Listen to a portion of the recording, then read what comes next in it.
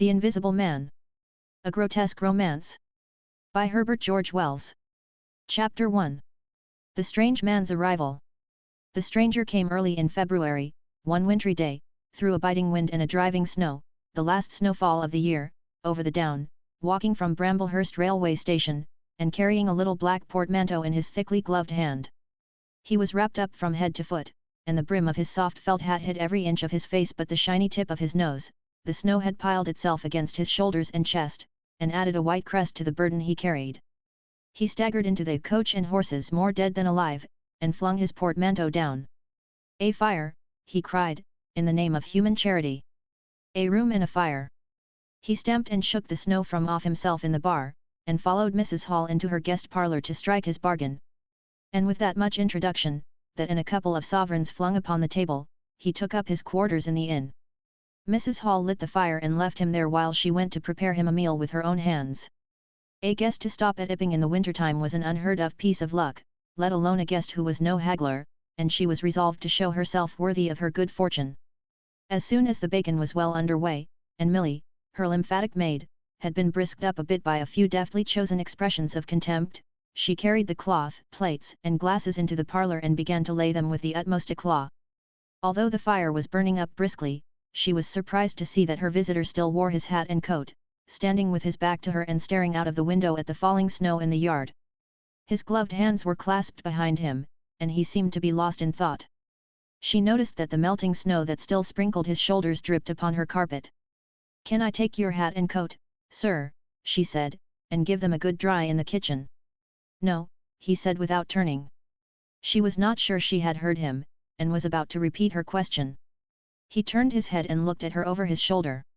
"I prefer to keep them on," he said with emphasis, and she noticed that he wore big blue spectacles with sidelights, and had a bush side whisker over his coat collar that completely hid his cheeks and face. "Very well, sir," she said. "As you like. In a bit the room will be warmer." He made no answer, and had turned his face away from her again, and Mrs. Hall, feeling that her conversational advances were ill-timed, laid the rest of the table things in a quick staccato and whisked out of the room. When she returned he was still standing there, like a man of stone, his back hunched, his collar turned up, his dripping hat brim turned down, hiding his face and ears completely. She put down the eggs and bacon with considerable emphasis, and called rather than said to him, "Your lunch is served, sir." "Thank you," he said at the same time, and did not stir until she was closing the door. Then he swung round and approached the table with a certain eager quickness. As she went behind the bar to the kitchen she heard a sound repeated at regular intervals. Chirk, chirk, chirk, it went, the sound of a spoon being rapidly whisked round a basin. "That girl," she said. "There. I clean forgot it. It's her being so long." And while she herself finished mixing the mustard, she gave Milly a few verbal stabs for her excessive slowness. She had cooked the ham and eggs, laid the table, and done everything, while Milly, help indeed, had only succeeded in delaying the mustard. And him a new guest and wanting to stay. Then she filled the mustard pot, and, putting it with a certain stateliness upon a gold and black tea tray, carried it into the parlour. She rapped and entered promptly. As she did so her visitor moved quickly, so that she got but a glimpse of a white object disappearing behind the table. It would seem he was picking something from the floor. She rapped down the mustard pot on the table, and then she noticed the overcoat and hat had been taken off and put over a chair in front of the fire, and a pair of wet boots threatened rust to her steel fender. She went to these things resolutely. "I suppose I may have them to dry now," she said in a voice that brooked no denial. "Leave the hat," said her visitor, in a muffled voice, and turning she saw he had raised his head and was sitting and looking at her. For a moment she stood gaping at him, too surprised to speak. He held a white cloth, it was a serviette he had brought with him over the lower part of his face, so that his mouth and jaws were completely hidden, and that was the reason of his muffled voice. But it was not that which startled Mrs. Hall.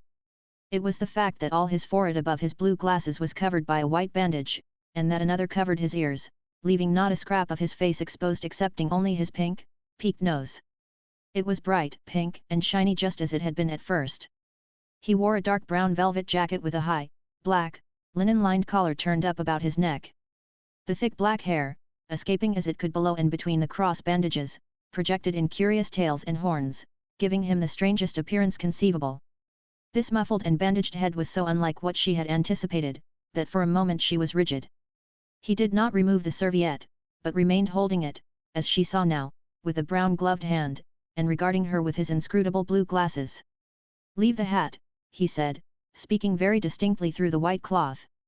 Her nerves began to recover from the shock they had received. She placed the hat on the chair again by the fire. "I didn't know, sir," she began, "that," and she stopped embarrassed. "Thank you," he said drily, glancing from her to the door and then at her again. "I'll have them nicely dried, sir, at once," she said, and carried his clothes out of the room. She glanced at his white swathed head and blue goggles again as she was going out of the door, but his napkin was still in front of his face.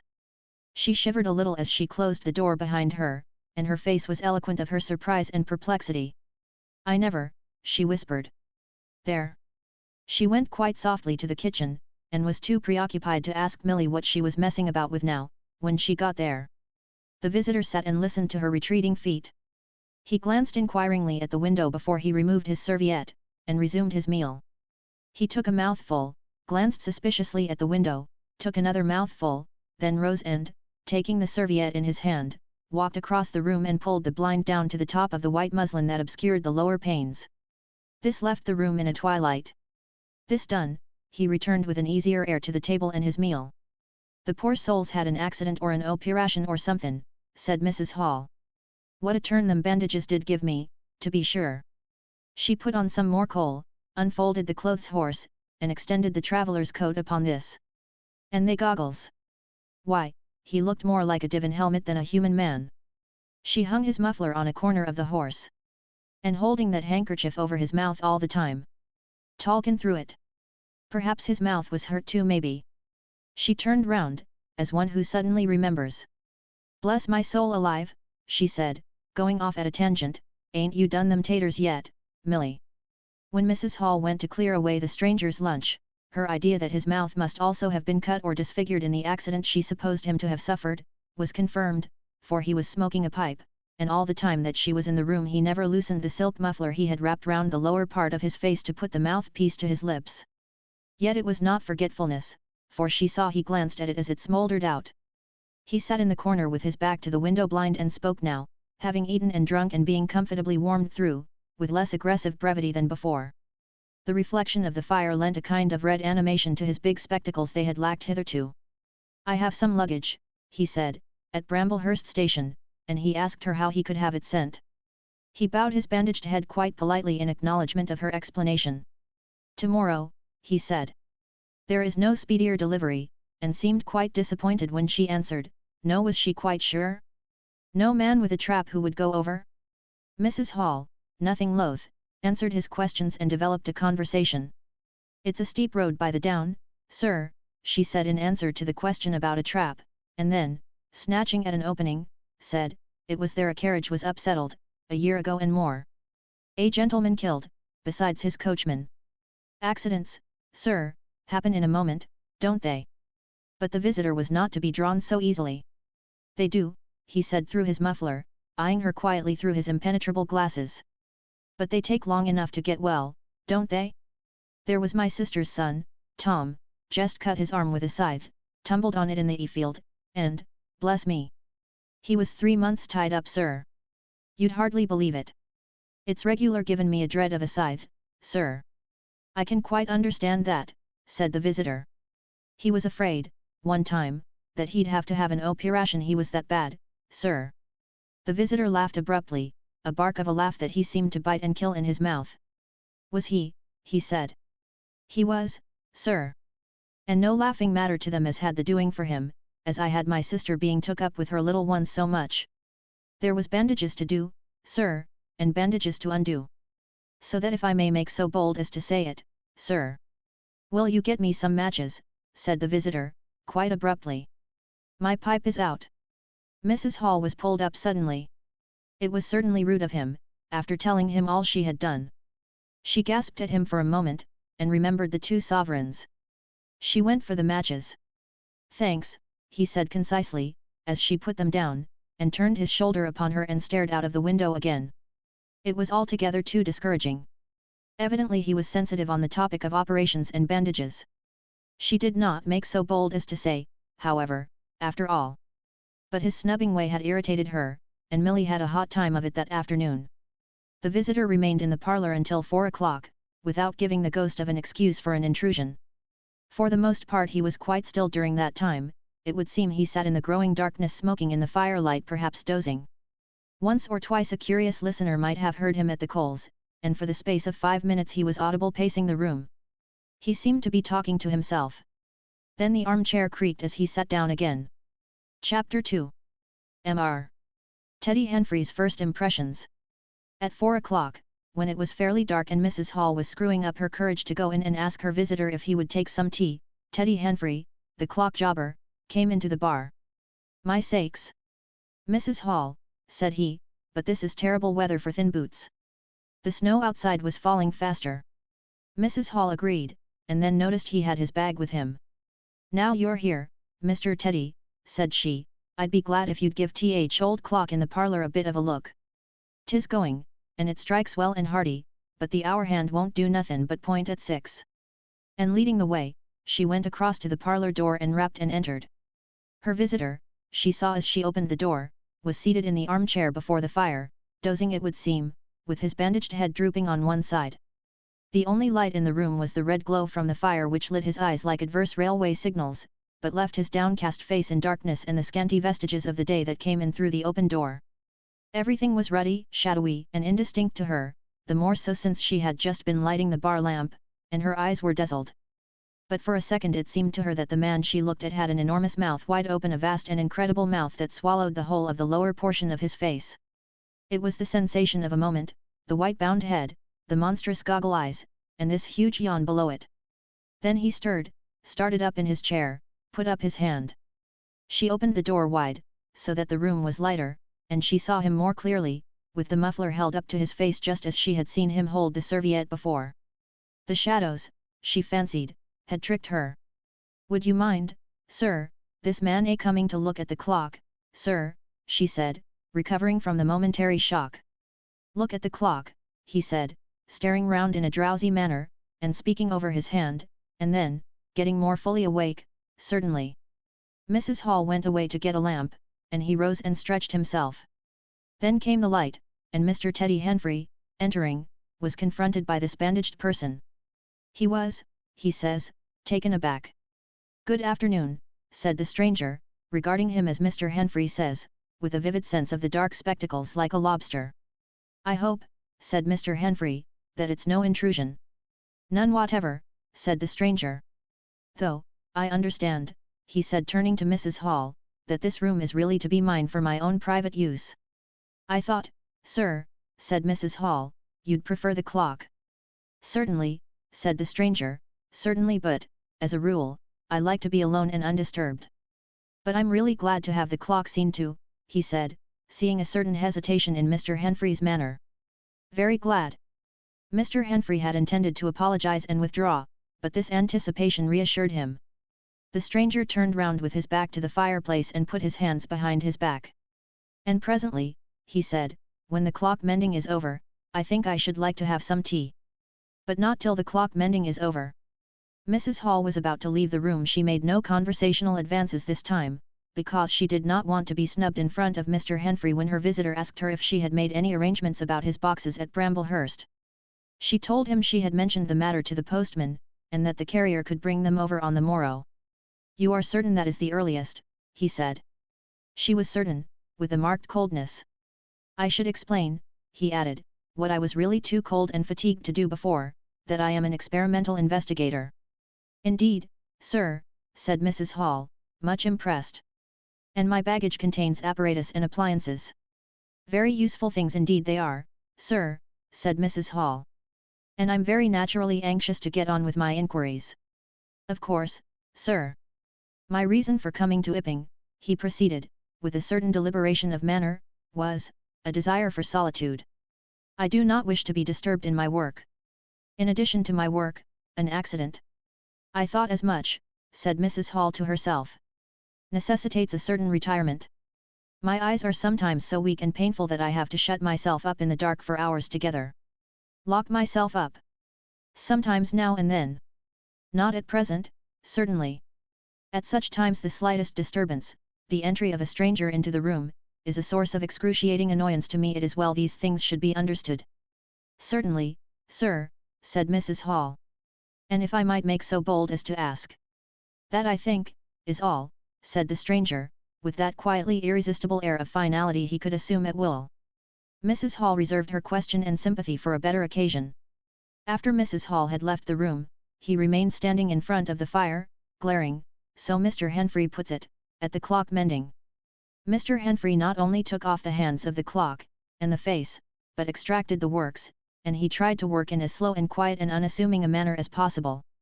He worked with the lamp close to him, and the green shade threw a brilliant light upon his hands, and upon the frame and wheels, and left the rest of the room shadowy. When he looked up, coloured patches swam in his eyes. Being constitutionally of a curious nature, he had removed the works, a quite unnecessary proceeding with the idea of delaying his departure and perhaps falling into conversation with the stranger. But the stranger stood there, perfectly silent and still. So still, it got on Henfrey's nerves. He felt alone in the room and looked up, and there, grey and dim, was the bandaged head and huge blue lenses staring fixedly, with a mist of green spots drifting in front of them. It was so uncanny to Henfrey that for a minute they remained staring blankly at one another. Then Henfrey looked down again. Very uncomfortable position. One would like to say something. Should he remark that the weather was very cold for the time of year? He looked up as if to take aim with that introductory shot. The weather, he began. Why don't you finish and go, said the rigid figure, evidently in a state of painfully suppressed rage. All you've got to do is to fix the hour hand on its axle. You're simply humbugging. Certainly, sir, 1 minute more. I overlooked, and Mr. Henfrey finished and went. But he went feeling excessively annoyed. Damn it, said Mr. Henfrey to himself, trudging down the village through the thawing snow, a man must do a clock at times, surely. And again, can't a man look at you, ugly? And yet again, seemingly not. If the police was wanting you, you couldn't be more wropped and bandaged. At Gleason's Corner he saw Hall, who had recently married the stranger's hostess at the Coach and Horses, and who now drove the Ipping conveyance, when occasional people required it, to Sidderbridge Junction, coming towards him on his return from that place. Hall had evidently been stopping a bit at Sidderbridge, to judge by his driving. "'Ow do, Teddy," he said, passing. "You got a rum un up home," said Teddy. Hall very sociably pulled up. "What's that?" he asked. "Rum-looking customer stopping at the Coach and Horses," said Teddy. "My sakes!" And he proceeded to give Hall a vivid description of his grotesque guest. "Looks a bit like a disguise, don't it? I'd like to see a man's face if I had him stopping in my place," said Henfrey. "But women are that trustful where strangers are concerned. He's took your rooms and he ain't even given a name, Hall." "You don't say so," said Hall, who was a man of sluggish apprehension. "Yes," said Teddy. "By the week. Whatever he is, you can't get rid of him under the week. And he's got a lot of luggage coming tomorrow, so he says. Let's hope it won't be stones in boxes, Hall." He told Hall how his aunt at Hastings had been swindled by a stranger with empty portmanteau. Altogether he left Hall vaguely suspicious. "Get up, old girl," said Hall. "I suppose I must see 'bout this." Teddy trudged on his way with his mind considerably relieved. Instead of seeing 'bout it, however, Hall on his return was severely rated by his wife on the length of time he had spent in Sidderbridge, and his mild inquiries were answered snappishly and in a manner not to the point. But the seed of suspicion Teddy had sown germinated in the mind of Mr. Hall in spite of these discouragements. "You women don't know everything," said Mr. Hall, resolved to ascertain more about the personality of his guest at the earliest possible opportunity. And after the stranger had gone to bed, which he did about 9:30, Mr. Hall went very aggressively into the parlour and looked very hard at his wife's furniture, just to show that the stranger wasn't master there, and scrutinized closely and a little contemptuously a sheet of mathematical computations the stranger had left.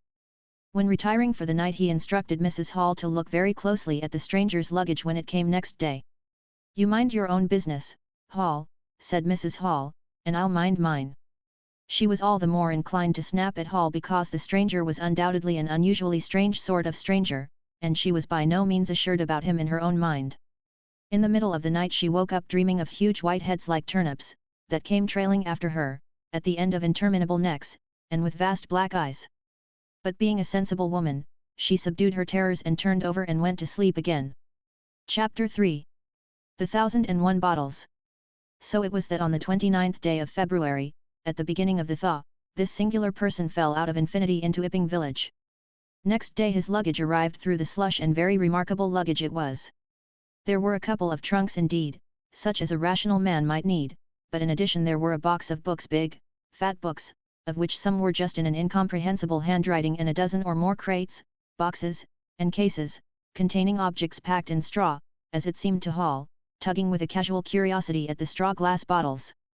The stranger, muffled in hat, coat, gloves, and wrapper, came out impatiently to meet Fearenside's cart, while Hall was having a word or so of gossip preparatory to helping bring them in.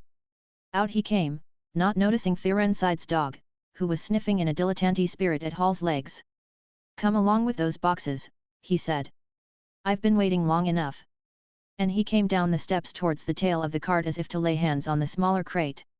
No sooner had Fearenside's dog caught sight of him, however, than it began to bristle and growl savagely, and when he rushed down the steps it gave an undecided hop, and then sprang straight at his hand. "Whoop!" cried Hall, jumping back, for he was no hero with dogs, and Fearenside howled, "Lie down," and snatched his whip. They saw the dog's teeth had slipped the hand, heard a kick, saw the dog execute a flanking jump and get home on the stranger's leg, and heard the rip of his trousering. Then the finer end of Fearenside's whip reached his property, and the dog, yelping with dismay, retreated under the wheels of the wagon. It was all the business of a swift half-minute. No one spoke, everyone shouted. The stranger glanced swiftly at his torn glove and at his leg, made as if he would stoop to the latter, then turned and rushed swiftly up the steps into the inn. They heard him go headlong across the passage and up the uncarpeted stairs to his bedroom. "You brute, you," said Fearenside, climbing off the wagon with his whip in his hand, while the dog watched him through the wheel. "Come here," said Fearenside, "you'd better." Hall had stood gaping. "He was bit," said Hall. "I'd better go and see to N," and he trotted after the stranger. He met Mrs. Hall in the passage. "Carrier's darg," he said, "bit N." He went straight upstairs, and the stranger's door being ajar, he pushed it open and was entering without any ceremony, being of a naturally sympathetic turn of mind. The blind was down and the room dim. He caught a glimpse of a most singular thing, what seemed a handless arm waving towards him, and a face of 3 huge indeterminate spots on white, very like the face of a pale pansy. Then he was struck violently in the chest, hurled back, and the door slammed in his face and locked. It was so rapid that it gave him no time to observe. A waving of indecipherable shapes, a blow, and a concussion. There he stood on the dark little landing, wondering what it might be that he had seen. A couple of minutes after, he rejoined the little group that had formed outside the coach and horses.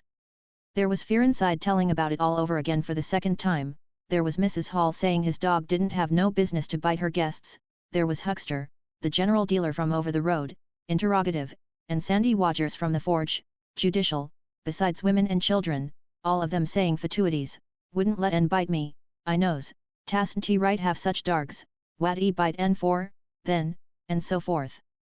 Mr. Hall, staring at them from the steps and listening, found it incredible that he had seen anything so very remarkable happen upstairs. Besides, his vocabulary was altogether too limited to express his impressions. "He don't want no help, he says," he said in answer to his wife's inquiry. "We'd better be a talking of his luggage in. He ought to have it cauterized at once," said Mr. Huckster, "especially if it's at all inflamed." "I'd shoot N, that's what I'd do," said a lady in the group. Suddenly the dog began growling again. "Come along," cried an angry voice in the doorway, and there stood the muffled stranger with his collar turned up, and his hat brim bent down. "The sooner you get those things in the better I'll be pleased." It is stated by an anonymous bystander that his trousers and gloves had been changed. "Was you hurt, sir?" said Fearenside. "I'm rare sorry the darg." "Not a bit," said the stranger. "Never broke the skin. Hurry up with those things." He then swore to himself, so Mr. Hall asserts. Directly the first crate was, in accordance with his directions, carried into the parlour, the stranger flung himself upon it with extraordinary eagerness, and began to unpack it, scattering the straw with an utter disregard of Mrs. Hall's carpet.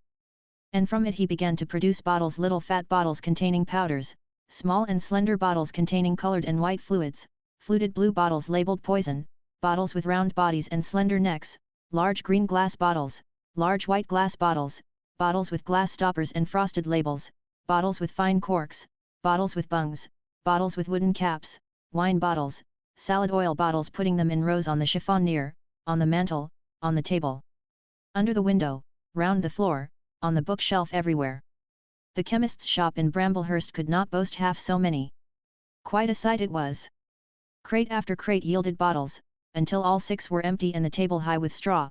The only things that came out of these crates besides the bottles were a number of test tubes and a carefully packed balance. And directly the crates were unpacked, the stranger went to the window and set to work, not troubling in the least about the litter of straw, the fire which had gone out, the box of books outside, nor for the trunks and other luggage that had gone upstairs.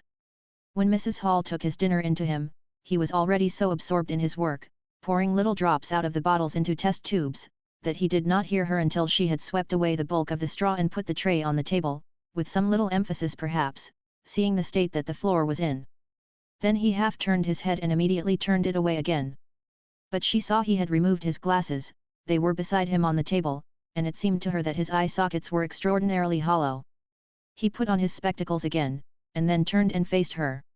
She was about to complain of the straw on the floor when he anticipated her. "I wish you wouldn't come in without knocking," he said in the tone of abnormal exasperation that seemed so characteristic of him. "I knocked, but seemingly. Perhaps you did. But in my investigations, my really very urgent and necessary investigations, the slightest disturbance, the jar of a door, I must ask you." "Certainly, sir. You can turn the lock if you're like that, you know. Any time." "A very good idea," said the stranger. "This stranger, sir, if I might make so bold as to remark." "Don't. If the straw makes trouble, put it down in the bill." And he mumbled at her words suspiciously like curses. He was so odd, standing there, so aggressive and explosive, bottle in one hand and test tube in the other, that Mrs. Hall was quite alarmed. But she was a resolute woman. "In which case, I should like to know, sir, what you consider." "A shilling, put down a shilling." "Surely a shilling's enough." "So be it," said Mrs. Hall, taking up the tablecloth and beginning to spread it over the table. "If you're satisfied, of course." He turned and sat down, with his coat collar toward her. All the afternoon he worked with the door locked and, as Mrs. Hall testifies, for the most part in silence. But once there was a concussion and a sound of bottles ringing together as though the table had been hit, and the smash of a bottle flung violently down, and then a rapid pacing athwart the room. Fearing something was the matter, she went to the door and listened, not caring to knock. "I can't go on," he was raving. "I can't go on. 300,000, 400,000. The huge multitude. Cheated. All my life it may take me. Patience. Patience indeed. Fool. Fool." There was a noise of hobnails on the bricks in the bar, and Mrs. Hall had very reluctantly to leave the rest of his soliloquy. When she returned, the room was silent again, save for the faint crepitation of his chair and the occasional clink of a bottle. It was all over, the stranger had resumed work. When she took in his tea, she saw broken glass in the corner of the room under the concave mirror, and a golden stain that had been carelessly wiped. She called attention to it. "Put it down in the bill," snapped her visitor. "For God's sake, don't worry me. If there's damage done, put it down in the bill," and he went on ticking a list in the exercise book before him. "I'll tell you something," said Fearenside, mysteriously. It was late in the afternoon, and they were in the little beer shop of Ipping Hanger. "Well," said Teddy Henfrey. "This chap you're speaking of, what my dog bit. Well, he's black. Leastways, his legs are. I seed through the tear of his trousers and the tear of his glove. You'd have expected a sort of pinky to show, wouldn't you? Well, there wasn't none. Just blackness. I tell you, he's as black as my hat." "My sakes," said Henfrey. "It's a rummy case altogether. Why, his nose is as pink as paint." "That's true," said Fearenside. "I knows that. And I tell 'ee what I'm thinking. That marn's a piebald, Teddy. Black here and white there in patches. And he's ashamed of it. He's a kind of half-breed, and the colours come off patchy instead of mixing. I've heard of such things before. And it's the common way with horses, as anyone can see." Chapter 4. Mr. Cuss interviews the stranger. I have told the circumstances of the stranger's arrival in Ipping with a certain fullness of detail, in order that the curious impression he created may be understood by the reader. But excepting two odd incidents, the circumstances of his stay until the extraordinary day of the club festival may be passed over very cursorily. There were a number of skirmishes with Mrs. Hall on matters of domestic discipline, but in every case until late April, when the first signs of penury began, he overrode her by the easy expedient of an extra payment. Hall did not like him, and whenever he dared he talked of the advisability of getting rid of him, but he showed his dislike chiefly by concealing it ostentatiously, and avoiding his visitor as much as possible. "Wait till the summer," said Mrs. Hall sagely, "when the artistes are beginning to come. Then we'll see. He may be a bit overbearing, but Bill's settled punctual as Bill's settled punctual, whatever you'd like to say." The stranger did not go to church, and indeed made no difference between Sunday and the irreligious days, even in costume. He worked, as Mrs. Hall thought, very fitfully. Some days he would come down early and be continuously busy. On others he would rise late, pace his room, fretting audibly for hours together, smoke, sleep in the armchair by the fire. Communication with the world beyond the village he had none.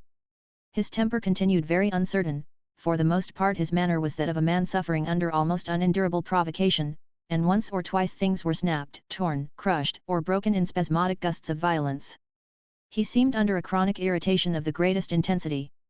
His habit of talking to himself in a low voice grew steadily upon him, but though Mrs. Hall listened conscientiously she could make neither head nor tail of what she heard. He rarely went abroad by daylight, but at twilight he would go out muffled up invisibly, whether the weather were cold or not, and he chose the loneliest paths and those most overshadowed by trees and banks. His goggling spectacles and ghastly bandaged face under the penthouse of his hat, came with a disagreeable suddenness out of the darkness upon one or two home-going labourers, and Teddy Henfrey, tumbling out of the scarlet coat one night, at 9:30, was scared shamefully by the stranger's skull-like head. He was walking hat in hand, lit by the sudden light of the opened-in door. Such children as saw him at nightfall dreamed of bogies, and it seemed doubtful whether he disliked boys more than they disliked him, or the reverse, but there was certainly a vivid enough dislike on either side. It was inevitable that a person of so remarkable an appearance and bearing should form a frequent topic in such a village as Iping. Opinion was greatly divided about his occupation. Mrs. Hall was sensitive on the point. When questioned, she explained very carefully that he was an experimental investigator, going gingerly over the syllables as one who dreads pitfalls. When asked what an experimental investigator was, she would say with a touch of superiority that most educated people knew such things as that, and would thus explain that he discovered things. Her visitor had had an accident, she said, which temporarily discolored his face and hands, and being of a sensitive disposition, he was averse to any public notice of the fact. Out of her hearing there was a view largely entertained that he was a criminal trying to escape from justice by wrapping himself up so as to conceal himself altogether from the eye of the police. This idea sprang from the brain of Mr. Teddy Henfrey. No crime of any magnitude dating from the middle or end of February was known to have occurred.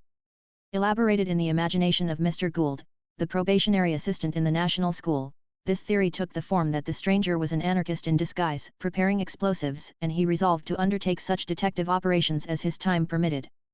These consisted for the most part in looking very hard at the stranger whenever they met, or in asking people who had never seen the stranger, leading questions about him.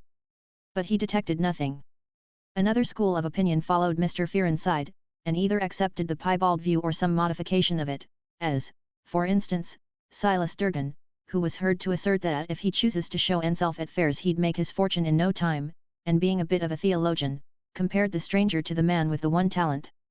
Yet another view explained the entire matter by regarding the stranger as a harmless lunatic. That had the advantage of accounting for everything straight away. Between these main groups there were waverers and compromisers. Sussex folk have few superstitions, and it was only after the events of early April that the thought of the supernatural was first whispered in the village. Even then it was only credited among the women folk. But whatever they thought of him, people in Iping, on the whole, agreed in disliking him. His irritability, though it might have been comprehensible to an urban brain worker, was an amazing thing to these quiet Sussex villagers. The frantic gesticulations they surprised now and then, the headlong pace after nightfall that swept him upon them round quiet corners, the inhuman bludgeoning of all tentative advances of curiosity, the taste for twilight that led to the closing of doors, the pulling down of blinds, the extinction of candles and lamps, who could agree with such goings-on? They drew aside as he passed down the village, and when he had gone by, young humorists would up with coat collars and down with hat brims, and go pacing nervously after him in imitation of his occult bearing. There was a song popular at that time called The Bogey Man. Miss Statchell sang it at the schoolroom concert, in aid of the church lamps, and thereafter whenever one or two of the villagers were gathered together and the stranger appeared, a bar or so of this tune, more or less sharp or flat, was whistled in the midst of them. Also belated little children would call Bogey Man, after him, and make off tremulously elated. Cuss, the general practitioner, was devoured by curiosity. The bandages excited his professional interest, the report of the 1,001 bottles aroused his jealous regard. All through April and May he coveted an opportunity of talking to the stranger, and at last, towards Whitsuntide, he could stand it no longer, but hit upon the subscription list for a village nurse as an excuse. He was surprised to find that Mr. Hall did not know his guest's name. "He give a name," said Mrs. Hall, an assertion which was quite unfounded, but I didn't rightly hear it. She thought it seemed so silly not to know the man's name. Cuss rapped at the parlour door and entered. There was a fairly audible imprecation from within. "Pardon my intrusion," said Cuss, and then the door closed and cut Mrs. Hall off from the rest of the conversation. She could hear the murmur of voices for the next 10 minutes, then a cry of surprise, a stirring of feet, a chair flung aside, a bark of laughter, quick steps to the door, and Cuss appeared, his face white, his eyes staring over his shoulder. He left the door open behind him, and without looking at her strode across the hall and went down the steps, and she heard his feet hurrying along the road. He carried his hat in his hand. She stood behind the door, looking at the open door of the parlour. Then she heard the stranger laughing quietly, and then his footsteps came across the room. She could not see his face where she stood. The parlour door slammed, and the place was silent again. Cuss went straight up the village to Bunting the vicar. "Am I mad?" Cuss began abruptly, as he entered the shabby little study. "Do I look like an insane person?" "What's happened?" said the vicar, putting the ammonite on the loose sheets of his forthcoming sermon. "That chap at the inn." "Well, give me something to drink," said Cuss, and he sat down. When his nerves had been steadied by a glass of cheap sherry, the only drink the good vicar had available, he told him of the interview he had just had. "Went in," he gasped, "and began to demand a subscription for that nurse fund. He'd stuck his hands in his pockets as I came in, and he sat down lumpily in his chair. Sniffed. I told him I'd heard he took an interest in scientific things. He said yes. Sniffed again. Kept on sniffing all the time, evidently recently caught an infernal cold. No wonder, wrapped up like that. I developed the nurse idea, and all the while kept my eyes open. Bottles, chemicals everywhere. Balance, test tubes and stands, and a smell of evening primrose. Would he subscribe? Said he'd consider it. Asked him, point blank, was he researching? Said he was. A long research? Got quite cross. A damnable long research, said he, blowing the cork out, so to speak. Oh, said I. And out came the grievance. The man was just on the boil, and my question boiled him over. He had been given a prescription, most valuable prescription, what for he wouldn't say. Was it medical? Damn you. What are you fishing after? I apologized. Dignified sniff and cough. He resumed. He'd read it. 5 ingredients. Put it down, turned his head. Draft of air from window lifted the paper. Swish, rustle. He was working in a room with an open fireplace, he said. Saw a flicker, and there was the prescription burning and lifting chimney ward. Rushed towards it just as it whisked up the chimney. So. Just at that point, to illustrate his story, out came his arm. Well. No hand, just an empty sleeve. Lord. I thought, that's a deformity. Got a cork arm, I suppose, and has taken it off. Then, I thought, there's something odd in that. What the devil keeps that sleeve up and open, if there's nothing in it? There was nothing in it, I tell you. Nothing down it, right down to the joint. I could see right down it to the elbow, and there was a glimmer of light shining through a tear of the cloth. Good God! I said. Then he stopped. Stared at me with those black goggles of his, and then at his sleeve. Well. That's all. He never said a word, just glared, and put his sleeve back in his pocket quickly. I was saying, said he, that there was the prescription burning, wasn't I? Interrogative cough. How the devil, said I, can you move an empty sleeve like that? Empty sleeve? Yes, said I, An empty sleeve. It's an empty sleeve, is it? You saw it was an empty sleeve. He stood up right away. I stood up too. He came towards me in 3 very slow steps, and stood quite close. Sniffed venomously. I didn't flinch, though I'm hanged if that bandaged knob of his, and those blinkers, aren't enough to unnerve anyone, coming quietly up to you. You said it was an empty sleeve, he said. Certainly, I said. At staring and saying nothing a bare-faced man, unspectacled, starts scratch. Then very quietly he pulled his sleeve out of his pocket again, and raised his arm towards me as though he would show it to me again. He did it very, very slowly. I looked at it. Seemed an age. Well, said I, clearing my throat, there's nothing in it. Had to say something. I was beginning to feel frightened. I could see right down it. He extended it straight towards me, slowly, slowly just like that until the cuff was 6 inches from my face. Queer thing to see an empty sleeve come at you like that. And then, well, something exactly like a finger and thumb it felt nipped my nose. Bunting began to laugh. There wasn't anything there, said Cuss, his voice running up into a shriek at the there. It's all very well for you to laugh, but I tell you I was so startled, I hit his cuff hard, and turned around, and cut out of the room I left him. Cuss stopped. There was no mistaking the sincerity of his panic. He turned round in a helpless way and took a second glass of the excellent Vickers' very inferior sherry. When I hit his cuff, said Cuss, I tell you, it felt exactly like hitting an arm. And there wasn't an arm. There wasn't the ghost of an arm. Mr. Bunting thought it over. He looked suspiciously at Cuss. It's a most remarkable story, he said. He looked very wise and grave indeed. It's really, said Mr. Bunting with judicial emphasis, a most remarkable story. Chapter 5.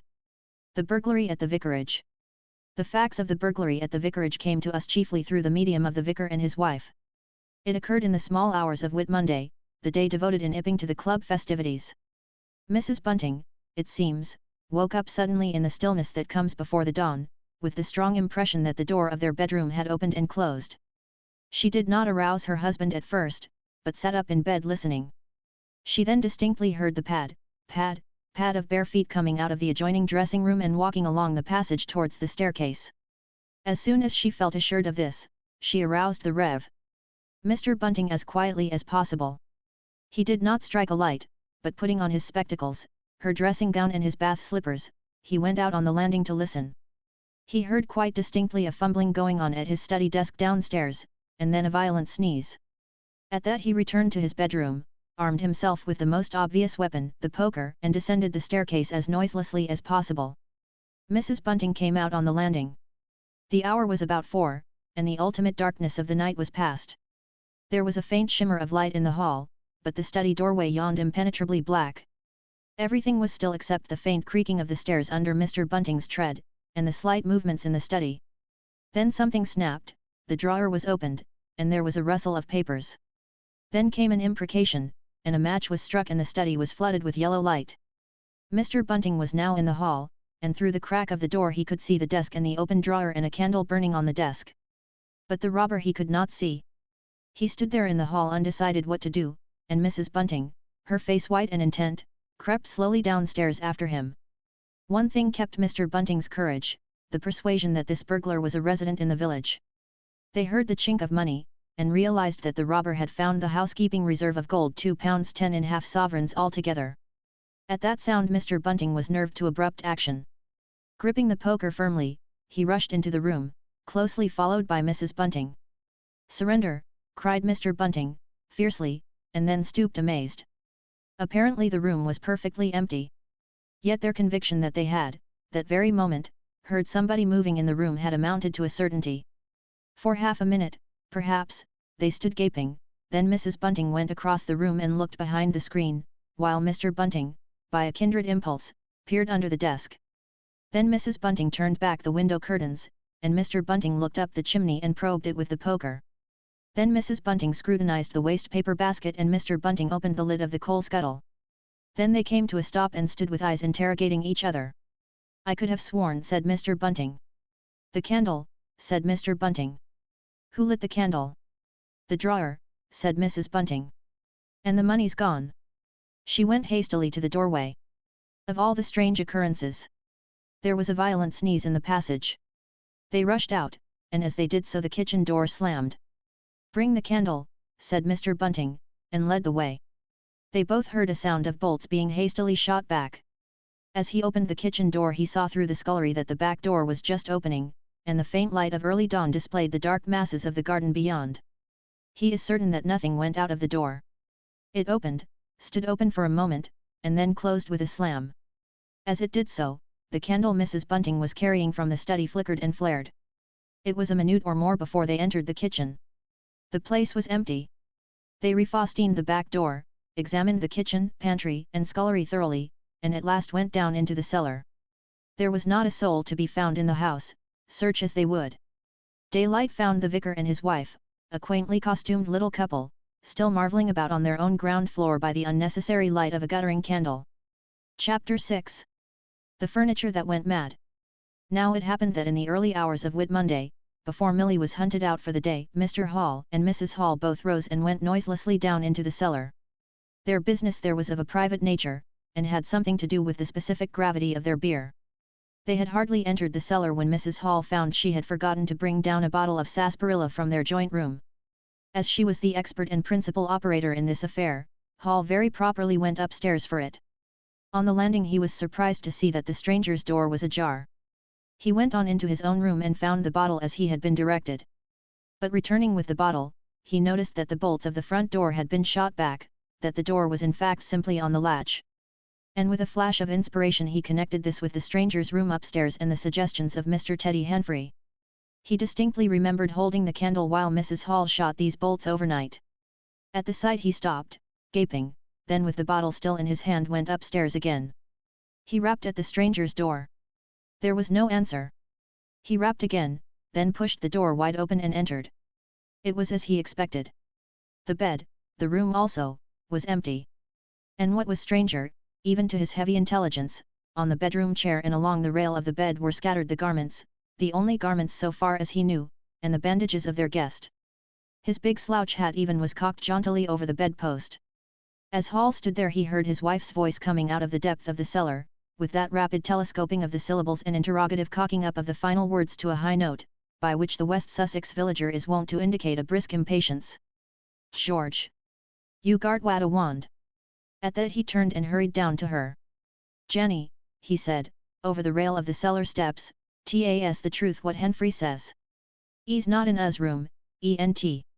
And the front door's unbolted."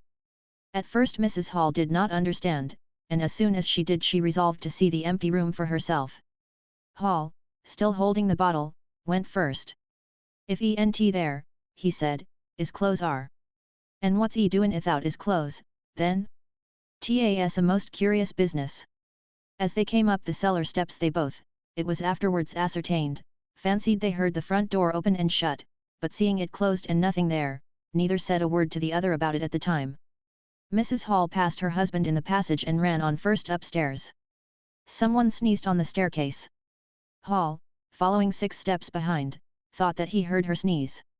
She, going on first, was under the impression that Hall was sneezing. She flung open the door and stood regarding the room. "Of all the curious," she said. She heard a sniff close behind her head as it seemed, and turning, was surprised to see Hall a dozen feet off on the topmost stair. But in another moment he was beside her. She bent forward and put her hand on the pillow and then under the clothes. "Cold," she said. "He's been up this hour or more." As she did so, a most extraordinary thing happened. The bedclothes gathered themselves together, leapt up suddenly into a sort of peak, and then jumped headlong over the bottom rail. It was exactly as if a hand had clutched them in the centre and flung them aside. Immediately after, the stranger's hat hopped off the bedpost, described a whirling flight in the air through the better part of a circle, and then dashed straight at Mrs. Hall's face. Then as swiftly came the sponge from the washstand, and then the chair, flinging the stranger's coat and trousers carelessly aside, and laughing drilly in a voice singularly like the stranger's, turned itself up with its 4 legs at Mrs. Hall, seemed to take aim at her for a moment, and charged at her. She screamed and turned, and then the chair legs came gently but firmly against her back and impelled her and Hall out of the room. The door slammed violently and was locked. The chair and bed seemed to be executing a dance of triumph for a moment, and then abruptly everything was still. Mrs. Hall was left almost in a fainting condition in Mr. Hall's arms on the landing. It was with the greatest difficulty that Mr. Hall and Millie, who had been roused by her scream of alarm, succeeded in getting her downstairs, and applying the restoratives customary in such cases. "TAS spirits," said Mrs. Hall. "I know TAS spirits. I've read in papers of N. Tables and chairs leaping and dancing." "Take a drop more, Jenny," said Hall. "'Twill steady yet." "Lock him out," said Mrs. Hall. "Don't let him come in again. I half guessed I might ha' known. With them goggling eyes and bandaged head, and never going to church of a Sunday. And all they bottles more and it's right for anyone to have. He's put the sperits into the furniture. My good old furniture. 'Twas in that very chair my poor dear mother used to sit when I was a little girl. To think it should rise up against me now." "Just a drop more, Jenny," said Hall. "Your nerves is all upset." They sent Millie across the street through the golden 5 o'clock sunshine to rouse up Mr. Sandy Wogers, the blacksmith. Mr. Hall's compliments and the furniture upstairs was behaving most extraordinary. Would Mr. Wogers come round? He was a knowing man, was Mr. Wogers, and very resourceful. He took quite a grave view of the case. "Armed if that ain't witchcraft," was the view of Mr. Sandy Wogers. "You warn't horseshoes for such gentry as he." He came round greatly concerned. They wanted him to lead the way upstairs to the room, but he didn't seem to be in any hurry. He preferred to talk in the passage. Over the way Huckster's apprentice came out and began taking down the shutters of the tobacco window. He was called over to join the discussion. Mr. Huckster naturally followed over in the course of a few minutes. The Anglo-Saxon genius for parliamentary government asserted itself. There was a great deal of talk and no decisive action. "Let's have the facts first," insisted Mr. Sandy Wogers. "Let's be sure we'd be acting perfectly right in bustin' that there door open. A door on bust is always open to bustin', but ya can't unbust a door once you've busted in." And suddenly and most wonderfully the door of the room upstairs opened of its own accord, and as they looked up in amazement, they saw descending the stairs the muffled figure of the stranger staring more blackly and blankly than ever with those unreasonably large blue glass eyes of his. He came down stiffly and slowly, staring all the time. He walked across the passage staring, then stopped. "Look there," he said, and their eyes followed the direction of his gloved finger and saw a bottle of sarsaparilla hard by the cellar door. Then he entered the parlour, and suddenly, swiftly, viciously, slammed the door in their faces. Not a word was spoken until the last echoes of the slam had died away. They stared at one another. "Well, if that don't lick everything," said Mr. Wogers, and left the alternative unsaid. "I'd go in and ask an about it," said Wogers, to Mr. Hall. "I'd demand an explanation." It took some time to bring the landlady's husband up to that pitch. At last he rapped, opened the door, and got as far as, "Excuse me." "Go to the devil," said the stranger in a tremendous voice, "and shut that door after you." So that brief interview terminated. Chapter 7. The unveiling of the stranger. The stranger went into the little parlour of the Coach and Horses about 5:30 in the morning, and there he remained until near midday, the blinds down, the door shut, and none, after Hall's repulse, venturing near him. All that time he must have fasted. Thrice he rang his bell, the third time furiously and continuously, but no one answered him. "Him and his go to the devil indeed," said Mrs. Hall. Presently came an imperfect rumour of the burglary at the vicarage, and two were put together. Hall, assisted by Wogers, went off to find Mr. Shuckleforth, the magistrate, and take his advice. No one ventured upstairs. How the stranger occupied himself is unknown. Now and then he would stride violently up and down, and twice came an outburst of curses, a tearing of paper, and a violent smashing of bottles. The little group of scared but curious people increased. Mrs. Huckster came over, some gay young fellows resplendent in black ready-made jackets and peak paper ties, for it was Whit Monday, joined the group with confused interrogations. Young Archie Harker distinguished himself by going up the yard and trying to peep under the window blinds. He could see nothing, but gave reason for supposing that he did, and others of the Ipping youth presently joined him. It was the finest of all possible Whit Mondays, and down the village street stood a row of nearly a dozen booths, a shooting gallery, and on the grass by the forge were 3 yellow and chocolate wagons and some picturesque strangers of both sexes putting up a coconut shy. The gentlemen wore blue jerseys, the ladies white aprons and quite fashionable hats with heavy plumes. Watcher, of the Purple Fawn, and Mr. Jaggers, the cobbler, who also sold old second-hand ordinary bicycles, were stretching a string of Union Jacks and Royal Ensigns, which had originally celebrated the first Victorian Jubilee, across the road. And inside, in the artificial darkness of the parlour, into which only one thin jet of sunlight penetrated, the stranger, hungry we must suppose, and fearful, hidden in his uncomfortable hot wrappings, poured through his dark glasses upon his paper or chinked his dirty little bottles, and occasionally swore savagely at the boys, audible if invisible, outside the windows. In the corner by the fireplace lay the fragments of half a dozen smashed bottles, and a pungent twang of chlorine tainted the air. So much we know from what was heard at the time and from what was subsequently seen in the room. About noon he suddenly opened his parlour door and stood glaring fixedly at the 3 or 4 people in the bar. "Mrs. Hall," he said. Somebody went sheepishly and called for Mrs. Hall. Mrs. Hall appeared after an interval, a little short of breath, but all the fiercer for that. Hall was still out. She had deliberated over the scene, and she came holding a little tray with an unsettled bill upon it. "Is it your bill you're wanting, sir?" she said.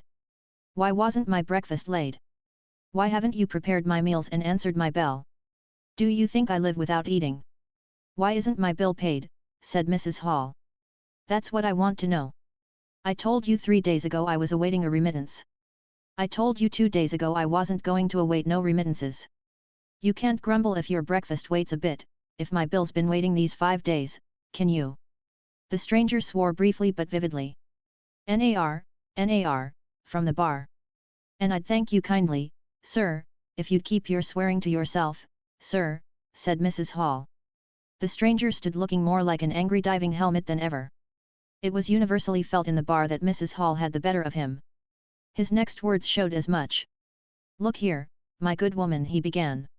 "Don't good woman me," said Mrs. Hall. "I've told you my remittance hasn't come." "Remittance indeed," said Mrs. Hall. "Still, I dare say in my pocket. You told me 3 days ago that you hadn't anything but a sovereign's worth of silver upon you. Well, I've found some more."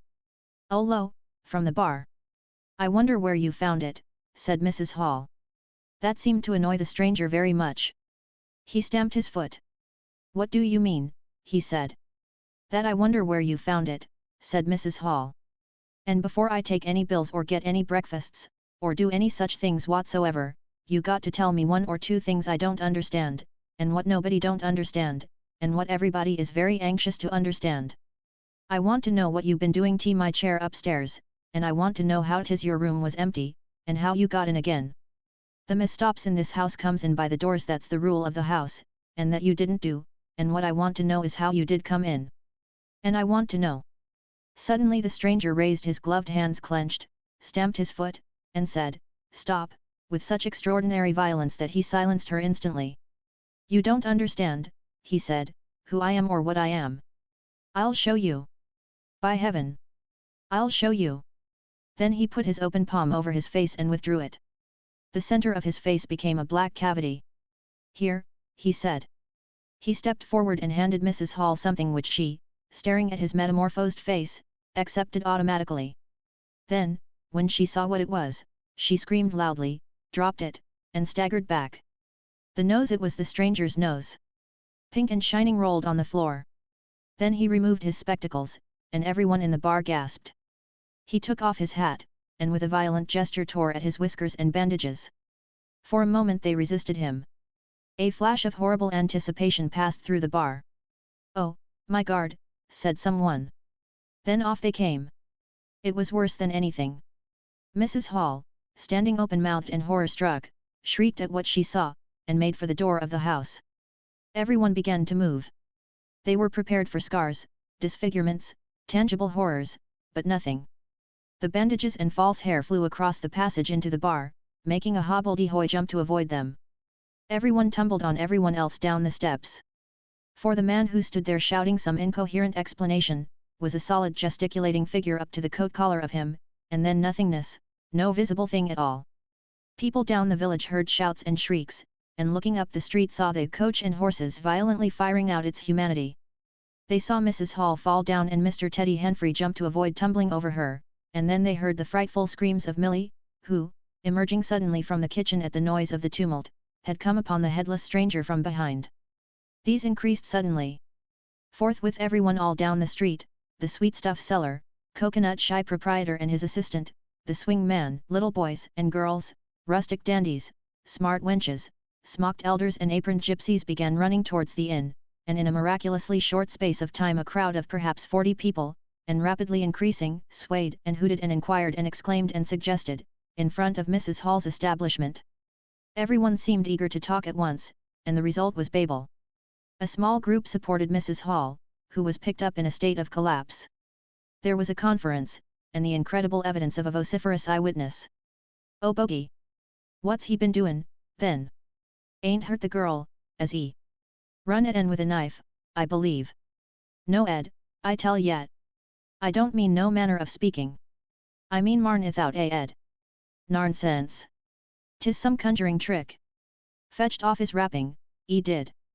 In its struggles to see in through the open door, the crowd formed itself into a straggling wedge, with the more adventurous apex nearest the inn.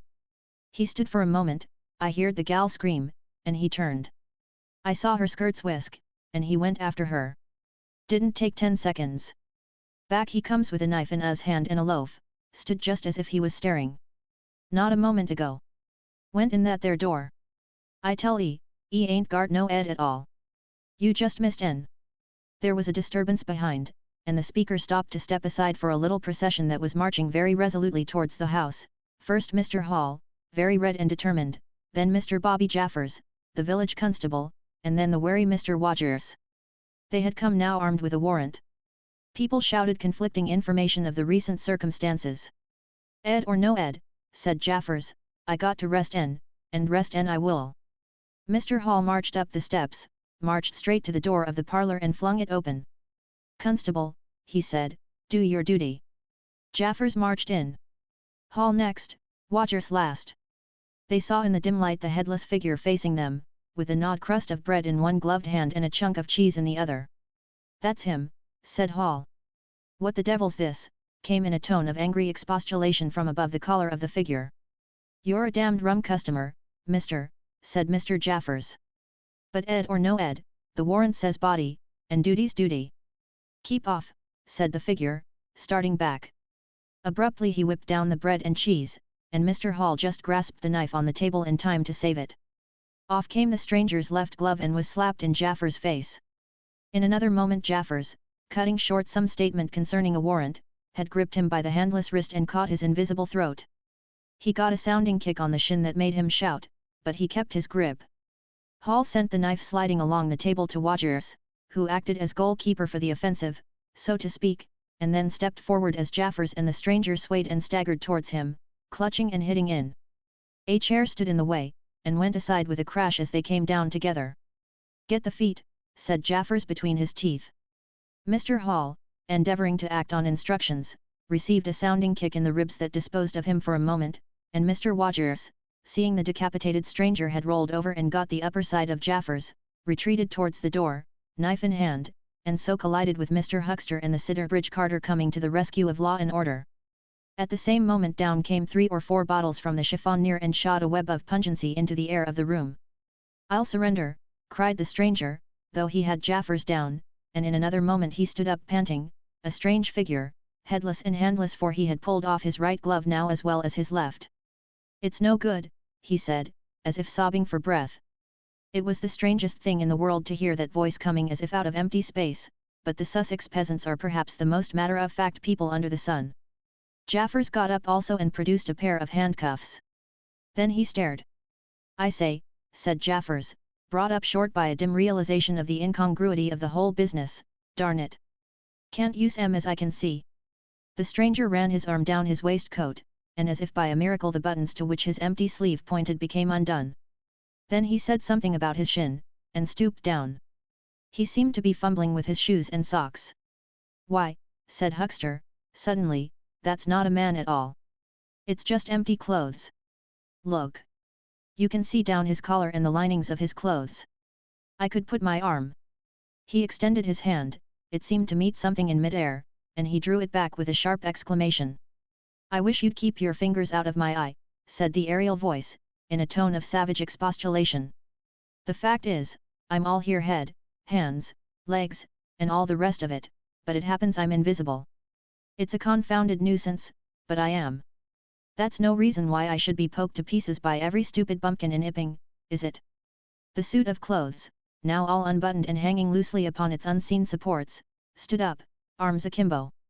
Several other of the menfolks had now entered the room, so that it was closely crowded. Invisible, said Huckster, ignoring the stranger's abuse. Who ever heard the likes of that? It's strange, perhaps, but it's not a crime. Why am I assaulted by a policeman in this fashion? Ah, that's a different matter, said Jaffers. No doubt you are a bit difficult to see in this light, but I got a warrant and it's all correct. What I'm after ain't no invisibility, it's burglary. There's a house been broke into and money took. Well. And circumstances certainly point. Stuff and nonsense, said the Invisible Man. I hope so, sir, but I've got my instructions. Well, said the stranger, I'll come. I'll come. But no handcuffs. It's the regular thing, said Jaffers. No handcuffs, stipulated the stranger. Pardon me, said Jaffers. Abruptly the figure sat down, and before anyone could realize what was being done, the slippers, socks, and trousers had been kicked off under the table. Then he sprang up again and flung off his coat. Here, stop that, said Jaffers, suddenly realizing what was happening. He gripped at the waistcoat, it struggled, and the shirt slipped out of it and left it limp and empty in his hand. Hold him, said Jaffers, loudly. Once he gets the things off. Hold him, cried everyone, and there was a rush at the fluttering white shirt which was now all that was visible of the stranger. The shirt sleeve planted a shrewd blow in Hall's face that stopped his open-armed advance, and sent him backward into old Toothsome the sexton, and in another moment the garment was lifted up and became convulsed and vacantly flapping about the arms, even as a shirt that is being thrust over a man's head. Jaffers clutched at it, and only helped to pull it off. He was struck in the mouth out of the air, and incontinently threw his truncheon and smote Teddy Henfrey savagely upon the crown of his head. Look out, said everybody, fencing at random and hitting at nothing. Hold him. Shut the door. Don't let him loose. I got something. Here he is. A perfect babel of noises they made.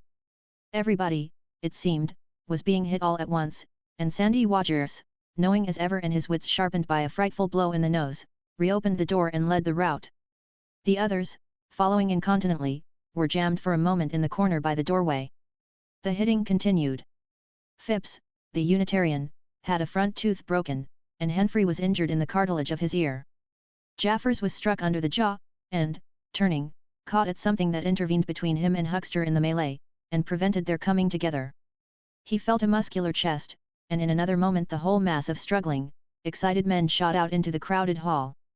I got him, shouted Jaffers, choking and reeling through them all, and wrestling with purple face and swelling veins against his unseen enemy.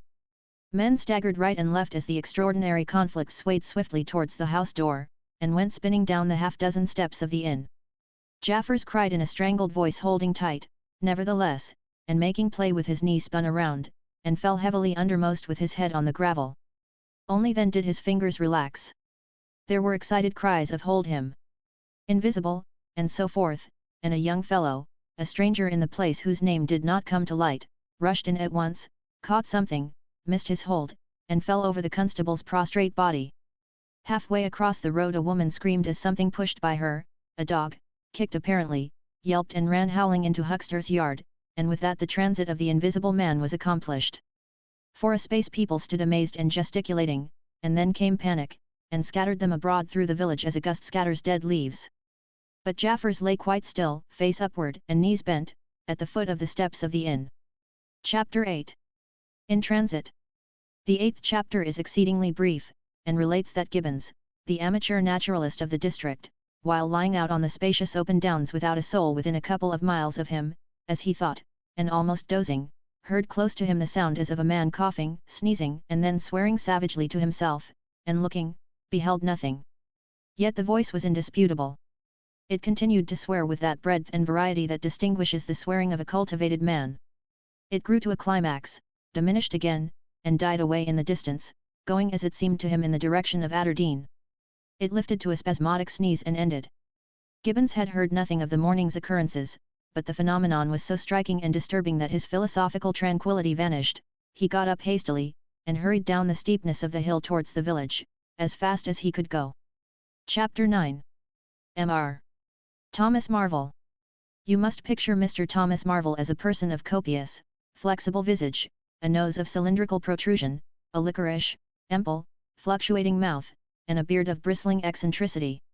His figure inclined to embonpoint, his short limbs accentuated this inclination. He wore a furry silk hat, and the frequent substitution of twine and shoelaces for buttons, apparent at critical points of his costume, marked a man essentially bachelor.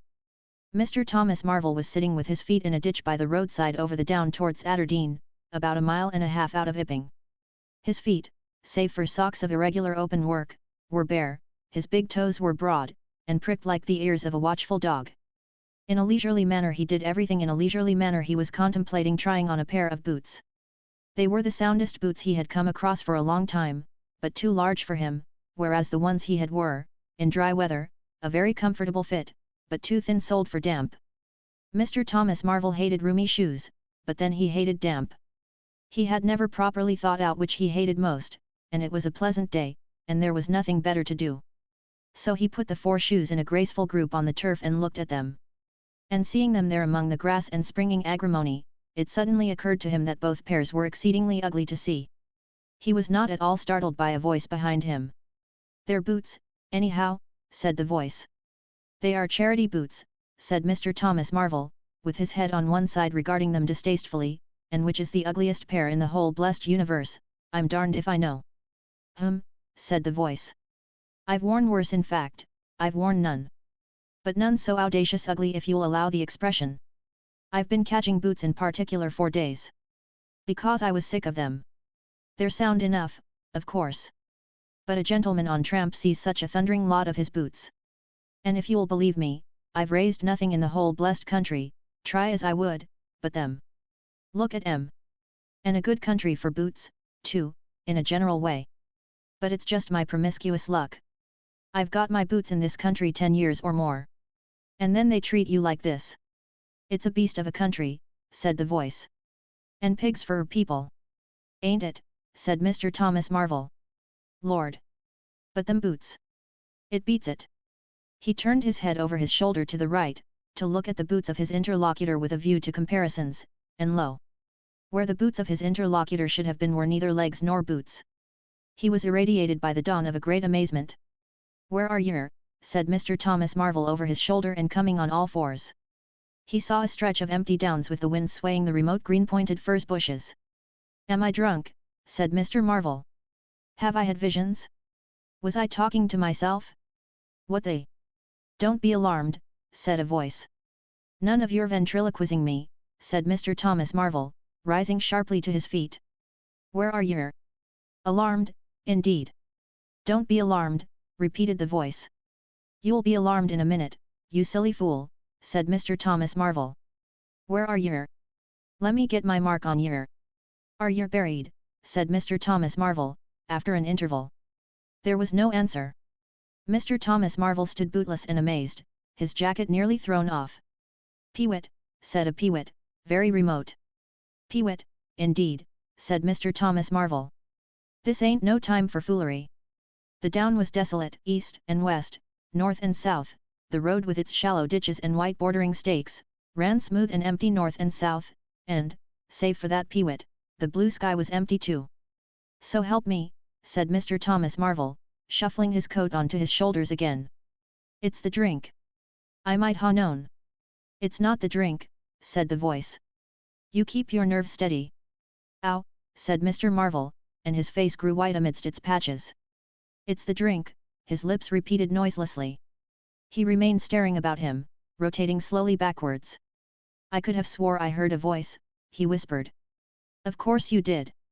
It's there again," said Mr. Marvel, closing his eyes and clasping his hand on his brow with a tragic gesture. He was suddenly taken by the collar and shaken violently, and left more dazed than ever. "Don't be a fool," said the voice. "I'm off my blooming chump," said Mr. Marvel. "It's no good. It's fretting about them blursted boots. I'm off my blessed blooming chump. Or it's spirits. Neither one thing nor the other," said the voice. "Listen." "Chump," said Mr. Marvel. "1 minute," said the voice, penetratingly, tremulous with self-control.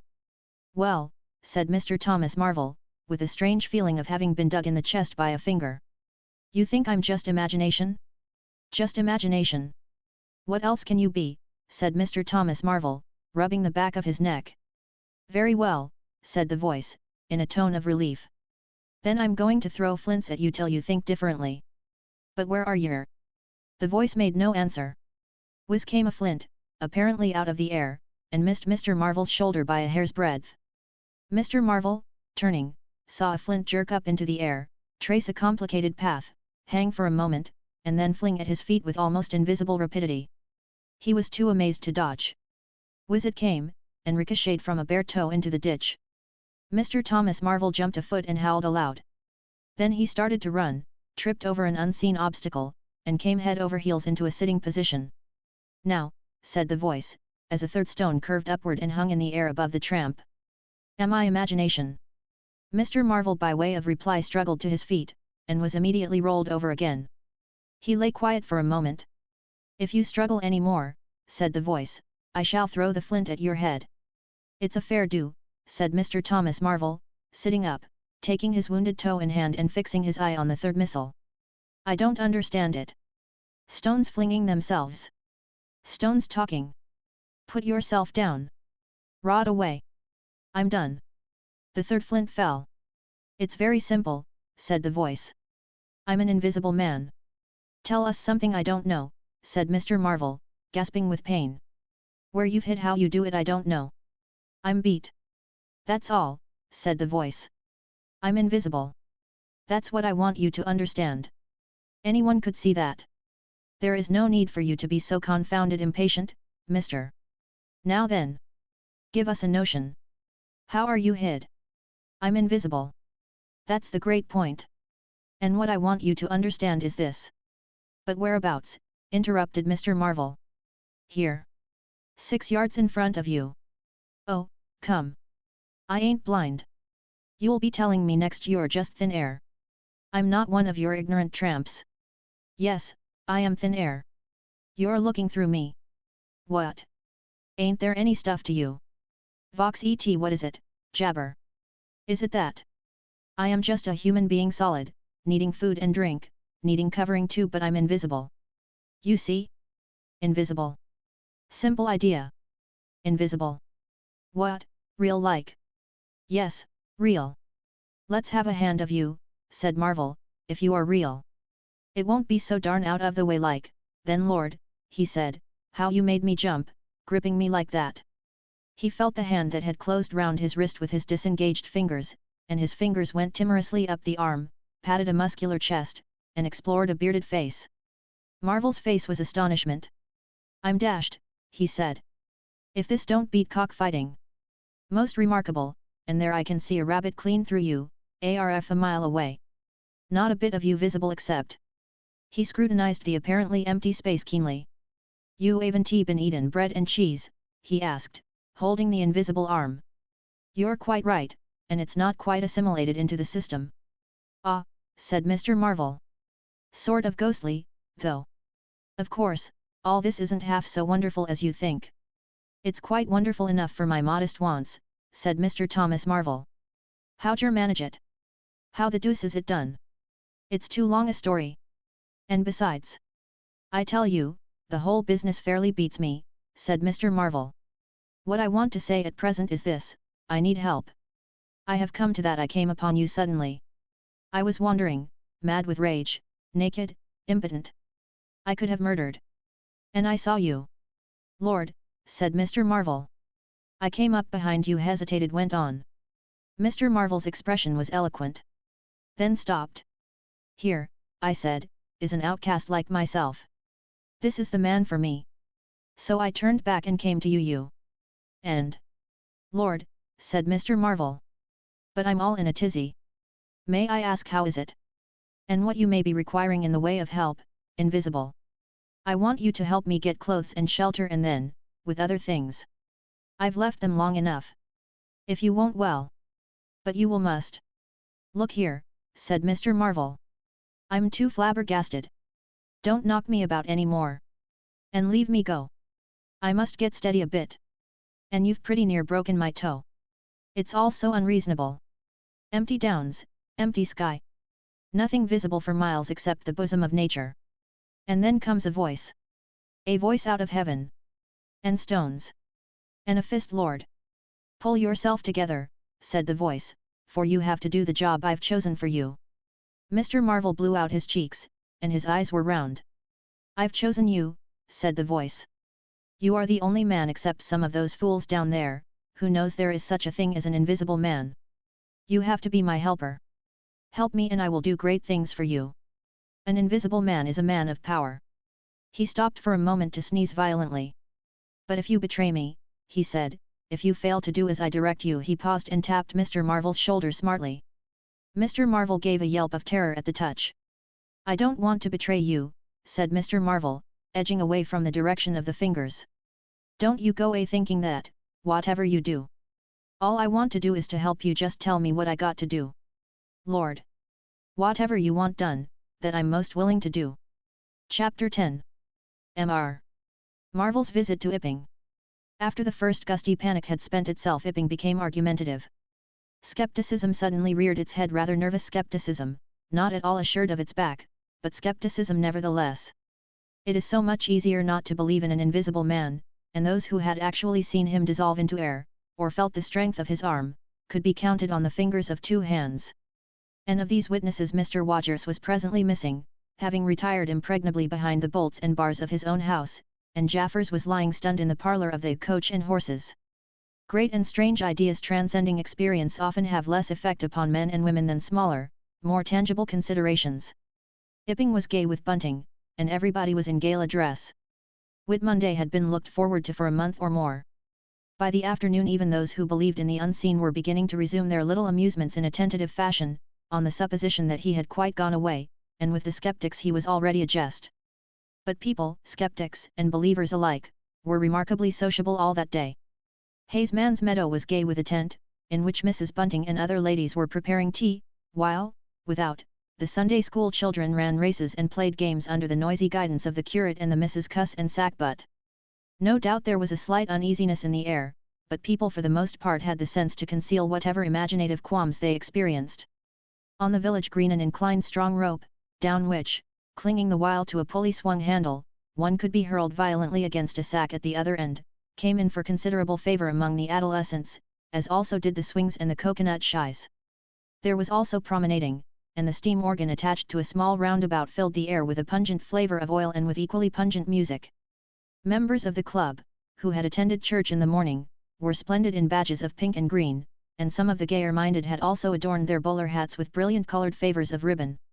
Old Fletcher, whose conceptions of holiday-making were severe, was visible through the jasmine about his window or through the open door, whichever way you chose to look, poised delicately on a plank supported on two chairs, and whitewashing the ceiling of his front room.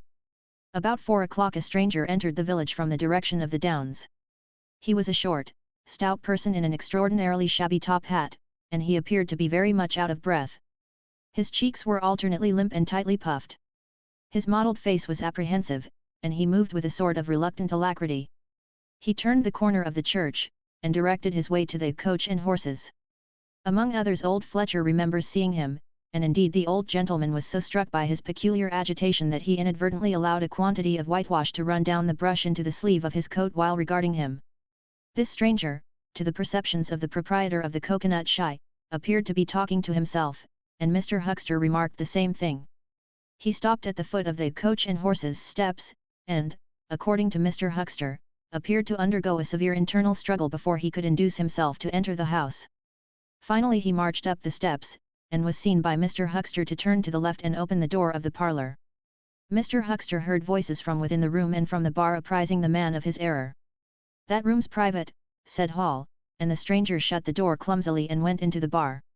In the course of a few minutes he reappeared, wiping his lips with the back of his hand with an air of quiet satisfaction that somehow impressed Mr. Huckster as assumed.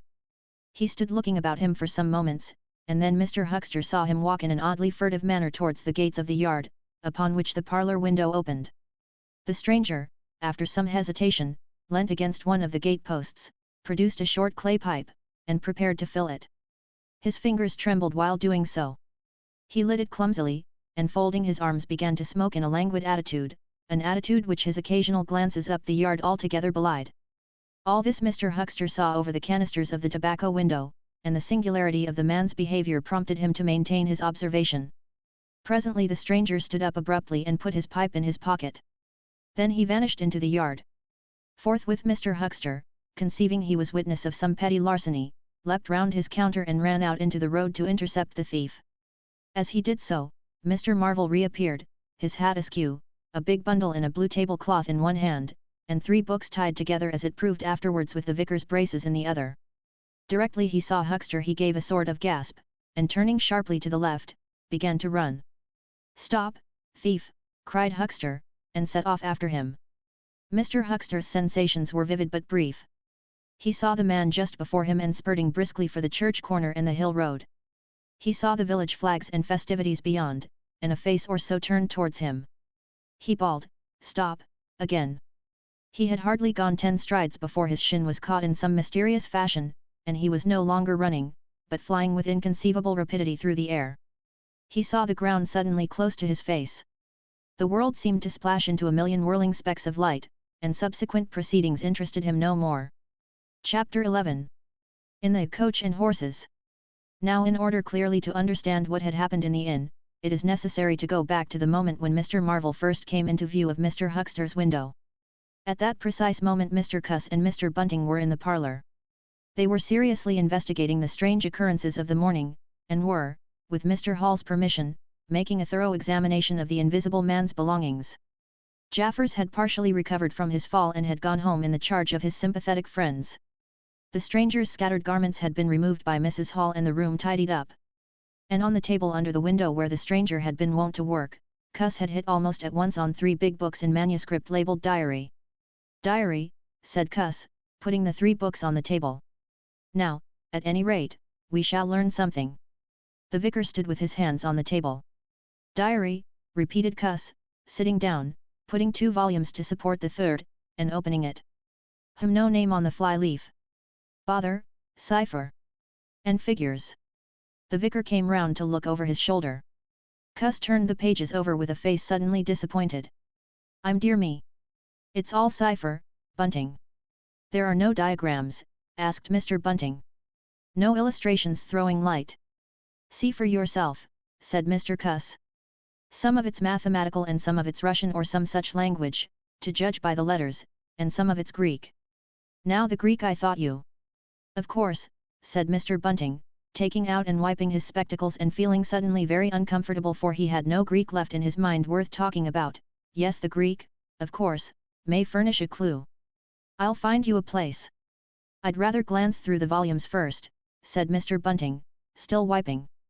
"A general impression first, Cuss, and then, you know, we can go looking for clues." He coughed, put on his glasses, arranged them fastidiously, coughed again, and wished something would happen to avert the seemingly inevitable exposure. Then he took the volume Cuss handed him in a leisurely manner. And then something did happen. The door opened suddenly. Both gentlemen started violently, looked round, and were relieved to see a sporadically rosy face beneath a furry silk hat. "Tap?" asked the face, and stood staring. "No," said both gentlemen at once. "Over the other side, my man," said Mr. Bunting. "And please shut that door," said Mr. Cuss, irritably. "All right," said the intruder, as it seemed in a low voice curiously different from the huskiness of its first inquiry. "Right you are," said the intruder in the former voice. "Stand clear," and he vanished and closed the door. "A sailor, I should judge," said Mr. Bunting. "Amusing fellows, they are. Stand clear. Indeed. A nautical term, referring to his getting back out of the room, I suppose." "I dare say so," said Cuss. "My nerves are all loose today. It quite made me jump the door opening like that." Mr. Bunting smiled as if he had not jumped. "And now," he said with a sigh, "these books." Someone sniffed as he did so. "One thing is indisputable," said Bunting, drawing up a chair next to that of Cuss. "There certainly have been very strange things happen in Ipping during the last few days, very strange. I cannot of course believe in this absurd invisibility story." "It's incredible," said Cuss. "Incredible. But the fact remains that I certainly saw right down his sleeve." But are you sure? Suppose a mirror, for instance, hallucinations are so easily produced. I don't know if you have ever seen a really good conjurer. I won't argue again, said Cuss. We've thrashed that out, Bunting. And just now there's these books. Here's some of what I take to be Greek. Greek letters certainly. He pointed to the middle of the page. Mr. Bunting flushed slightly and brought his face nearer, apparently finding some difficulty with his glasses. Suddenly he became aware of a strange feeling at the nape of his neck. He tried to raise his head, and encountered an immovable resistance. The feeling was a curious pressure, the grip of a heavy, firm hand, and it bore his chin irresistibly to the table. "Don't move, little men," whispered a voice, "or I'll brain you both." He looked into the face of Cuss, close to his own, and each saw a horrified reflection of his own sickly astonishment. "I'm sorry to handle you so roughly," said the voice, "but it's unavoidable." "Since when did you learn to pry into an investigator's private memoranda?" said the voice, and two chins struck the table simultaneously, and two sets of teeth rattled. "Since when did you learn to invade the private rooms of a man in misfortune?" And the concussion was repeated. "Where have they put my clothes?" "Listen," said the voice. "The windows are fastened and I've taken the key out of the door. I am a fairly strong man, and I have the poker handy besides being invisible. There's not the slightest doubt that I could kill you both and get away quite easily if I wanted to, do you understand?" "Very well. If I let you go, will you promise not to try any nonsense and do what I tell you?" The vicar and the doctor looked at one another, and the doctor pulled a face. "Yes," said Mr. Bunting, and the doctor repeated it. Then the pressure on the necks relaxed, and the doctor and the vicar sat up, both very red in the face and wriggling their heads. "Please keep sitting where you are," said the Invisible Man. "Here's the poker, you see. When I came into this room," continued the Invisible Man, after presenting the poker to the tip of the nose of each of his visitors, "I did not expect to find it occupied, and I expected to find, in addition to my books of memoranda, an outfit of clothing. Where is it? No, don't rise. I can see it's gone. Now, just at present, though the days are quite warm enough for an invisible man to run about stark, the evenings are quite chilly. I want clothing and other accommodation, and I must also have those 3 books." Chapter 12. The Invisible Man loses his temper. It is unavoidable that at this point the narrative should break off again, for a certain very painful reason that will presently be apparent. While these things were going on in the parlour, and while Mr. Huckster was watching Mr. Marvel smoking his pipe against the gate, not a dozen yards away were Mr. Hall and Teddy Henfrey discussing in a state of cloudy puzzlement the one ipping topic. Suddenly there came a violent thud against the door of the parlour, a sharp cry, and then silence. "Hullo," said Teddy Henfrey. "Hullo," from the tap. Mr. Hall took things in slowly but surely. "That ain't right," he said, and came round from behind the bar towards the parlour door. He and Teddy approached the door together, with intent faces. Their eyes considered. "Summit wrong," said Hall, and Henfrey nodded agreement. Whiffs of an unpleasant chemical odour met them, and there was a muffled sound of conversation, very rapid and subdued. "You all right Thursday?" asked Hall, rapping. The muttered conversation ceased abruptly, for a moment's silence, then the conversation was resumed, in hissing whispers, then a sharp cry of "No, no, you don't." There came a sudden motion and the oversetting of a chair, a brief struggle. Silence again. "What the deuce?" exclaimed Henfrey, sotto voce. "You all right Thursday?" asked Mr. Hall, sharply, again. The vicar's voice answered with a curious jerking intonation, "Quite are I right. Please don't interrupt." "Odd," said Mr. Henfrey. "Odd," said Mr. Hall. "Says, don't interrupt," said Henfrey. "I heard an," said Hall. "And a sniff," said Henfrey. They remained listening. The conversation was rapid and subdued. "I can't," said Mr. Bunting, his voice rising, "I tell you, sir, I will not." "What was that?" asked Henfrey. "Says he wi nart," said Hall. "Warn't he speaking to us, was he?" "Disgraceful," said Mr. Bunting, within. "Disgraceful," said Mr. Henfrey. "I heard it distinct." "Who's that speaking now?" asked Henfrey. "Mr. Cuss, I suppose," said Hall. "Can you hear anything?" Silence. The sounds within indistinct and perplexing. "Sounds like throwing the tablecloth about," said Hall. Mrs. Hall appeared behind the bar. Hall made gestures of silence and invitation. This aroused Mrs. Hall's wifely opposition. "What you listenin' there for, Hall?" she asked.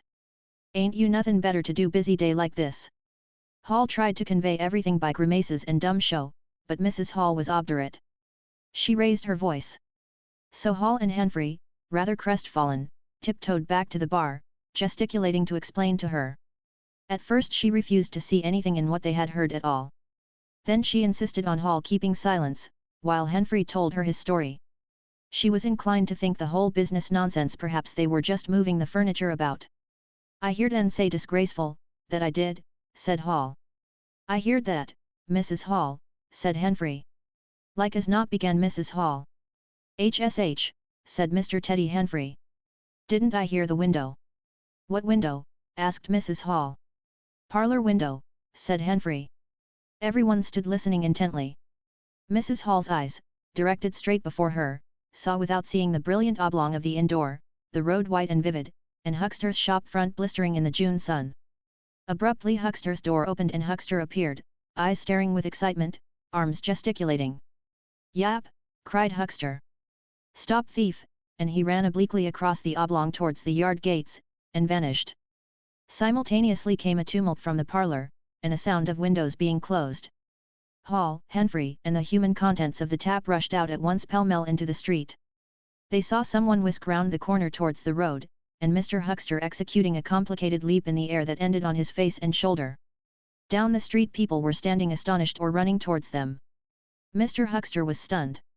Henfrey stopped to discover this, but Hall and the two labourers from the tap rushed at once to the corner, shouting incoherent things, and saw Mr. Marvel vanishing by the corner of the church wall. They appear to have jumped to the impossible conclusion that this was the Invisible Man suddenly become visible, and set off at once along the lane in pursuit. But Hall had hardly run a dozen yards before he gave a loud shout of astonishment and went flying headlong sideways, clutching one of the labourers and bringing him to the ground. He had been charged just as one charges a man at football. The second labourer came round in a circle, stared, and conceiving that Hall had tumbled over of his own accord, turned to resume the pursuit, only to be tripped by the ankle just as Huckster had been. Then, as the first labourer struggled to his feet, he was kicked sideways by a blow that might have felled an ox. As he went down, the rush from the direction of the village green came round the corner. The first to appear was the proprietor of the Coconut Shy, a burly man in a blue jersey. He was astonished to see the lane empty save for three men sprawling absurdly on the ground. And then something happened to his rearmost foot, and he went headlong and rolled sideways just in time to graze the feet of his brother and partner, following headlong. The two were then kicked, knelt on, fallen over, and cursed by quite a number of over-hasty people. Now when Hall and Henfrey and the labourers ran out of the house, Mrs. Hall, who had been disciplined by years of experience, remained in the bar next the till. And suddenly the parlour door was opened, and Mr. Cuss appeared, and without glancing at her rushed at once down the steps toward the corner. "Hold him!" he cried. "Don't let him drop that parcel!" He knew nothing of the existence of Marvel. For the Invisible Man had handed over the books and bundle in the yard. The face of Mr. Cuss was angry and resolute, but his costume was defective, a sort of limp white kilt that could only have passed muster in Greece. "Hold him," he bawled. "He's got my trousers! And every stitch of the vicar's clothes! Tend to him in a minute," he cried to Henfrey as he passed the prostrate Huckster, and, coming round the corner to join the tumult, was promptly knocked off his feet into an indecorous sprawl. Somebody in full flight trod heavily on his finger. He yelled, struggled to regain his feet, was knocked against and thrown on all fours again, and became aware that he was involved not in a capture, but a rout. Everyone was running back to the village. He rose again and was hit severely behind the ear. He staggered and set off back to the coach and horses forthwith, leaping over the deserted Huckster, who was now sitting up, on his way. Behind him as he was halfway up the inn steps he heard a sudden yell of rage, rising sharply out of the confusion of cries, and a sounding smack in someone's face. He recognized the voice as that of the Invisible Man, and the note was that of a man suddenly infuriated by a painful blow. In another moment Mr. Cuss was back in the parlour. "He's coming back, Bunting," he said, rushing in. "Save yourself." Mr. Bunting was standing in the window engaged in an attempt to clothe himself in the hearthrug and a West Surrey Gazette. "Who's coming?" he said, so startled that his costume narrowly escaped disintegration. "Invisible Man," said Cuss, and rushed on to the window. We'd better clear out from here. He's fighting mad. Mad. In another moment he was out in the yard.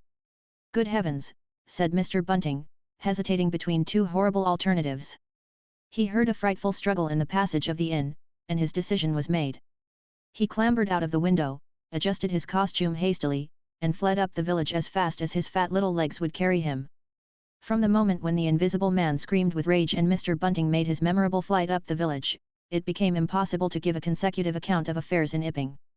Possibly the Invisible Man's original intention was simply to cover Marvel's retreat with the clothes and books.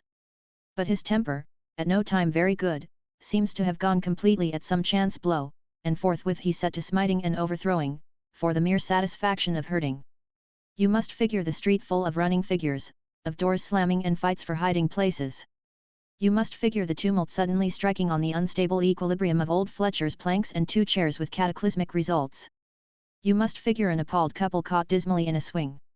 And then the whole tumultuous rush has passed and the Iping street with its gods and flags is deserted save for the still raging unseen, and littered with coconuts, overthrown canvas screens, and the scattered stock in trade of a sweetstuff stall. Everywhere there is a sound of closing shutters and shoving bolts, and the only visible humanity is an occasional flitting eye under a raised eyebrow in the corner of a window pane. The Invisible Man amused himself for a little while by breaking all the windows in the coach and horses, and then he thrust a street lamp through the parlour window of Mrs. Gribble. He it must have been who cut the telegraph wire to Adderdean just beyond Higgins' cottage on the Adderdean road.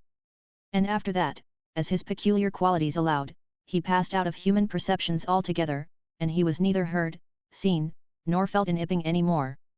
He vanished absolutely. But it was the best part of 2 hours before any human being ventured out again into the desolation of Iping Street. Chapter 13. Mr. Marvel discusses his resignation. When the dusk was gathering and Iping was just beginning to peep timorously forth again upon the shattered wreckage of its bank holiday, a short, thick-set man in a shabby silk hat was marching painfully through the twilight behind the beechwoods on the road to Bramblehurst. He carried 3 books bound together by some sort of ornamental elastic ligature, and a bundle wrapped in a blue tablecloth. His rubicund face expressed consternation and fatigue, he appeared to be in a spasmodic sort of hurry. He was accompanied by a voice other than his own, and ever and again he winced under the touch of unseen hands. "If you give me the slip again," said the voice, "if you attempt to give me the slip again." "Lord," said Mr. Marvel. "That shoulder's a mass of bruises as it is." "On my honor," said the voice, "I will kill you." "I didn't try to give you the slip," said Marvel, in a voice that was not far remote from tears. "I swear I didn't. I didn't know the blessed turning, that was all." "How the devil was I to know the blessed turning? As it is, I've been knocked about." "You'll get knocked about a great deal more if you don't mind," said the voice, and Mr. Marvel abruptly became silent. He blew out his cheeks, and his eyes were eloquent of despair. "It's bad enough to let these floundering yokels explode my little secret, without your cutting off with my books. It's lucky for some of them they cut and ran when they did. Here am I. No one knew I was invisible. And now what am I to do?" "What am I to do?" asked Marvel, sotto voce. "It's all about. It will be in the papers. Everybody will be looking for me, everyone on their guard." The voice broke off into vivid curses and ceased. The despair of Mr. Marvel's face deepened, and his pace slackened. "Go on," said the voice. Mr. Marvel's face assumed a greyish tint between the ruddier patches. "Don't drop those books, stupid," said the voice, sharply overtaking him. "The fact is," said the voice, "I shall have to make use of you. You're a poor tool, but I must." "I'm a miserable tool," said Marvel. "You are," said the voice. "I'm the worst possible tool you could have," said Marvel. "I'm not strong," he said after a discouraging silence. "I'm not overstrong," he repeated. "No. And my heart's weak. That little business I pulled it through, of course, but bless you. I could have dropped. Well. I haven't the nerve and strength for the sort of thing you want. I'll stimulate you. I wish you wouldn't. I wouldn't like to mess up your plans, you know. But I might out of sheer funk and misery." "You'd better not," said the voice, with quiet emphasis. "I wish I was dead," said Marvel. "It ain't justice," he said, "you must admit. It seems to me I've a perfect right." "Get on," said the voice. Mr. Marvel mended his pace, and for a time they went in silence again. "It's devilish hard," said Mr. Marvel. This was quite ineffectual. He tried another tack. What do I make by it? He began again in a tone of unendurable wrong. Oh, shut up, said the voice, with sudden amazing vigor. I'll see to you all right. You do what you're told. You'll do it all right. You're a fool and all that, but you'll do. I tell you, sir, I'm not the man for it. Respectfully, but it is so. If you don't shut up I shall twist your wrist again, said the Invisible Man. I want to think. Presently 2 oblongs of yellow light appeared through the trees, and the square tower of a church loomed through the gloaming. I shall keep my hand on your shoulder, said the voice, all through the village. Go straight through and try no foolery. It will be the worse for you if you do. I know that, sighed Mr. Marvel, I know all that. The unhappy-looking figure in the obsolete silk hat passed up the street of the little village with his burdens, and vanished into the gathering darkness beyond the lights of the windows. Chapter 14. At Port Stowe. 10 o'clock the next morning found Mr. Marvel, unshaven, dirty, and travel-stained, sitting with the books beside him and his hands deep in his pockets, looking very weary, nervous, and uncomfortable, and inflating his cheeks at infrequent intervals, on the bench outside a little inn on the outskirts of Port Stowe. Beside him were the books, but now they were tied with string. The bundle had been abandoned in the pine woods beyond Bramblehurst, in accordance with a change in the plans of the Invisible Man. Mr. Marvel sat on the bench, and although no one took the slightest notice of him, his agitation remained at fever heat. His hands would go ever and again to his various pockets with a curious nervous fumbling. When he had been sitting for the best part of an hour, however, an elderly mariner, carrying a newspaper, came out of the inn and sat down beside him. "Pleasant day," said the mariner. Mr. Marvel glanced about him with something very like terror. "Very," he said.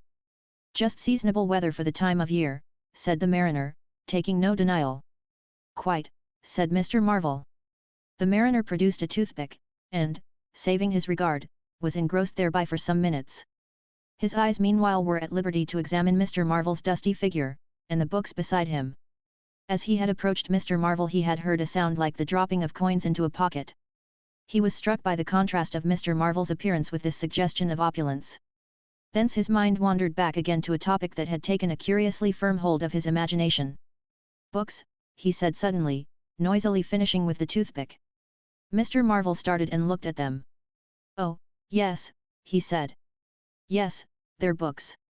"There's some extraordinary things in books," said the mariner. "I believe you," said Mr. Marvel. "And some extraordinary things out of 'em," said the mariner. "True likewise," said Mr. Marvel. He eyed his interlocutor, and then glanced about him.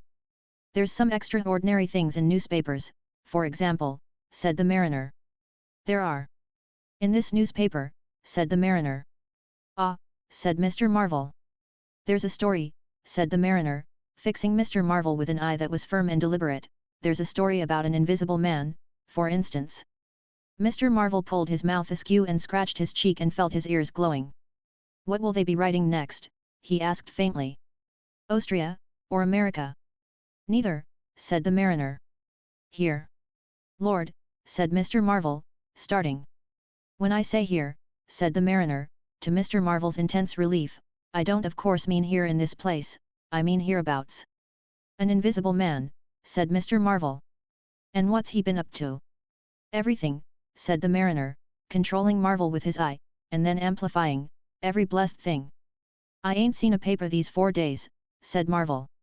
"Ipping's the place he started at," said the mariner. "Indeed," said Mr. Marvel. "He started there. And where he came from, nobody don't seem to know. Here it is, peculiar story from Ipping.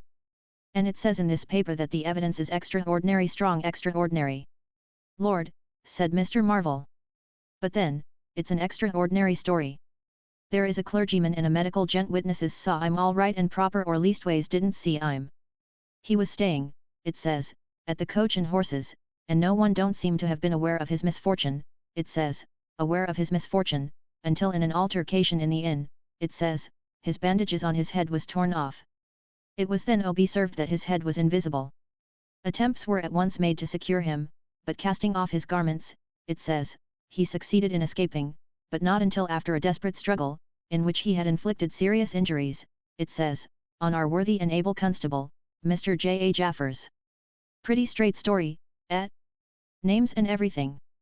Lord, said Mr. Marvel, looking nervously about him, trying to count the money in his pockets by his unaided sense of touch, and full of a strange and novel idea. It sounds most astonishing. Don't it? Extraordinary, I call it. Never heard tell of invisible men before, I haven't, but nowadays one hears such a lot of extraordinary things that.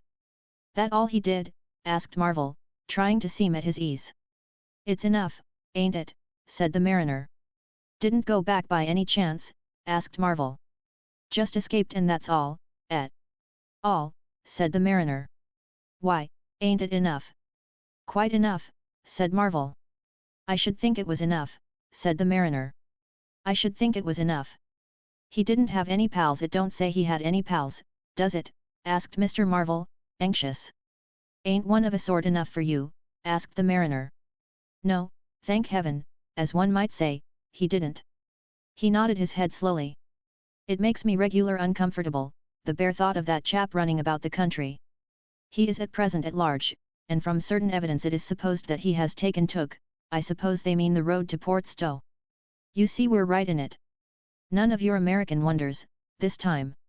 And just think of the things he might do. Where'd you be, if he took a drop over and above, and had a fancy to go for you? Suppose he wants to rob, who can prevent him? He can trespass, he can burgle, he could walk through a cordon of policemen as easy as me, or you could give the slip to a blind man. Easier. For these here blind chaps here uncommon sharp, I'm told. And wherever there was liquor he fancied. He's got a tremendous advantage, certainly, said Mr. Marvel. And well. You're right, said the mariner. He has. All this time Mr. Marvel had been glancing about him intently, listening for faint footfalls, trying to detect imperceptible movements. He seemed on the point of some great resolution. He coughed behind his hand. He looked about him again, listened, bent towards the mariner, and lowered his voice. The fact of it is I happen to know just a thing or two about this invisible man. From private sources. Oh, said the mariner, interested. You? Yes, said Mr. Marvel. Me? Indeed, said the mariner. And may I ask? You'll be astonished, said Mr. Marvel behind his hand. It's tremendous. Indeed, said the mariner. The fact is, began Mr. Marvel eagerly in a confidential undertone. Suddenly his expression changed marvelously. Ow, he said. He rose stiffly in his seat. His face was eloquent of physical suffering. Wow, he said. What's up? Said the mariner, concerned. Toothache, said Mr. Marvel, and put his hand to his ear. He caught hold of his books. I must be getting on, I think, he said. He edged in a curious way along the seat away from his interlocutor. But you was just going to tell me about this here invisible man, protested the mariner. Mr. Marvel seemed to consult with himself. Hoax, said a voice. It's a hoax, said Mr. Marvel. But it's in the paper, said the mariner. Hoax all the same, said Marvel. I know the chap that started the lie. There ain't no invisible man whatsoever, blimey. But how about this paper? Do you mean to say? Not a word of it, said Marvel, stoutly. The mariner stared, paper in hand. Mr. Marvel jerkily faced about. Wait a bit, said the mariner, rising and speaking slowly, do you mean to say? I do, said Mr. Marvel. Then why did you let me go on and tell you all this blasted stuff, then? What do you mean by letting a man make a fool of himself like that for? Mr. Marvel blew out his cheeks. The mariner was suddenly very red indeed, he clenched his hands. I've been talking here this 10 minutes, he said, and you little pot-bellied, leathery-faced son of an old boot, couldn't have the elementary manners. Don't you come bandying words with me, said Mr. Marvel. Bandying words? I'm a jolly good mind. Come up, said a voice, and Mr. Marvel was suddenly whirled about and started marching off in a curious spasmodic manner. You'd better move on, said the mariner. Who's moving on? Said Mr. Marvel. He was receding obliquely with a curious hurrying gait, with occasional violent jerks forward. Some way along the road he began a muttered monologue, protests and recriminations. Silly devil, said the mariner, legs wide apart, elbows akimbo, watching the receding figure. I'll show you, you silly ass, hoaxing me. It's here on the paper. Mr. Marvel retorted incoherently and, receding, was hidden by a bend in the road, but the mariner still stood magnificent in the midst of the way, until the approach of a butcher's cart dislodged him. Then he turned himself towards Port Stowe. Full of extraordinary asses, he said softly to himself. Just to take me down a bit, that was his silly game, it's on the paper. And there was another extraordinary thing he was presently to hear, that had happened quite close to him.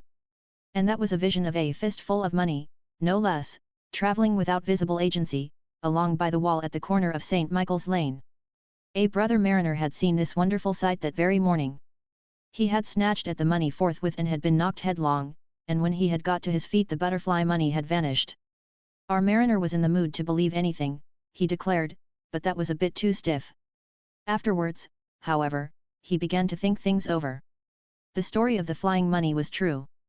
And all about that neighbourhood, even from the august London and Country Banking Company, from the tills of shops and inns doors standing that sunny weather entirely open, money had been quietly and dexterously making off that day in handfuls and rouleaus, floating quietly along by walls and shady places, dodging quickly from the approaching eyes of men. And it had, though no man had traced it, invariably ended its mysterious flight in the pocket of that agitated gentleman in the obsolete silk hat, sitting outside the little inn on the outskirts of Port Stowe. It was 10 days after, and indeed only when the Burdock story was already old, that the mariner collated these facts and began to understand how near he had been to the wonderful Invisible Man. Chapter 15. The Man Who Was Running. In the early evening time Dr. Kemp was sitting in his study in the Belvedere on the hill overlooking Burdock. It was a pleasant little room, with 3 windows north, west, and south, and bookshelves covered with books and scientific publications, and a broad writing table, and, under the north window, a microscope, glass slips, minute instruments, some cultures, and scattered bottles of reagents. Dr. Kemp's solar lamp was lit, albeit the sky was still bright with the sunset light, and his blinds were up because there was no offence of peering outsiders to require them pulled down. Dr. Kemp was a tall and slender young man, with flaxen hair and a moustache almost white, and the work he was upon would earn him, he hoped, the fellowship of the Royal Society, so highly did he think of it. And his eye, presently wandering from his work, caught the sunset blazing at the back of the hill that is over against his own. For a minute perhaps he sat, pen in mouth, admiring the rich golden colour above the crest, and then his attention was attracted by the little figure of a man, inky black, running over the hill brow towards him. He was a shortish little man, and he wore a high hat, and he was running so fast that his legs verily twinkled. "Another of those fools," said Dr. Kemp. "Like that ass who ran into me this morning round a corner, with the Invisible Man a-coming, sir. I can't imagine what possesses people. One might think we were in the 13th century." He got up, went to the window, and stared at the dusky hillside, and the dark little figure tearing down it. "He seems in a confounded hurry," said Dr. Kemp, "but he doesn't seem to be getting on. If his pockets were full of lead, he couldn't run heavier." "Spurted, sir," said Dr. Kemp. In another moment the higher of the villas that had clambered up the hill from Burdock had occulted the running figure. He was visible again for a moment, and then again, 3 times between the 3 detached houses that came next, and then the terrace hid him. "Asses," said Dr. Kemp, swinging round on his heel and walking back to his writing table. But those who saw the fugitive nearer, and perceived the abject terror on his perspiring face, being themselves in the open roadway, did not share in the doctor's contempt. By the man pounded, and as he ran he chinked like a well-filled purse that is tossed to and fro. He looked neither to the right nor the left, but his dilated eyes stared straight downhill to where the lamps were being lit, and the people were crowded in the street. And his ill-shaped mouth fell apart, and a glary foam lay on his lips, and his breath came hoarse and noisy. All he passed stopped and began staring up the road and down, and interrogating one another with an inkling of discomfort for the reason of his haste. And then presently, far up the hill, a dog playing in the road yelped and ran under a gate, and as they still wondered something a wind, a pad, pad, pad, a sound like a panting breathing, rushed by. People screamed. People sprang off the pavement, it passed in shouts, it passed by instinct down the hill. They were shouting in the street before Marvel was halfway there. They were bolting into houses and slamming the doors behind them, with the news. He heard it and made one last desperate spurt. Fear came striding by, rushed ahead of him, and in a moment had seized the town. The Invisible Man is coming. The Invisible Man. Chapter 16. In the Jolly Cricketers. The Jolly Cricketers is just at the bottom of the hill, where the tram lines begin. The barman leant his fat red arms on the counter and talked of horses with an anemic cabman, while a black-bearded man in grey snapped up biscuit and cheese, drank Burton, and conversed in American with a policeman off duty. "What's the shouting about?" said the anemic cabman, going off at a tangent, trying to see up the hill over the dirty yellow blind in the low window of the inn. "Somebody ran by outside." "Fire, perhaps," said the barman. Footsteps approached, running heavily, the door was pushed open violently, and Marvel, weeping and dishevelled, his hat gone, the neck of his coat torn open, rushed in, made a convulsive turn, and attempted to shut the door. It was held half open by a strap. "Coming," he bawled, his voice shrieking with terror. "He's coming! The Visible Man! After me! For God's sake! Help! Help! Help! Shut the doors," said the policeman. "Who's coming? What's the row?" He went to the door, released the strap, and it slammed. The American closed the other door. "Let me go inside," said Marvel, staggering and weeping, but still clutching the books. "Let me go inside. Lock me in somewhere. I tell you he's after me. I give him the slip. He said he'd kill me and he will." "You're safe," said the man with the black beard. "The door's shut. What's it all about?" "Let me go inside," said Marvel, and shrieked aloud as a blow suddenly made the fastened door shiver and was followed by a hurried rapping and a shouting outside. "Hello!" cried the policeman, "who's there?" Mr. Marvel began to make frantic dives at panels that looked like doors. "He'll kill me, he's got a knife or something. For God's sake!" "Here you are," said the barman. "Come in here." And he held up the flap of the bar. Mr. Marvel rushed behind the bar as the summons outside was repeated. "Don't open the door," he screamed. "Please don't open the door. Where shall I hide?" This invisible man, then?" asked the man with the black beard, with one hand behind him. "I guess it's about time we saw him." The window of the inn was suddenly smashed in, and there was a screaming and running to and fro in the street.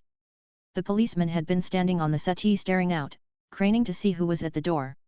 He got down with raised eyebrows. "It's that," he said. The barman stood in front of the bar parlour door, which was now locked on Mr. Marvel, stared at the smashed window, and came round to the two other men. Everything was suddenly quiet. "I wish I had my truncheon," said the policeman, going irresolutely to the door. "Once we open, in he comes. There's no stopping him." "Don't you be in too much hurry about that door," said the anemic cabman, anxiously. "Draw the bolts," said the man with the black beard, "and if he comes," he showed a revolver in his hand. "That won't do," said the policeman, "that's murder." "I know what country I'm in," said the man with the beard. "I'm going to let off at his legs." "Draw the bolts." "Not with that blinking thing going off behind me," said the barman, craning over the blind. "Very well," said the man with the black beard, and stooping down, revolver ready, drew them himself. Barman, cabman, and policeman faced about. "Come in," said the bearded man in an undertone, standing back and facing the unbolted doors with his pistol behind him. No one came in, the door remained closed. 5 minutes afterwards, when a second cabman pushed his head in cautiously, they were still waiting, and an anxious face peered out of the bar parlour and supplied information. "Are all the doors of the house shut?" asked Marvel. "He's going round prowling round. He's as artful as the devil." "Good Lord," said the burly barman. "There's the back. Just watch them doors. I say." He looked about him helplessly.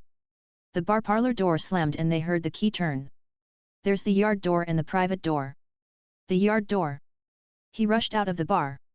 In a minute he reappeared with a carving knife in his hand. "The yard door was open," he said, and his fat underlip dropped. "He may be in the house now," said the first cabman. "He's not in the kitchen," said the barman.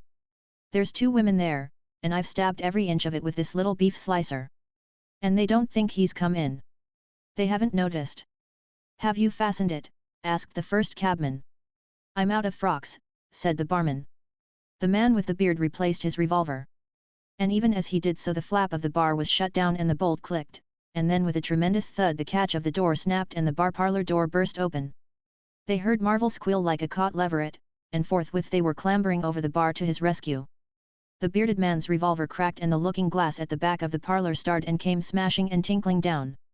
As the barman entered the room he saw Marvel, curiously crumpled up and struggling against the door that led to the yard and kitchen. The door flew open while the barman hesitated, and Marvel was dragged into the kitchen. There was a scream and a clatter of pans. Marvel, head down, and lugging back obstinately, was forced to the kitchen door, and the bolts were drawn. Then the policeman, who had been trying to pass the barman, rushed in, followed by one of the cabmen, gripped the wrist of the invisible hand that collared Marvel, was hit in the face and went reeling back. The door opened, and Marvel made a frantic effort to obtain a lodgment behind it. Then the cabman collared something. "I got him," said the cabman. The barman's red hands came clawing at the unseen. "Here he is," said the barman. Mr. Marvel, released, suddenly dropped to the ground and made an attempt to crawl behind the legs of the fighting men. The struggle blundered round the edge of the door. The voice of the Invisible Man was heard for the first time, yelling out sharply, as the policeman trod on his foot. Then he cried out passionately and his fists flew round like flails. The cabman suddenly whooped and doubled up, kicked under the diaphragm. The door into the bar parlour from the kitchen slammed and covered Mr. Marvel's retreat. The men in the kitchen found themselves clutching at and struggling with empty air. "Where's he gone?" cried the man with the beard. "Out. This way," said the policeman, stepping into the yard and stopping. A piece of tile whizzed by his head and smashed among the crockery on the kitchen table. "I'll show him," shouted the man with the black beard, and suddenly a steel barrel shone over the policeman's shoulder, and 5 bullets had followed one another into the twilight whence the missile had come. As he fired, the man with the beard moved his hand in a horizontal curve, so that his shots radiated out into the narrow yard like spokes from a wheel. A silence followed. "5 cartridges," said the man with the black beard. "That's the best of all. 4 aces and a joker. Get a lantern, someone, and come and feel about for his body." Chapter 17. Dr. Kemp's Visitor. Dr. Kemp had continued writing in his study until the shots aroused him. Crack, crack, crack, they came one after the other. "Hello," said Dr. Kemp, putting his pen into his mouth again and listening. "Who's letting off revolvers in Burdock? What are the asses at now?" He went to the south window, threw it up, and leaning out stared down on the network of windows, beaded gas lamps and shops, with its black interstices of roof and yard that made up the town at night. "Looks like a crowd down the hill," he said, "by the cricketers," and remained watching. Thence his eyes wandered over the town to far away where the ship's lights shone, and the pier glowed a little illuminated, faceted pavilion like a gem of yellow light. The moon in its first quarter hung over the westward hill, and the stars were clear and almost tropically bright. After 5 minutes, during which his mind had travelled into a remote speculation of social conditions of the future, and lost itself at last over the time dimension, Dr. Kemp roused himself with a sigh, pulled down the window again, and returned to his writing desk. It must have been about an hour after this that the front door bell rang. He had been writing slackly, and with intervals of abstraction, since the shots. He sat listening. He heard the servant answer the door, and waited for her feet on the staircase, but she did not come. "Wonder what that was," said Dr. Kemp. He tried to resume his work, failed, got up, went downstairs from his study to the landing, rang, and called over the balustrade to the housemaid as she appeared in the hall below. "Was that a letter?" he asked. "Only a runaway ring, sir," she answered. "I'm restless tonight," he said to himself. He went back to his study, and this time attacked his work resolutely. In a little while he was hard at work again, and the only sounds in the room were the ticking of the clock and the subdued shrillness of his quill, hurrying in the very centre of the circle of light his lampshade threw on his table. It was 2 o'clock before Dr. Kemp had finished his work for the night. He rose, yawned, and went downstairs to bed. He had already removed his coat and vest, when he noticed that he was thirsty. He took a candle and went down to the dining room in search of a siphon and whiskey. Dr. Kemp's scientific pursuits have made him a very observant man, and as he recrossed the hall, he noticed a dark spot on the linoleum near the mat at the foot of the stairs. He went on upstairs, and then it suddenly occurred to him to ask himself what the spot on the linoleum might be. Apparently some subconscious element was at work. At any rate, he turned with his burden, went back to the hall, put down the siphon and whiskey, and bending down, touched the spot. Without any great surprise he found it had the stickiness and colour of drying blood. He took up his burden again, and returned upstairs, looking about him and trying to account for the blood spot. On the landing he saw something and stopped astonished. The door handle of his own room was blood-stained. He looked at his own hand.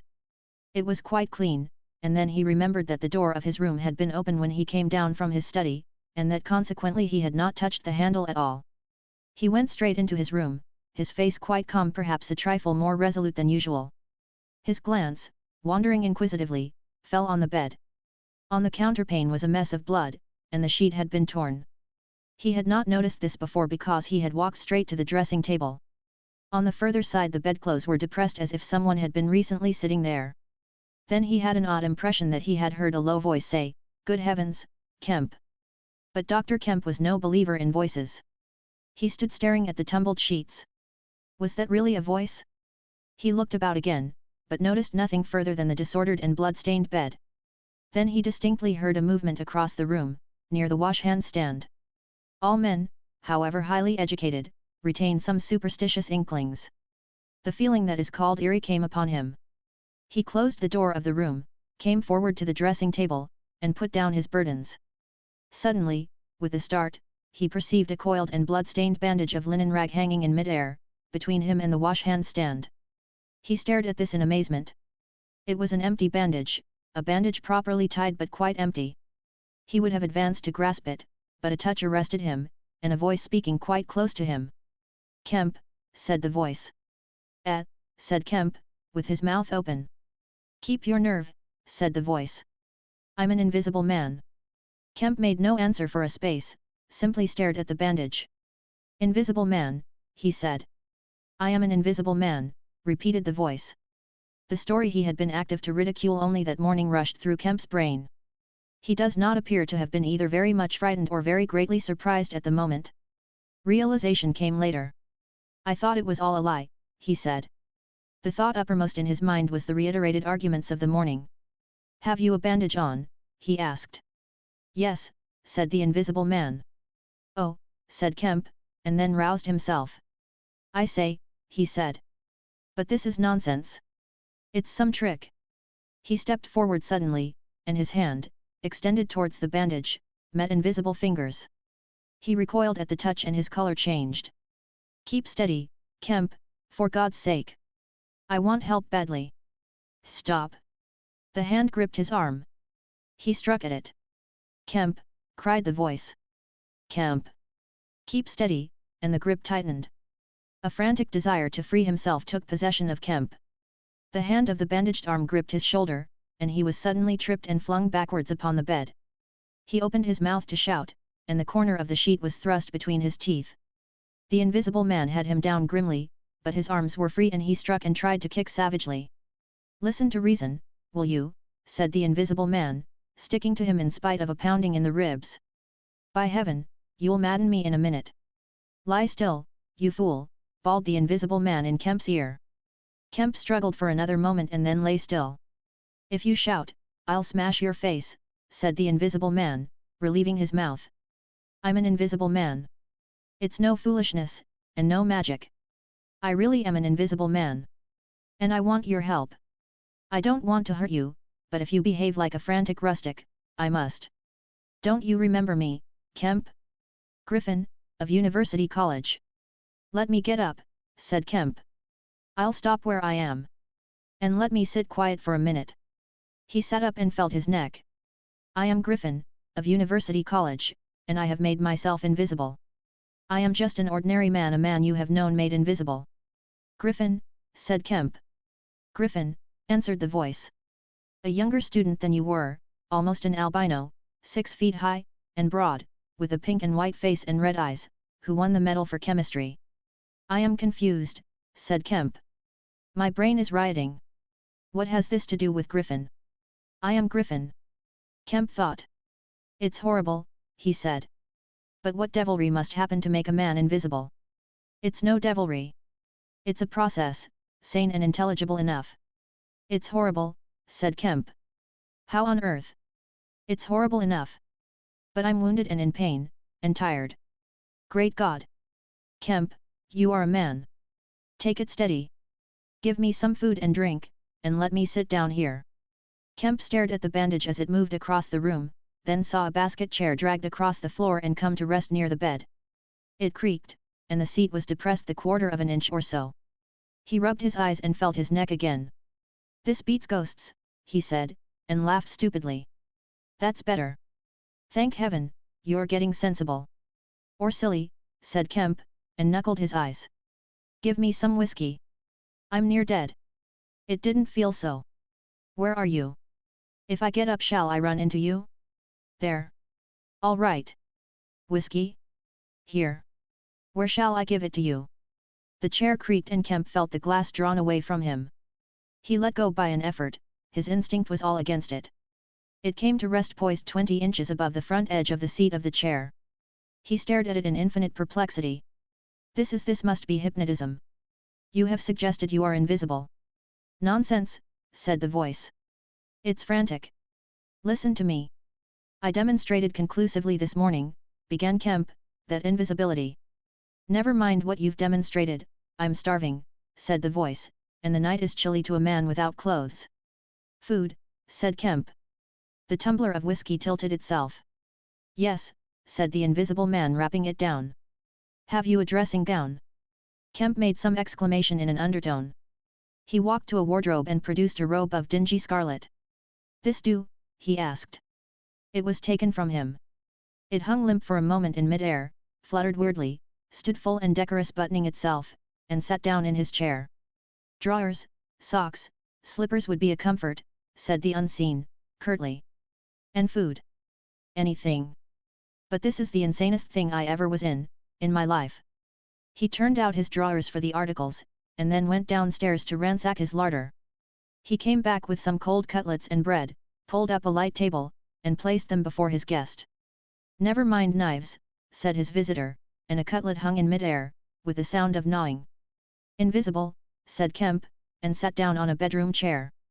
I always like to get something about me before I eat, said the invisible man, with a full mouth, eating greedily. Queer fancy. I suppose that wrist is all right, said Kemp. Trust me, said the invisible man.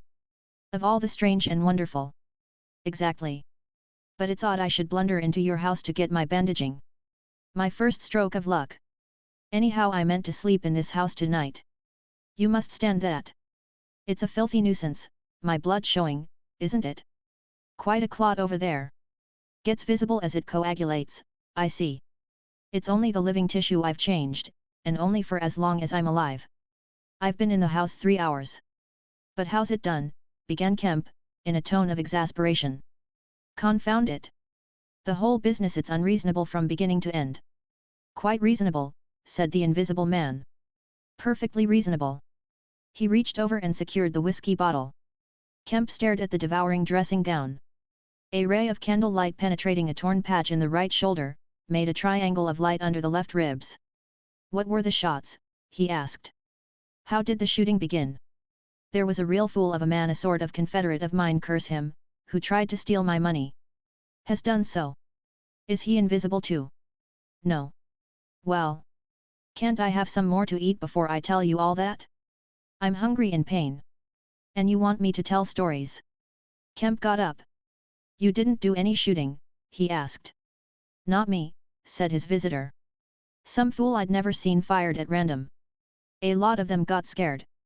They all got scared at me. Curse them, I say I want more to eat than this, Kemp. I'll see what there is to eat downstairs, said Kemp. Not much, I'm afraid. After he had done eating, and he made a heavy meal, the invisible man demanded a cigar. He bit the end savagely before Kemp could find a knife, and cursed when the outer leaf loosened. It was strange to see him smoking. His mouth and throat, pharynx and nares, became visible as a sort of whirling smoke cast. This blessed gift of smoking, he said, and puffed vigorously. I'm lucky to have fallen upon you, Kemp. You must help me. Fancy tumbling on you just now. I'm in a devilish scrape. I've been mad, I think. The things I have been through. But we will do things yet. Let me tell you. He helped himself to more whiskey and soda. Kemp got up, looked about him, and fetched a glass from his spare room. It's wild, but I suppose I may drink. You haven't changed much, Kemp, these dozen years. You fair men don't. Cool and methodical after the first collapse. I must tell you. We will work together. But how was it all done, said Kemp, and how did you get like this? For God's sake, let me smoke in peace for a little while. And then I will begin to tell you.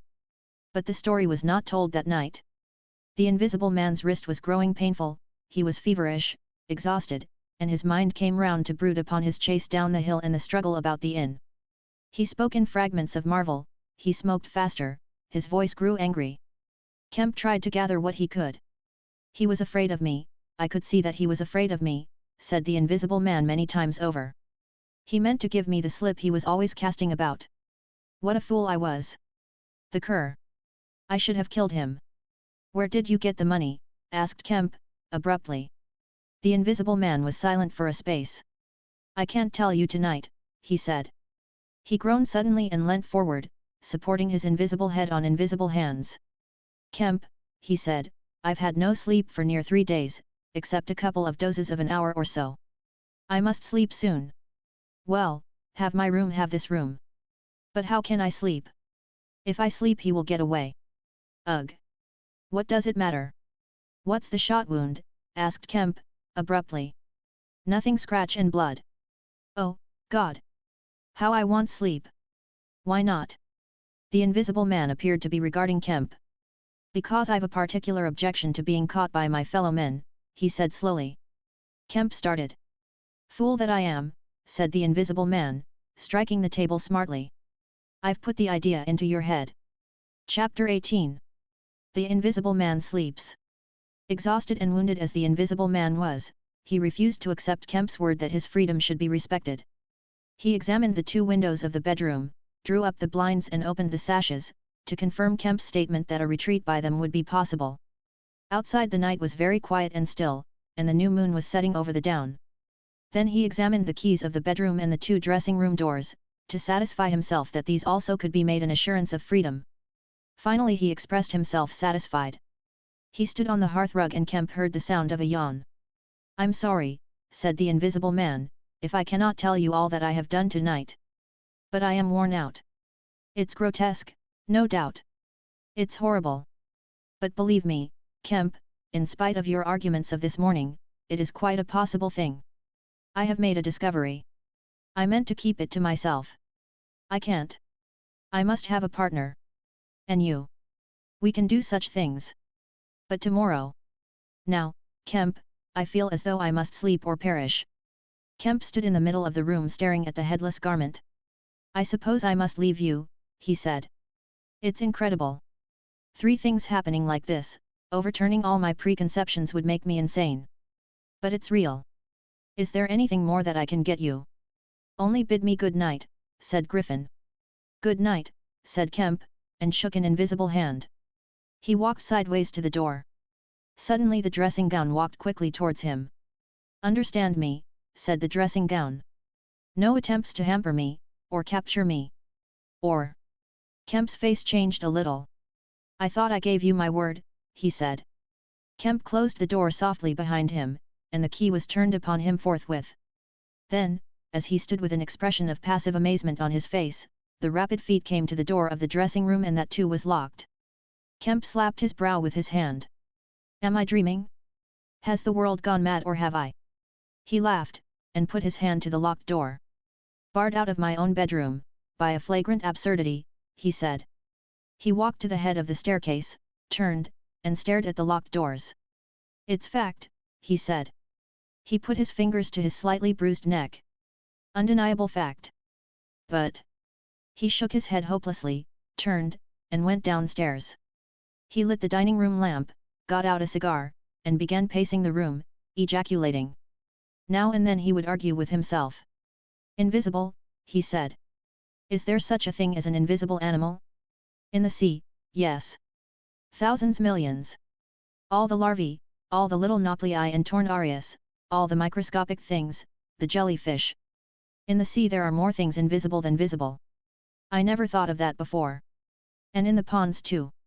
All those little pond-life things, specks of colorless translucent jelly. But in air? No. It can't be. But after all, why not? If a man was made of glass he would still be visible. His meditation became profound.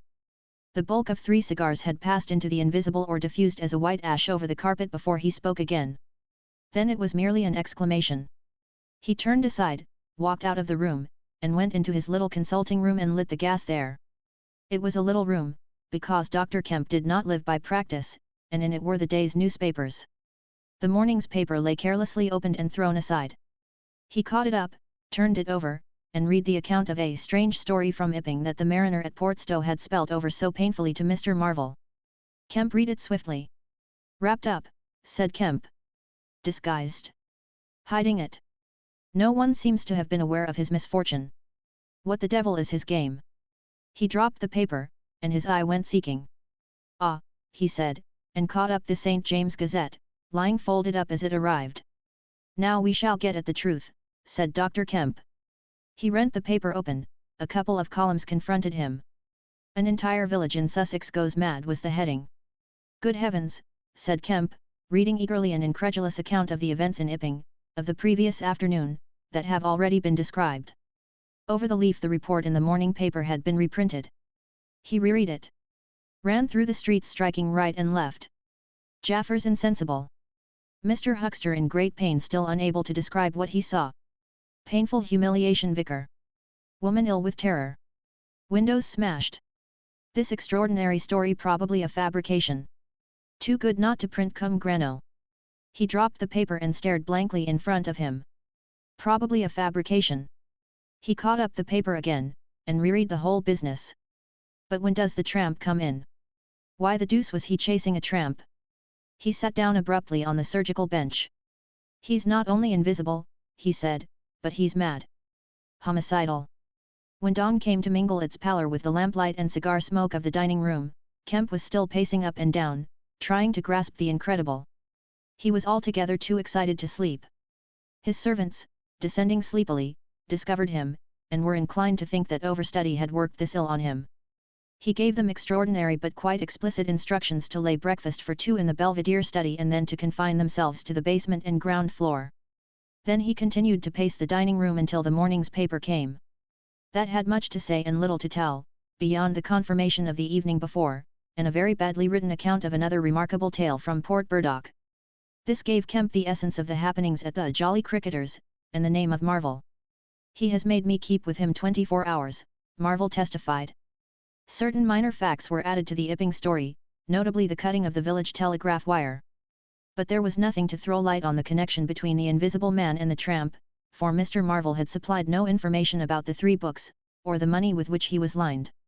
The incredulous tone had vanished and a shoal of reporters and inquirers were already at work elaborating the matter. Kemp read every scrap of the report and sent his housemaid out to get every one of the morning papers she could. These also he devoured. "He is invisible," he said. "And it reads like rage growing to mania. The things he may do. The things he may do. And he's upstairs free as the air. What on earth ought I to do?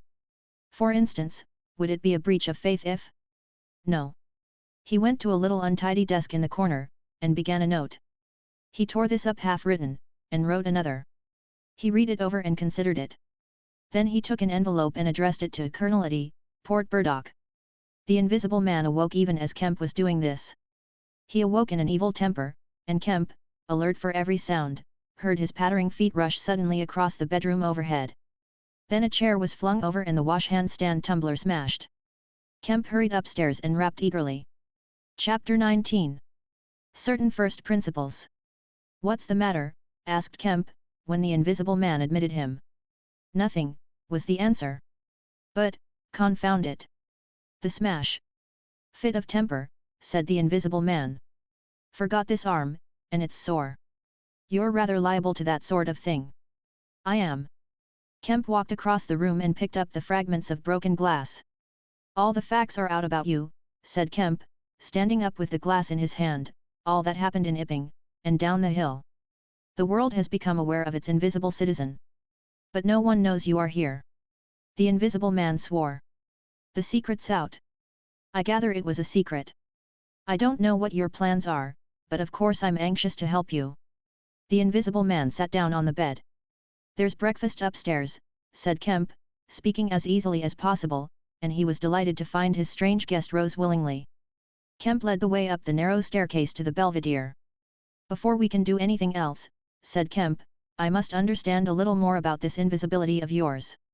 He had sat down, after one nervous glance out of the window, with the air of a man who has talking to do. His doubts of the sanity of the entire business flashed and vanished again as he looked across to where Griffin sat at the breakfast table, a headless, handless dressing gown, wiping unseen lips on a miraculously held serviette. "It's simple enough and credible enough," said Griffin, putting the serviette aside and leaning the invisible head on an invisible hand. "No doubt, to you," but Kemp laughed. "Well, yes, to me it seemed wonderful at first, no doubt. But now, great God! But we will do great things yet. I came on the stuff first at Chesilstowe. Chesilstowe. I went there after I left London. You know I dropped medicine and took up physics? No, well, I did. Light fascinated me. Ah.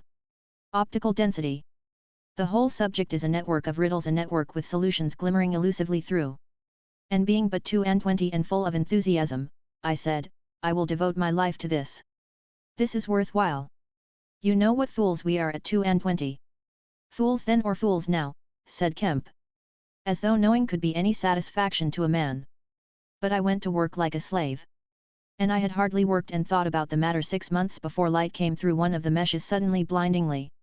I found a general principle of pigments and refraction, a formula, a geometrical expression involving 4 dimensions. Fools, common men, even common mathematicians, do not know anything of what some general expression may mean to the student of molecular physics. In the books that Tramp has hidden there are marvels, miracles. But this was not a method, it was an idea, that might lead to a method by which it would be possible, without changing any other property of matter except, in some instances colors, to lower the refractive index of a substance, solid or liquid, to that of air so far as all practical purposes are concerned. Phew, said Kemp. That's odd. But still I don't see quite. I can understand that thereby you could spoil a valuable stone, but personal invisibility is a far cry. Precisely, said Griffin. But consider, visibility depends on the action of the visible bodies on light. Either a body absorbs light, or it reflects or refracts it, or does all these things. If it neither reflects nor refracts nor absorbs light, it cannot of itself be visible. You see an opaque red box, for instance, because the color absorbs some of the light and reflects the rest, all the red part of the light, to you. If it did not absorb any particular part of the light, but reflected it all, then it would be a shining white box. Silver. A diamond box would neither absorb much of the light nor reflect much from the general surface, but just here and there where the surfaces were favorable the light would be reflected and refracted, so that you would get a brilliant appearance of flashing reflections and translucencies, a sort of skeleton of light. A glass box would not be so brilliant, nor so clearly visible, as a diamond box, because there would be less refraction and reflection. See that? From certain points of view you would see quite clearly through it. Some kinds of glass would be more visible than others. A box of flint glass would be brighter than a box of ordinary window glass. A box of very thin common glass would be hard to see in a bad light, because it would absorb hardly any light and reflect very little. And if you put a sheet of common white glass in water, still more if you put it in some denser liquid than water, it would vanish almost altogether, because light passing from water to glass is only slightly refracted or reflected or indeed affected in any way. It is almost as invisible as a jet of coal gas or hydrogen is in air. And for precisely the same reason. Yes, said Kemp, that is pretty plain sailing. And here is another fact you will know to be true. If a sheet of glass is smashed, Kemp, and beaten into a powder, it becomes much more visible while it is in the air, it becomes at last an opaque white powder. This is because the powdering multiplies the surfaces of the glass at which refraction and reflection occur. In the sheet of glass there are only 2 surfaces, in the powder the light is reflected or refracted by each grain it passes through, and very little gets right through the powder. But if the white powdered glass is put into water, it forthwith vanishes. The powdered glass and water have much the same refractive index, that is, the light undergoes very little refraction or reflection in passing from one to the other. You make the glass invisible by putting it into a liquid of nearly the same refractive index. A transparent thing becomes invisible if it is put in any medium of almost the same refractive index. And if you will consider only a second, you will see also that the powder of glass might be made to vanish in air, if its refractive index could be made the same as that of air, for then there would be no refraction or reflection as the light passed from glass to air. Yes, yes, said Kemp. But a man's not powdered glass. No, said Griffin. He's more transparent. Nonsense. That from a doctor. How one forgets! Have you already forgotten your physics, in 10 years? Just think of all the things that are transparent and seem not to be so. Paper, for instance, is made up of transparent fibers, and it is white and opaque only for the same reason that a powder of glass is white and opaque. Oil white paper, fill up the interstices between the particles with oil so that there is no longer refraction or reflection except at the surfaces, and it becomes as transparent as glass.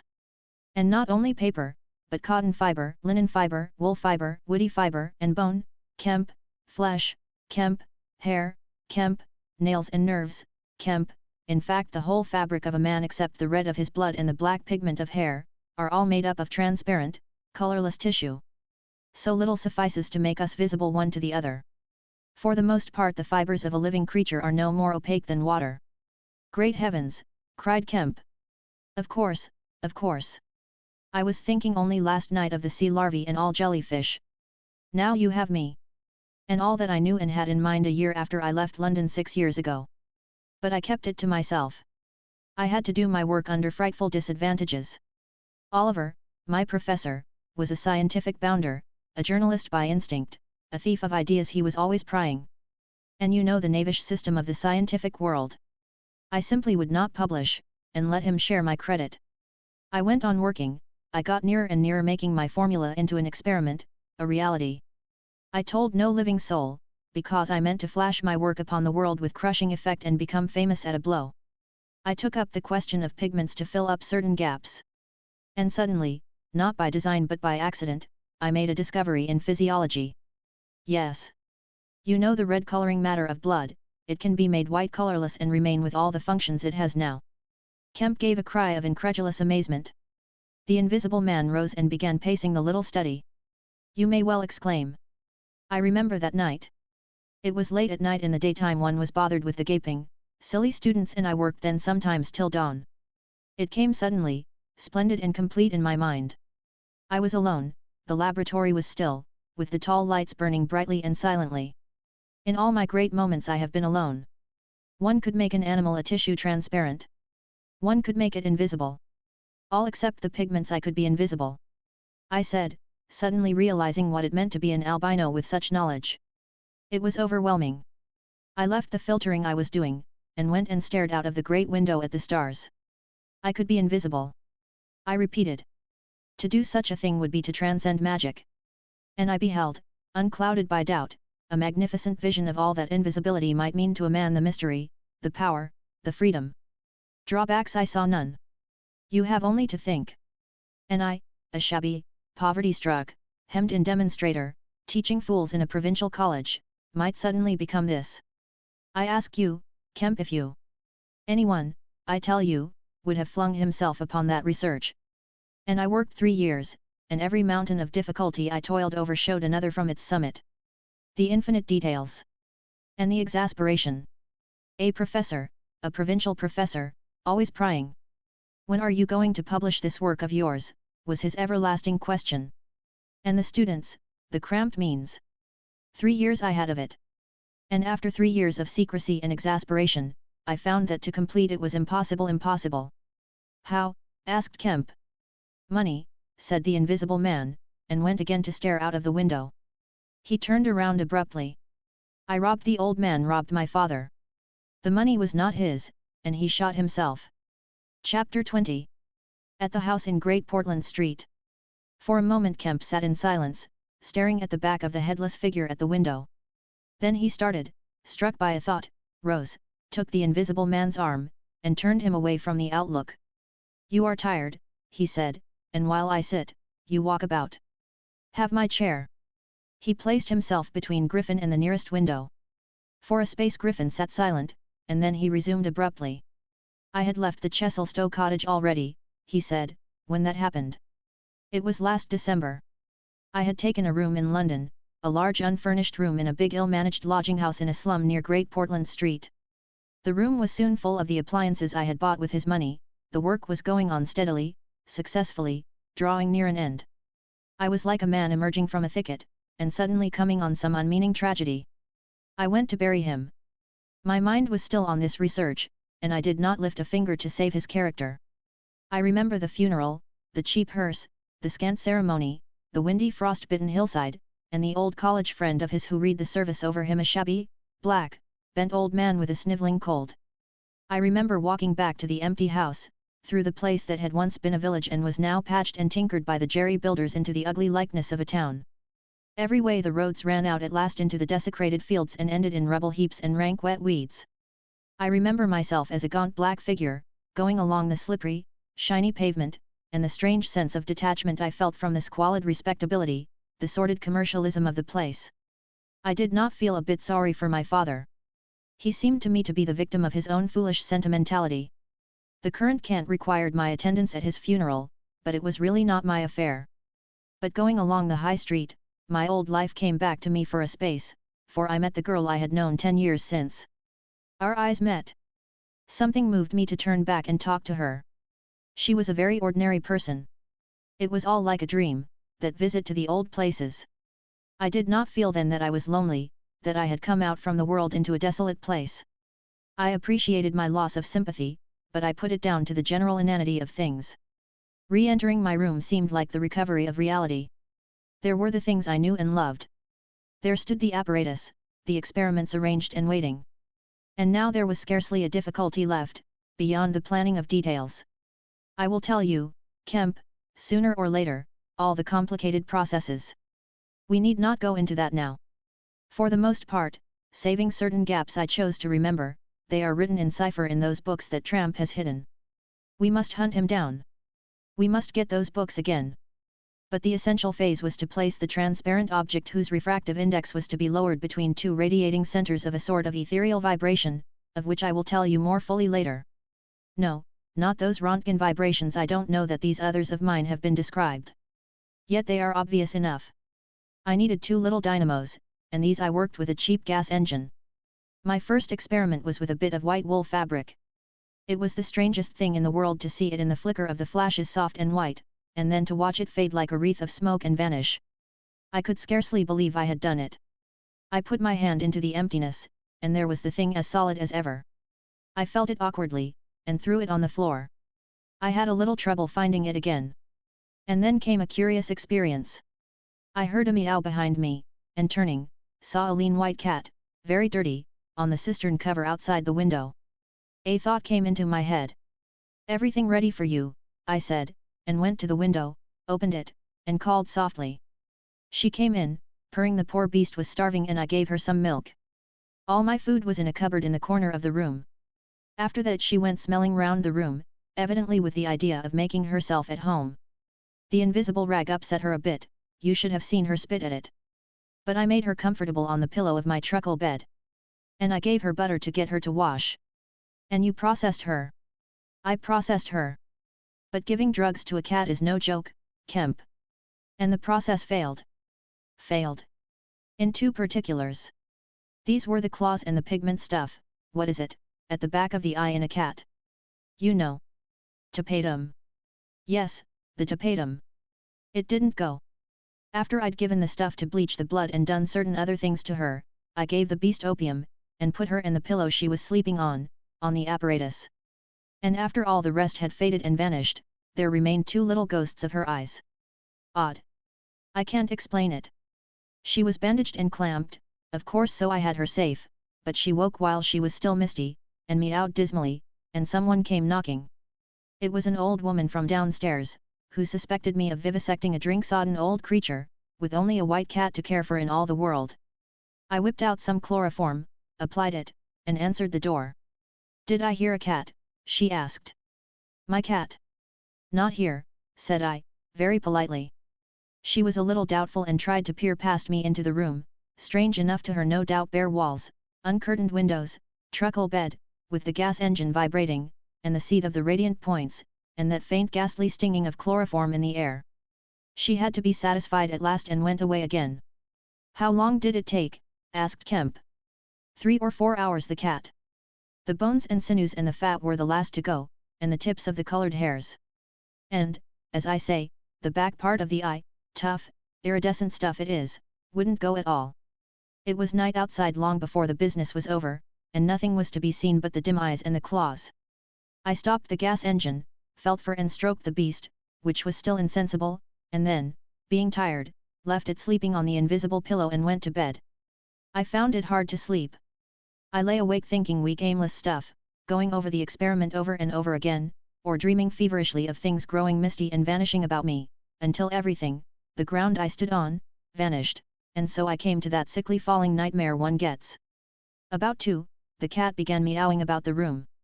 I tried to hush it by talking to it, and then I decided to turn it out. I remember the shock I had when striking a light. There were just the round eyes shining green and nothing round them. I would have given it milk, but I hadn't any. It wouldn't be quiet, it just sat down and meowed at the door. I tried to catch it, with an idea of putting it out of the window, but it wouldn't be caught, it vanished. Then it began meowing in different parts of the room. At last I opened the window and made a bustle. I suppose it went out at last. I never saw any more of it. Then heaven knows why I fell thinking of my father's funeral again, and the dismal windy hillside, until the day had come. I found sleeping was hopeless, and, locking my door after me, wandered out into the morning streets. "You don't mean to say there's an invisible cat at large," said Kemp. "If it hasn't been killed," said the Invisible Man. "Why not?" "Why not?" said Kemp. "I didn't mean to interrupt." "It's very probably been killed," said the Invisible Man. "It was alive 4 days after, I know, and down a grating in Great Titchfield Street, because I saw a crowd round the place, trying to see whence the meowing came." He was silent for the best part of a minute. Then he resumed abruptly. "I remember that morning before the change very vividly. I must have gone up Great Portland Street. I remember the barracks in Albany Street, and the horse soldiers coming out, and at last I found the summit of Primrose Hill. It was a sunny day in January, one of those sunny, frosty days that came before the snow this year. My weary brain tried to formulate the position, to plot out a plan of action. I was surprised to find, now that my prize was within my grasp, how inconclusive its attainment seemed. As a matter of fact, I was worked out. The intense stress of nearly 4 years' continuous work left me incapable of any strength of feeling. I was apathetic, and I tried in vain to recover the enthusiasm of my first inquiries, the passion of discovery that had enabled me to compass even the downfall of my father's grey hairs. Nothing seemed to matter. I saw pretty clearly this was a transient mood, due to overwork and want of sleep, and that either by drugs or rest it would be possible to recover my energies. All I could think clearly was that the thing had to be carried through. The fixed idea still ruled me. And soon, for the money I had was almost exhausted.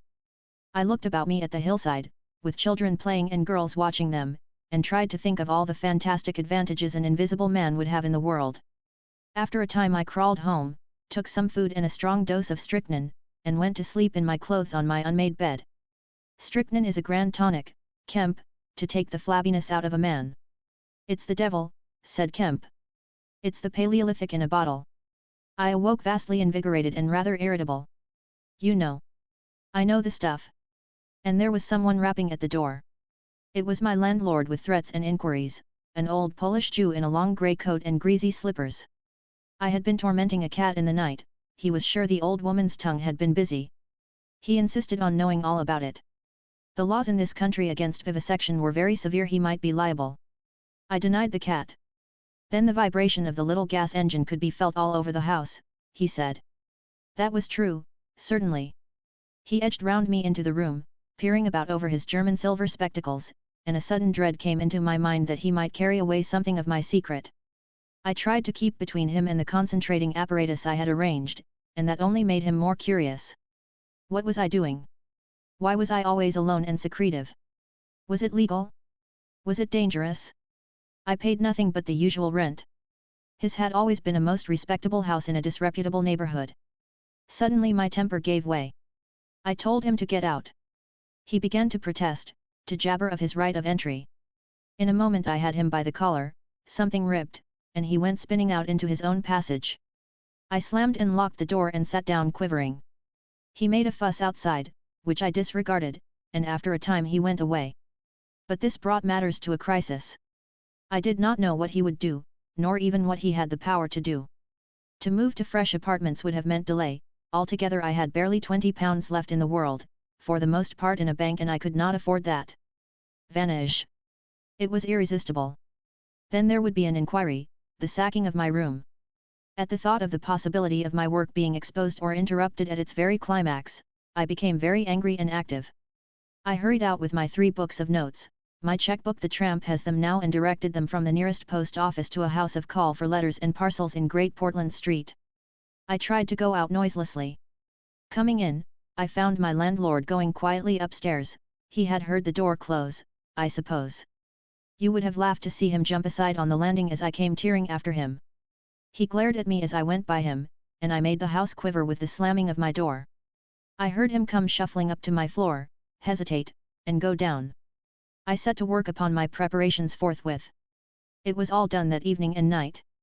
While I was still sitting under the sickly, drowsy influence of the drugs that decolorize blood, there came a repeated knocking at the door. It ceased, footsteps went away and returned, and the knocking was resumed. There was an attempt to push something under the door, a blue paper. Then in a fit of irritation I rose and went and flung the door wide open. "Now then," said I. It was my landlord, with a notice of ejectment or something. He held it out to me, saw something odd about my hands, I expect, and lifted his eyes to my face. For a moment he gaped. Then he gave a sort of inarticulate cry, dropped candle and writ together, and went blundering down the dark passage to the stairs. I shut the door, locked it, and went to the looking glass. Then I understood his terror. My face was white like white stone. But it was all horrible. I had not expected the suffering. A night of racking anguish, sickness, and fainting.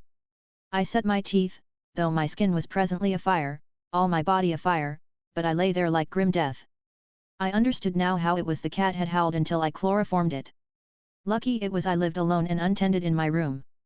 There were times when I sobbed and groaned and talked. But I stuck to it. I became insensible and woke languid in the darkness. The pain had passed. I thought I was killing myself and I did not care. I shall never forget that dawn, and the strange horror of seeing that my hands had become as clouded glass, and watching them grow clearer and thinner as the day went by, until at last I could see the sickly disorder of my room through them, though I closed my transparent eyelids. My limbs became glassy, the bones and arteries faded, vanished, and the little white nerves went last. I gritted my teeth and stayed there to the end. At last only the dead tips of the fingernails remained, pallid and white, and the brown stain of some acid upon my fingers.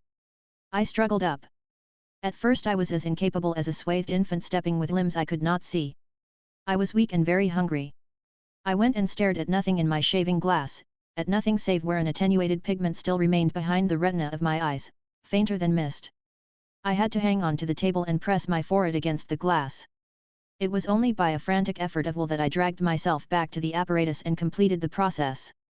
I slept during the forenoon, pulling the sheet over my eyes to shut out the light, and about midday I was awakened again by a knocking. My strength had returned. I sat up and listened and heard a whispering. I sprang to my feet and as noiselessly as possible began to detach the connections of my apparatus, and to distribute it about the room, so as to destroy the suggestions of its arrangement. Presently the knocking was renewed and voices called, first my landlord's, and then 2 others. To gain time I answered them. The invisible rag and pillow came to hand and I opened the window and pitched them out onto the cistern cover. As the window opened, a heavy crash came at the door. Someone had charged it with the idea of smashing the lock. But the stout bolts I had screwed up some days before stopped him. That startled me, made me angry. I began to tremble and do things hurriedly. I tossed together some loose paper, straw, packing paper, and so forth, in the middle of the room, and turned on the gas. Heavy blows began to rain upon the door. I could not find the matches. I beat my hands on the wall with rage. I turned down the gas again, stepped out of the window on the cistern cover, very softly lowered the sash, and sat down, secure and invisible, but quivering with anger, to watch events. They split a panel, I saw, and in another moment they had broken away the staples of the bolts and stood in the open doorway. It was the landlord and his 2 stepsons, sturdy young men of 3 or 4 and 20. Behind them fluttered the old hag of a woman from downstairs. You may imagine their astonishment to find the room empty. One of the younger men rushed to the window at once, flung it up and stared out. His staring eyes and thick-lipped bearded face came a foot from my face. I was half-minded to hit his silly countenance, but I arrested my doubled fist. He stared right through me. So did the others as they joined him. The old man went and peered under the bed, and then they all made a rush for the cupboard. They had to argue about it at length in Yiddish and Cockney English. They concluded I had not answered them, that their imagination had deceived them. A feeling of extraordinary elation took the place of my anger as I sat outside the window and watched these 4 people, for the old lady came in, glancing suspiciously about her like a cat, trying to understand the riddle of my behavior. The old man, so far as I could understand his patois, agreed with the old lady that I was a vivisectionist. The sons protested in garbled English that I was an electrician, and appealed to the dynamos and radiators. They were all nervous about my arrival, although I found subsequently that they had bolted the front door. The old lady peered into the cupboard and under the bed, and one of the young men pushed up the register and stared up the chimney. One of my fellow lodgers, a costermonger who shared the opposite room with a butcher, appeared on the landing, and he was called in and told incoherent things. It occurred to me that the radiators, if they fell into the hands of some acute well-educated person, would give me away too much, and watching my opportunity, I came into the room and tilted one of the little dynamos off its fellow on which it was standing, and smashed both apparatus.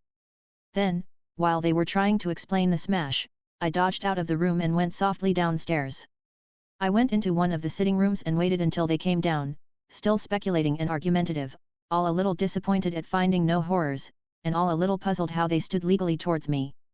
Then I slipped up again with a box of matches, fired my heap of paper and rubbish, put the chairs and bedding thereby, led the gas to the affair, by means of an India rubber tube, and waving a farewell to the room left it for the last time. "You fired the house," exclaimed Kemp. "Fired the house? It was the only way to cover my trail, and no doubt it was insured."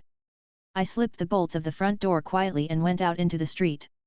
I was invisible, and I was only just beginning to realize the extraordinary advantage my invisibility gave me. My head was already teeming with plans of all the wild and wonderful things I had now impunity to do. Chapter 21. In Oxford Street. In going downstairs the first time I found an unexpected difficulty because I could not see my feet. Indeed I stumbled twice, and there was an unaccustomed clumsiness in gripping the bolt. By not looking down, however, I managed to walk on the level passably well. My mood, I say, was one of exaltation. I felt as a seeing man might do, with padded feet and noiseless clothes, in a city of the blind. I experienced a wild impulse to jest, to startle people, to clap men on the back, fling people's hats astray, and generally revel in my extraordinary advantage. But hardly had I emerged upon Great Portland Street, however, my lodging was close to the big draper's shop there, when I heard a clashing concussion and was hit violently behind, and turning saw a man carrying a basket of soda water siphons, and looking in amazement at his burden. Although the blow had really hurt me, I found something so irresistible in his astonishment that I laughed aloud. "The devil's in the basket," I said, and suddenly twisted it out of his hand. He let go incontinently, and I swung the whole weight into the air.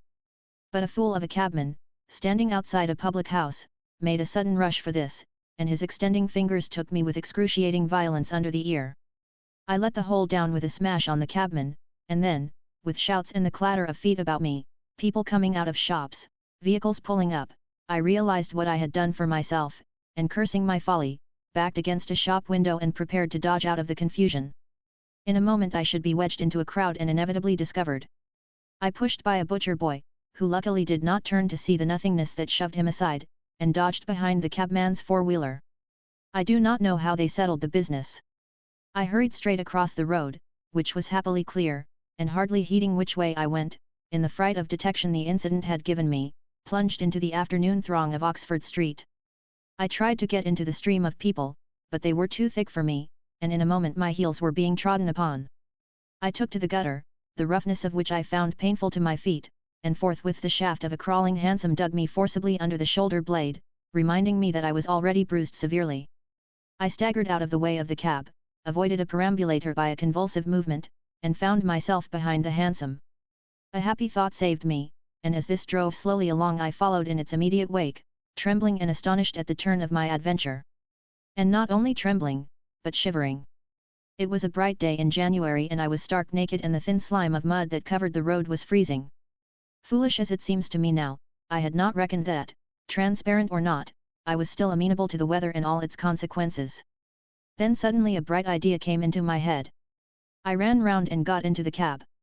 And so, shivering, scared, and sniffing with the first intimations of a cold, and with the bruises in the small of my back growing upon my attention, I drove slowly along Oxford Street and past Tottenham Court Road. My mood was as different from that in which I had sallied forth 10 minutes ago as it is possible to imagine. This invisibility indeed. The one thought that possessed me was how was I to get out of the scrape I was in. We crawled past Moody's, and there a tall woman with 5 or 6 yellow-labeled books hailed my cab, and I sprang out just in time to escape her, shaving a railway van narrowly in my flight. I made off up the roadway to Bloomsbury Square, intending to strike north past the museum and so get into the quiet district. I was now cruelly chilled, and the strangeness of my situation so unnerved me that I whimpered as I ran. At the northward corner of the square a little white dog ran out of the Pharmaceutical Society's offices, and incontinently made for me, nose down. I had never realized it before, but the nose is to the mind of a dog what the eye is to the mind of a seeing man. Dogs perceive the scent of a man moving as men perceive his vision. This brute began barking and leaping, showing, as it seemed to me, only too plainly that he was aware of me. I crossed Great Russell Street, glancing over my shoulder as I did so, and went some way along Montague Street before I realized what I was running towards. Then I became aware of a blare of music, and looking along the street saw a number of people advancing out of Russell Square, red shirts and the banner of the Salvation Army to the fore. Such a crowd, chanting in the roadway and scoffing on the pavement, I could not hope to penetrate, and dreading to go back and farther from home again, and deciding on the spur of the moment, I ran up the white steps of a house facing the museum railings, and stood there until the crowd should have passed. Happily the dog stopped at the noise of the band too, hesitated, and turned tail, running back to Bloomsbury Square again. On came the band, bawling with unconscious irony some hymn about when shall we see his face, and it seemed an interminable time to me before the tide of the crowd washed along the pavement by me. Thud, thud, thud, came the drum with a vibrating resonance, and for the moment I did not notice 2 urchins stopping at the railings by me. "See 'em," said one. "See what?" said the other. "Why them footmarks bare. Like what you makes in mud." I looked down and saw the youngsters had stopped and were gaping at the muddy footmarks I had left behind me up the newly widened steps. The passing people elbowed and jostled them, but their confounded intelligence was arrested. Thud, thud, thud, when, thud, shall we see, thud, his face, thud, thud. "There's a barefoot man gone up them steps, or I don't know nothing," said one. "And he ain't never come down again. And his foot was bleeding." The thick of the crowd had already passed. "Looky there, Ted," quoth the younger of the detectives, with the sharpness of surprise in his voice, and pointed straight to my feet. I looked down and saw at once the dim suggestion of their outline sketched in splashes of mud. For a moment I was paralyzed. "Why, that's rum," said the elder. "Dashed rum. It's just like the ghost of a foot, ain't it?" He hesitated and advanced with outstretched hand. A man pulled up short to see what he was catching, and then a girl. In another moment he would have touched me. Then I saw what to do. I made a step, the boy started back with an exclamation, and with a rapid movement I swung myself over into the portico of the next house. But the smaller boy was sharp-eyed enough to follow the movement, and before I was well down the steps and upon the pavement, he had recovered from his momentary astonishment and was shouting out that the feet had gone over the wall. They rushed round and saw my new footmarks flash into being on the lower step and upon the pavement. "What's up?" asked someone. "Feet. Look. Feet running." Everybody in the road, except my 3 pursuers, was pouring along after the Salvation Army, and this blow not only impeded me but them. There was an eddy of surprise and interrogation. At the cost of bowling over one young fellow I got through, and in another moment I was rushing headlong round the circuit of Russell Square, with 6 or 7 astonished people following my footmarks. There was no time for explanation, or else the whole host would have been after me. Twice I doubled round corners, thrice I crossed the road and came back upon my tracks, and then, as my feet grew hot and dry, the damp impressions began to fade. At last I had a breathing space and rubbed my feet clean with my hands, and so got away altogether. The last I saw of the chase was a little group of a dozen people perhaps, studying with infinite perplexity a slowly drying footprint that had resulted from a puddle in Tavistock Square, a footprint as isolated and incomprehensible to them as Crusoe's solitary discovery. This running warmed me to a certain extent, and I went on with a better courage through the maze of less frequented roads that runs hereabouts. My back had now become very stiff and sore, my tonsils were painful from the cabman's fingers, and the skin of my neck had been scratched by his nails, my feet hurt exceedingly and I was lame from a little cut on one foot. I saw in time a blind man approaching me, and fled limping, for I feared his subtle intuitions. Once or twice accidental collisions occurred and I left people amazed, with unaccountable curses ringing in their ears. Then came something silent and quiet against my face, and across the square fell a thin veil of slowly falling flakes of snow. I had caught a cold, and do as I would I could not avoid an occasional sneeze. And every dog that came in sight, with its pointing nose and curious sniffing, was a terror to me. Then came men and boys running, first one and then others, and shouting as they ran. It was a fire. They ran in the direction of my lodging, and looking back down a street I saw a mass of black smoke streaming up above the roofs and telephone wires. It was my lodging burning, my clothes, my apparatus, all my resources indeed, except my checkbook and the 3 volumes of memoranda that awaited me in Great Portland Street, were there. Burning. I had burnt my boats if ever a man did. The place was blazing. The Invisible Man paused and thought. Kemp glanced nervously out of the window. Yes, he said. Go on. Chapter 22. In the Emporium. So last January, with the beginning of a snowstorm in the air about me, and if it settled on me it would betray me, weary, cold, painful, inexpressibly wretched, and still but half convinced of my invisible quality, I began this new life to which I am committed. I had no refuge, no appliances, no human being in the world in whom I could confide. To have told my secret would have given me away, made a mere show and rarity of me. Nevertheless, I was half-minded to accost some passer-by and throw myself upon his mercy. But I knew too clearly the terror and brutal cruelty my advances would evoke. I made no plans in the street. My sole object was to get shelter from the snow, to get myself covered and warm, then I might hope to plan. But even to me, an invisible man, the rows of London houses stood latched, barred, and bolted impregnably. Only one thing could I see clearly before me: the cold exposure and misery of the snowstorm and the night. And then I had a brilliant idea. I turned down one of the roads leading from Gower Street to Tottenham Court Road, and found myself outside Omnium's, the big establishment where everything is to be bought. You know the place: meat, grocery, linen, furniture, clothing, oil paintings, even a huge meandering collection of shops rather than a shop. I had thought I should find the doors open, but they were closed, and as I stood in the wide entrance a carriage stopped outside, and a man in uniform, you know the kind of personage with Omnium on his cap, flung open the door. I contrived to enter, and walking down the shop, it was a department where they were selling ribbons and gloves and stockings and that kind of thing, came to a more spacious region devoted to picnic baskets and wicker furniture. I did not feel safe there, however. People were going to and fro, and I prowled restlessly about until I came upon a huge section in an upper floor containing multitudes of bedsteads, and over these I clambered, and found a resting place at last among a huge pile of folded flock mattresses. The place was already lit up and agreeably warm, and I decided to remain where I was, keeping a cautious eye on the 2 or 3 sets of shopmen and customers who were meandering through the place, until closing time came. Then I should be able, I thought, to rob the place for food and clothing, and disguised, prowl through it and examine its resources, perhaps sleep on some of the bedding. That seemed an acceptable plan.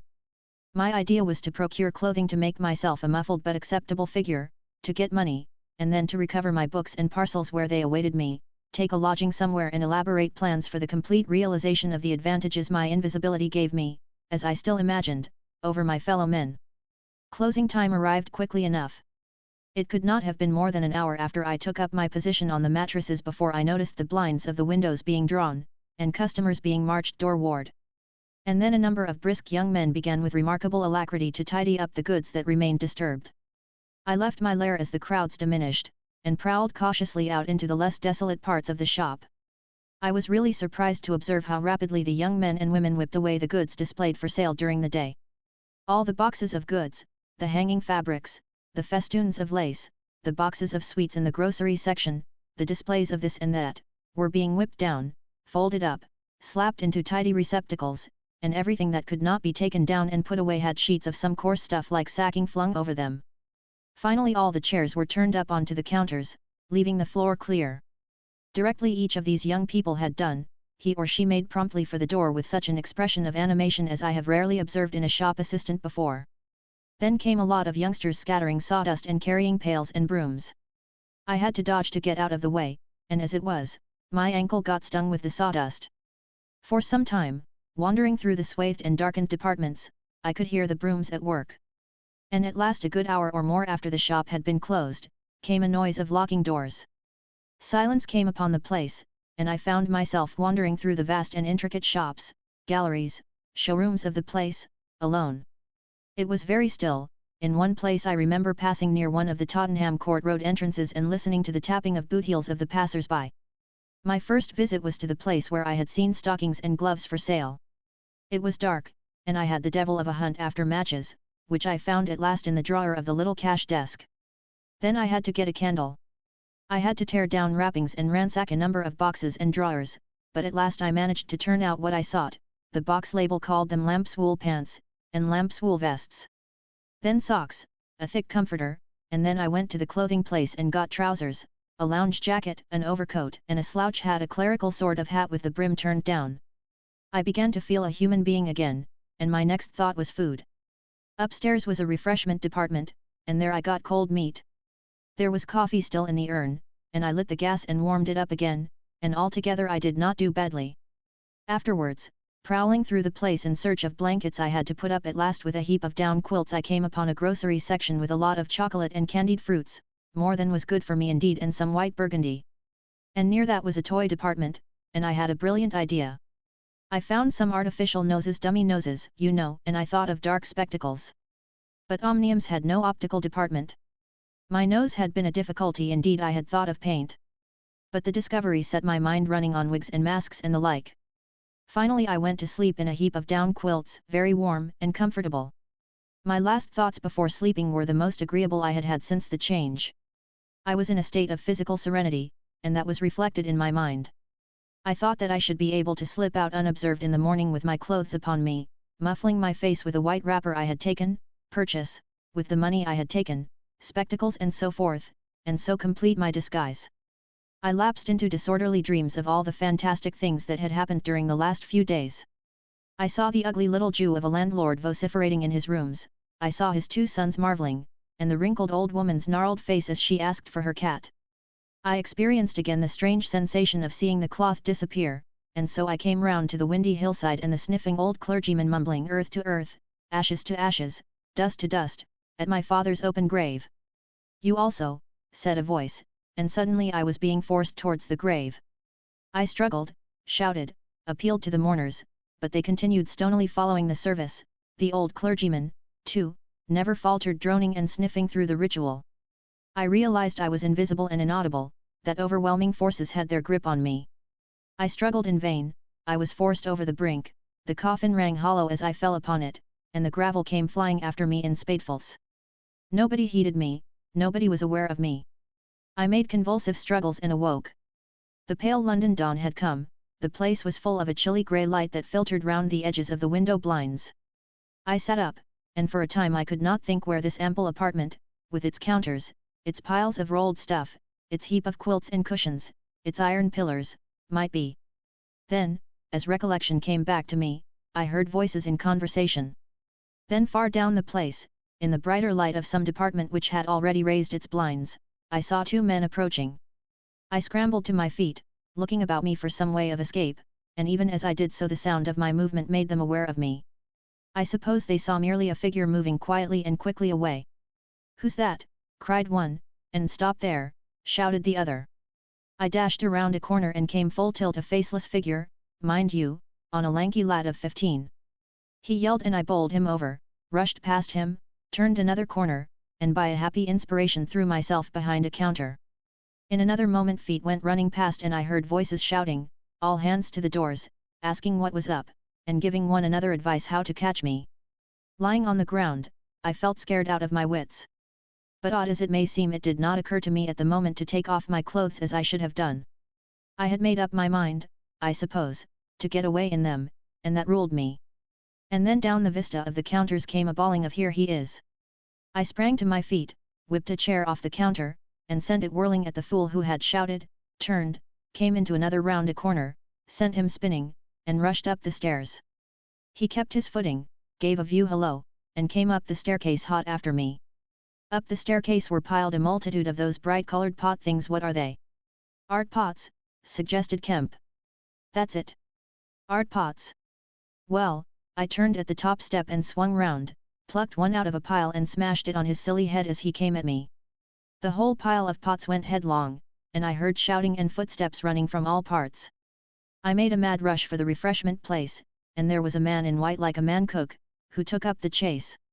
I made one last desperate turn and found myself among lamps and ironmongery. I went behind the counter of this, and waited for my cook, and as he bolted in at the head of the chase, I doubled him up with a lamp. Down he went, and I crouched down behind the counter and began whipping off my clothes as fast as I could. Coat, jacket, trousers, shoes were all right, but a lamp's wool vest fits a man like a skin. I heard more men coming.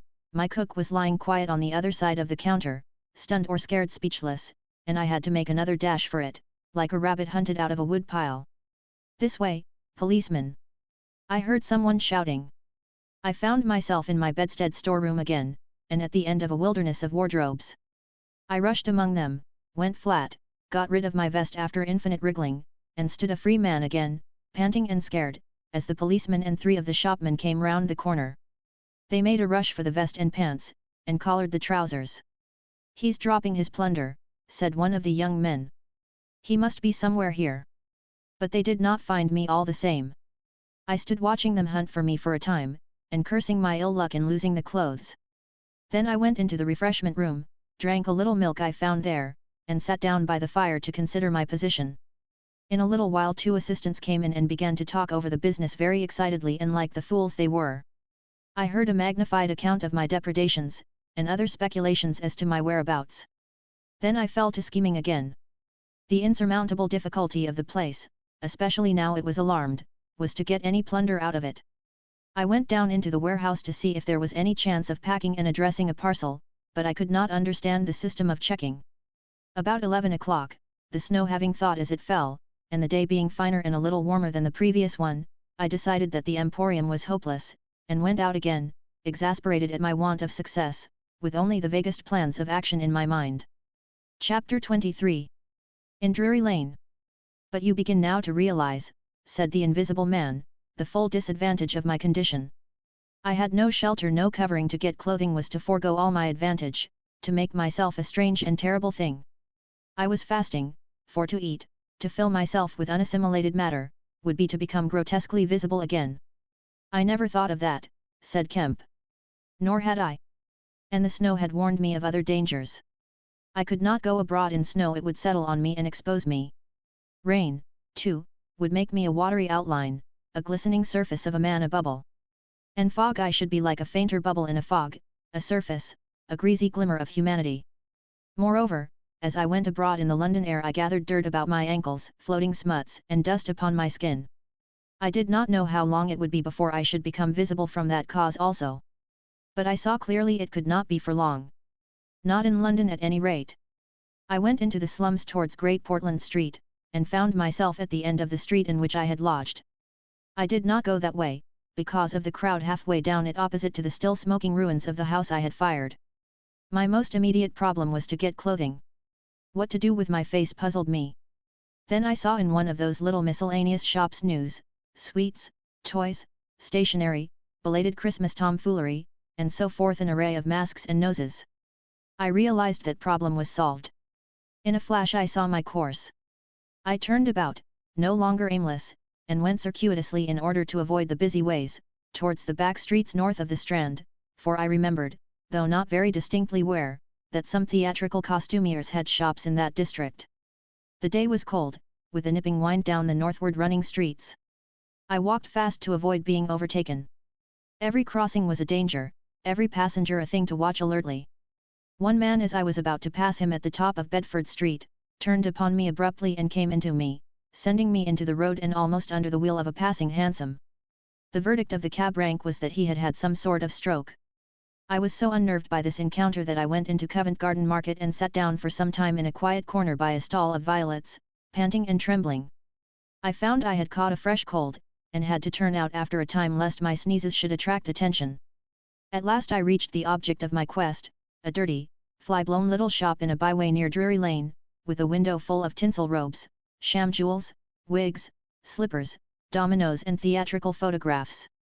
The shop was old-fashioned and low and dark, and the house rose above it for 4 stories, dark and dismal. I peered through the window and, seeing no one within, entered. The opening of the door set a clanking bell ringing. I left it open, and walked round a bare costume stand, into a corner behind a cheval glass.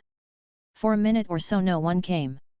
Then I heard heavy feet striding across a room, and a man appeared down the shop. My plans were now perfectly definite. I proposed to make my way into the house, secrete myself upstairs, watch my opportunity, and when everything was quiet, rummage out a wig, mask, spectacles, and costume, and go into the world, perhaps a grotesque but still a credible figure.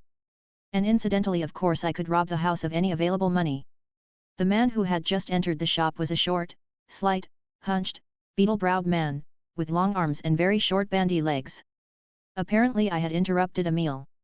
He stared about the shop with an expression of expectation. This gave way to surprise, and then to anger, as he saw the shop empty. "Damn the boys," he said. He went to stare up and down the street. He came in again in a minute, kicked the door to with his foot spitefully, and went muttering back to the house door. I came forward to follow him, and at the noise of my movement he stopped dead. I did so too, startled by his quickness of ear. He slammed the house door in my face. I stood hesitating. Suddenly I heard his quick footsteps returning, and the door reopened. He stood looking about the shop like one who was still not satisfied. Then, murmuring to himself, he examined the back of the counter and peered behind some fixtures. Then he stood doubtful. He had left the house door open and I slipped into the inner room. It was a queer little room, poorly furnished and with a number of big masks in the corner. On the table was his belated breakfast, and it was a confoundedly exasperating thing for me, Kemp, to have to sniff his coffee and stand watching while he came in and resumed his meal. And his table manners were irritating. 3 doors opened into the little room, one going upstairs and one down, but they were all shut. I could not get out of the room while he was there, I could scarcely move because of his alertness, and there was a draft down my back. Twice I strangled a sneeze just in time. The spectacular quality of my sensations was curious and novel, but for all that I was heartily tired and angry long before he had done his eating. But at last he made an end, and putting his beggarly crockery on the black tin tray upon which he had had his teapot, and gathering all the crumbs up on the mustard-stained cloth, he took the whole lot of things after him. His burden prevented his shutting the door behind him as he would have done. I never saw such a man for shutting doors, and I followed him into a very dirty underground kitchen and scullery. I had the pleasure of seeing him begin to wash up, and then, finding no good in keeping down there, and the brick floor being cold on my feet, I returned upstairs and sat in his chair by the fire. It was burning low, and scarcely thinking, I put on a little coal. The noise of this brought him up at once, and he stood aglare. He peered about the room and was within an ace of touching me. Even after that examination, he scarcely seemed satisfied. He stopped in the doorway and took a final inspection before he went down. I waited in the little parlor for an age, and at last he came up and opened the upstairs door. I just managed to get by him.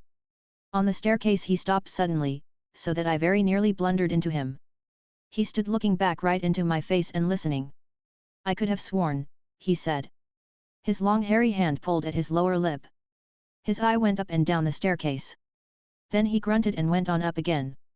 His hand was on the handle of a door, and then he stopped again with the same puzzled anger on his face. He was becoming aware of the faint sounds of my movements about him. The man must have had diabolically acute hearing. He suddenly flashed into rage. "If there's anyone in this house," he cried with an oath, and left the threat unfinished. He put his hand in his pocket, failed to find what he wanted, and rushing past me went blundering noisily and pugnaciously downstairs. But I did not follow him. I sat on the head of the staircase until his return. Presently he came up again, still muttering. He opened the door of the room, and before I could enter, slammed it in my face. I resolved to explore the house, and spent some time in doing so as noiselessly as possible. The house was very old and tumble down, damp so that the paper in the attics was peeling from the walls, and rat-infested. Some of the door handles were stiff and I was afraid to turn them. Several rooms I did inspect were unfurnished, and others were littered with theatrical lumber, bought second-hand, I judged, from its appearance. In one room next to his I found a lot of old clothes. I began rooting among these, and in my eagerness forgot again the evident sharpness of his ears. I heard a stealthy footstep and, looking up just in time, saw him peering in at the tumbled heap and holding an old-fashioned revolver in his hand. I stood perfectly still while he stared about open-mouthed and suspicious. "It must have been her," he said slowly. "Damn her!" He shut the door quietly, and immediately I heard the key turn in the lock. Then his footsteps retreated. I realized abruptly that I was locked in. For a minute I did not know what to do. I walked from door to window and back, and stood perplexed.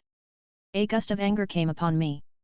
But I decided to inspect the clothes before I did anything further, and my first attempt brought down a pile from an upper shelf.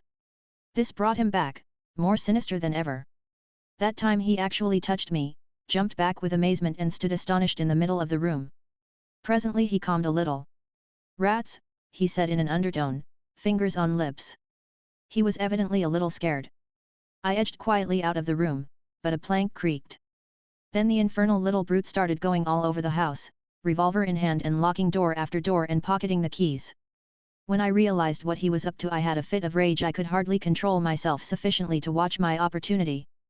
By this time I knew he was alone in the house, and so I made no more ado, but knocked him on the head. "Knocked him on the head," exclaimed Kemp. "Yes, stunned him as he was going downstairs. Hit him from behind with a stool that stood on the landing.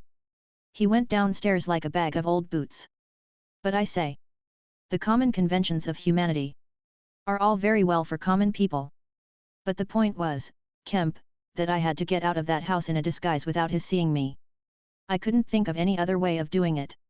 And then I gagged him with a Louis Quatorze vest and tied him up in a sheet. Tied him up in a sheet. Made a sort of bag of it.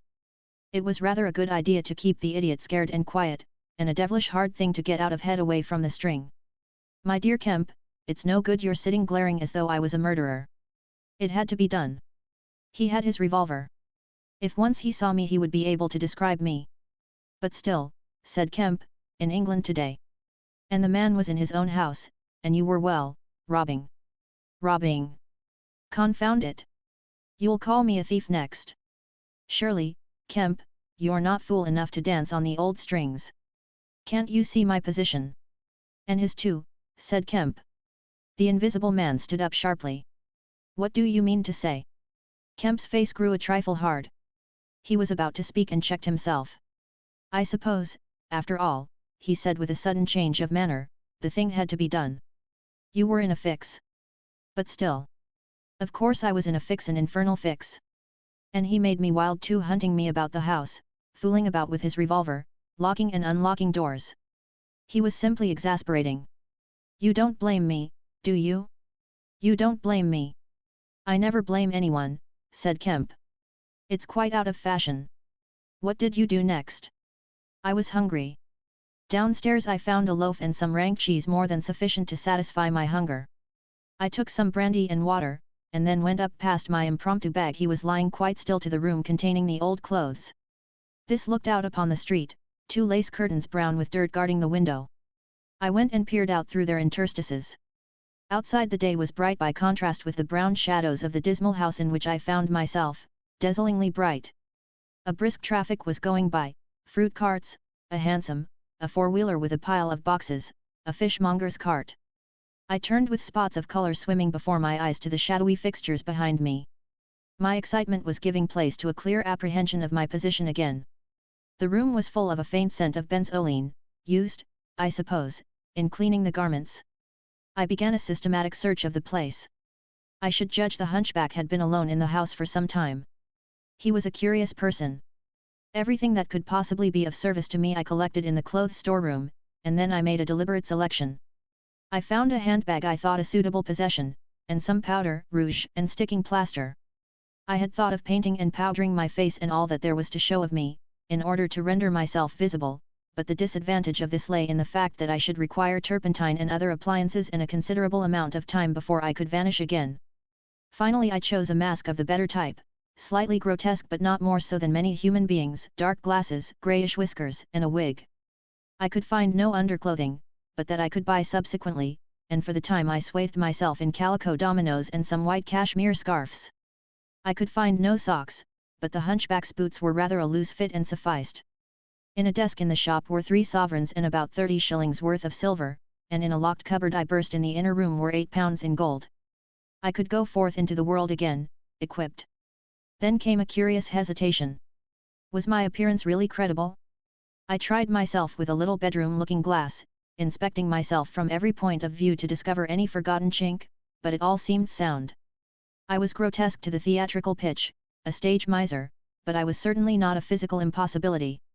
Gathering confidence, I took my looking-glass down into the shop, pulled down the shop blinds, and surveyed myself from every point of view with the help of the cheval glass in the corner. I spent some minutes screwing up my courage and then unlocked the shop door and marched out into the street, leaving the little man to get out of his sheet again when he liked. In 5 minutes a dozen turnings intervened between me and the costumier's shop. No one appeared to notice me very pointedly. My last difficulty seemed overcome. He stopped again. "And you troubled no more about the hunchback," said Kemp. "No," said the Invisible Man. "Nor have I heard what became of him. I suppose he untied himself or kicked himself out. The knots were pretty tight." He became silent and went to the window and stared out. "What happened when you went out into the Strand?" "Oh, disillusionment again. I thought my troubles were over.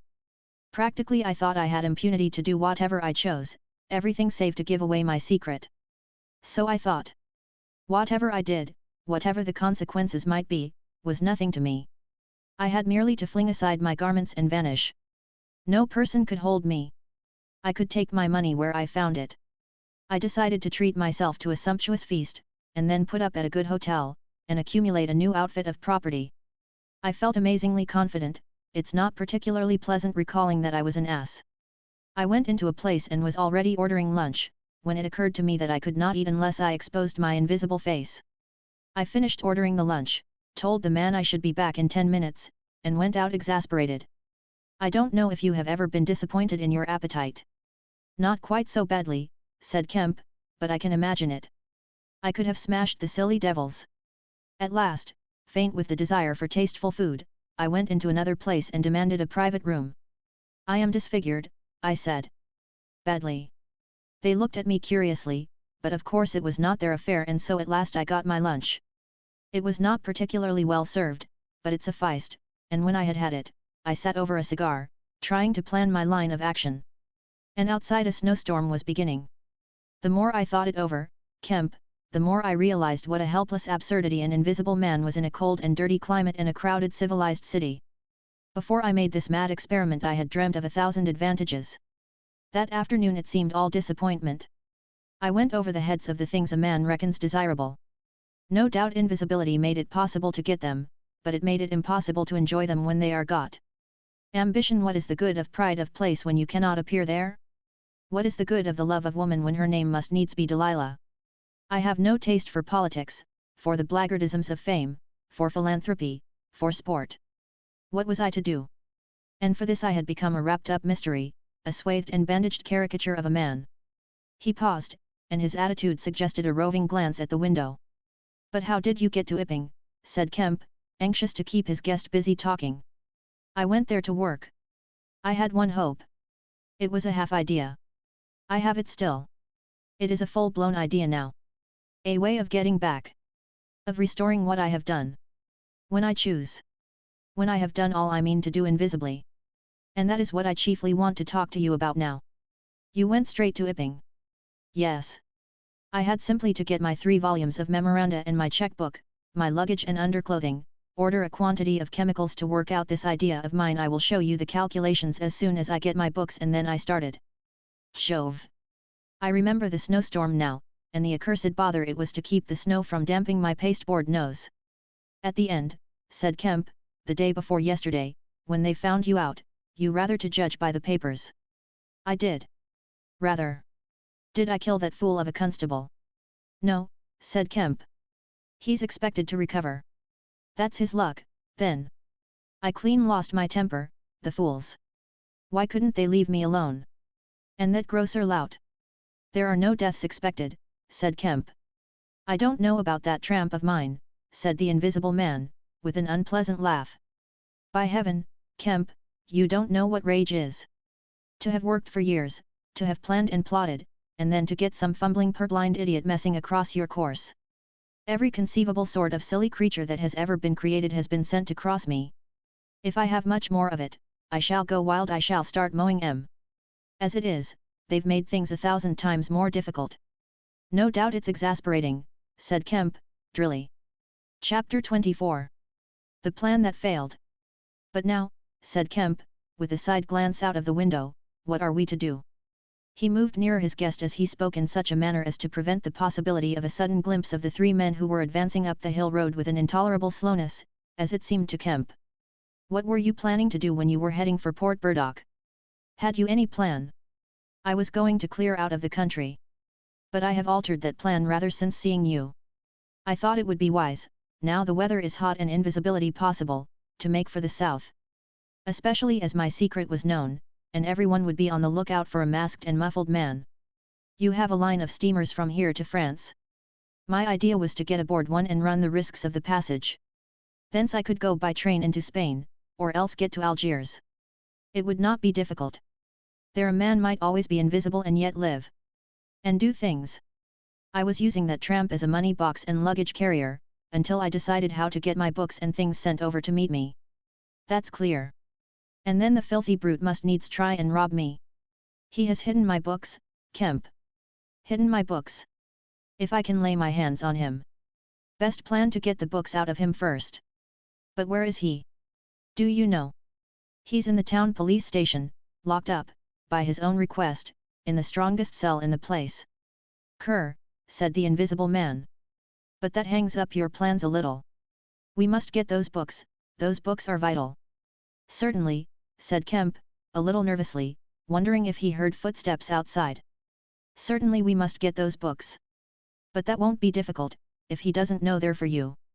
No, said the Invisible Man, and thought. Kemp tried to think of something to keep the talk going, but the Invisible Man resumed of his own accord. Blundering into your house, Kemp, he said, changes all my plans. For you are a man that can understand. In spite of all that has happened, in spite of this publicity, of the loss of my books, of what I have suffered, there still remain great possibilities, huge possibilities. You have told no one I am here, he asked abruptly. Kemp hesitated. That was implied, he said. No one, insisted Griffin. Not a soul. Ah. Now the Invisible Man stood up, and sticking his arms akimbo began to pace the study. I made a mistake, Kemp, a huge mistake, in carrying this thing through alone. I have wasted strength, time, opportunities. Alone it is wonderful how little a man can do alone. To rob a little, to hurt a little, and there is the end.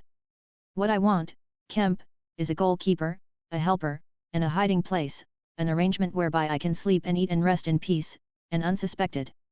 I must have a confederate. With a confederate, with food and rest 1,000 things are possible. Hitherto I have gone on vague lines. We have to consider all that invisibility means, all that it does not mean. It means little advantage for eavesdropping and so forth. One makes sounds. It's of little help, a little help perhaps in housebreaking and so forth. Once you've caught me you could easily imprison me. But on the other hand I am hard to catch. This invisibility, in fact, is only good in 2 cases, it's useful in getting away, it's useful in approaching. It's particularly useful, therefore, in killing. I can walk round a man, whatever weapon he has, choose my point, strike as I like. Dodge as I like. Escape as I like. Kemp's hand went to his mustache. Was that a movement downstairs? And it is killing we must do, Kemp. It is killing we must do, repeated Kemp. I'm listening to your plan, Griffin, but I'm not agreeing, mind. Why killing? Not wanton killing, but a judicious slaying. The point is, they know there is an invisible man as well as we know there is an invisible man. And that invisible man, Kemp, must now establish a reign of terror. Yes, no doubt it's startling. But I mean it. A reign of terror.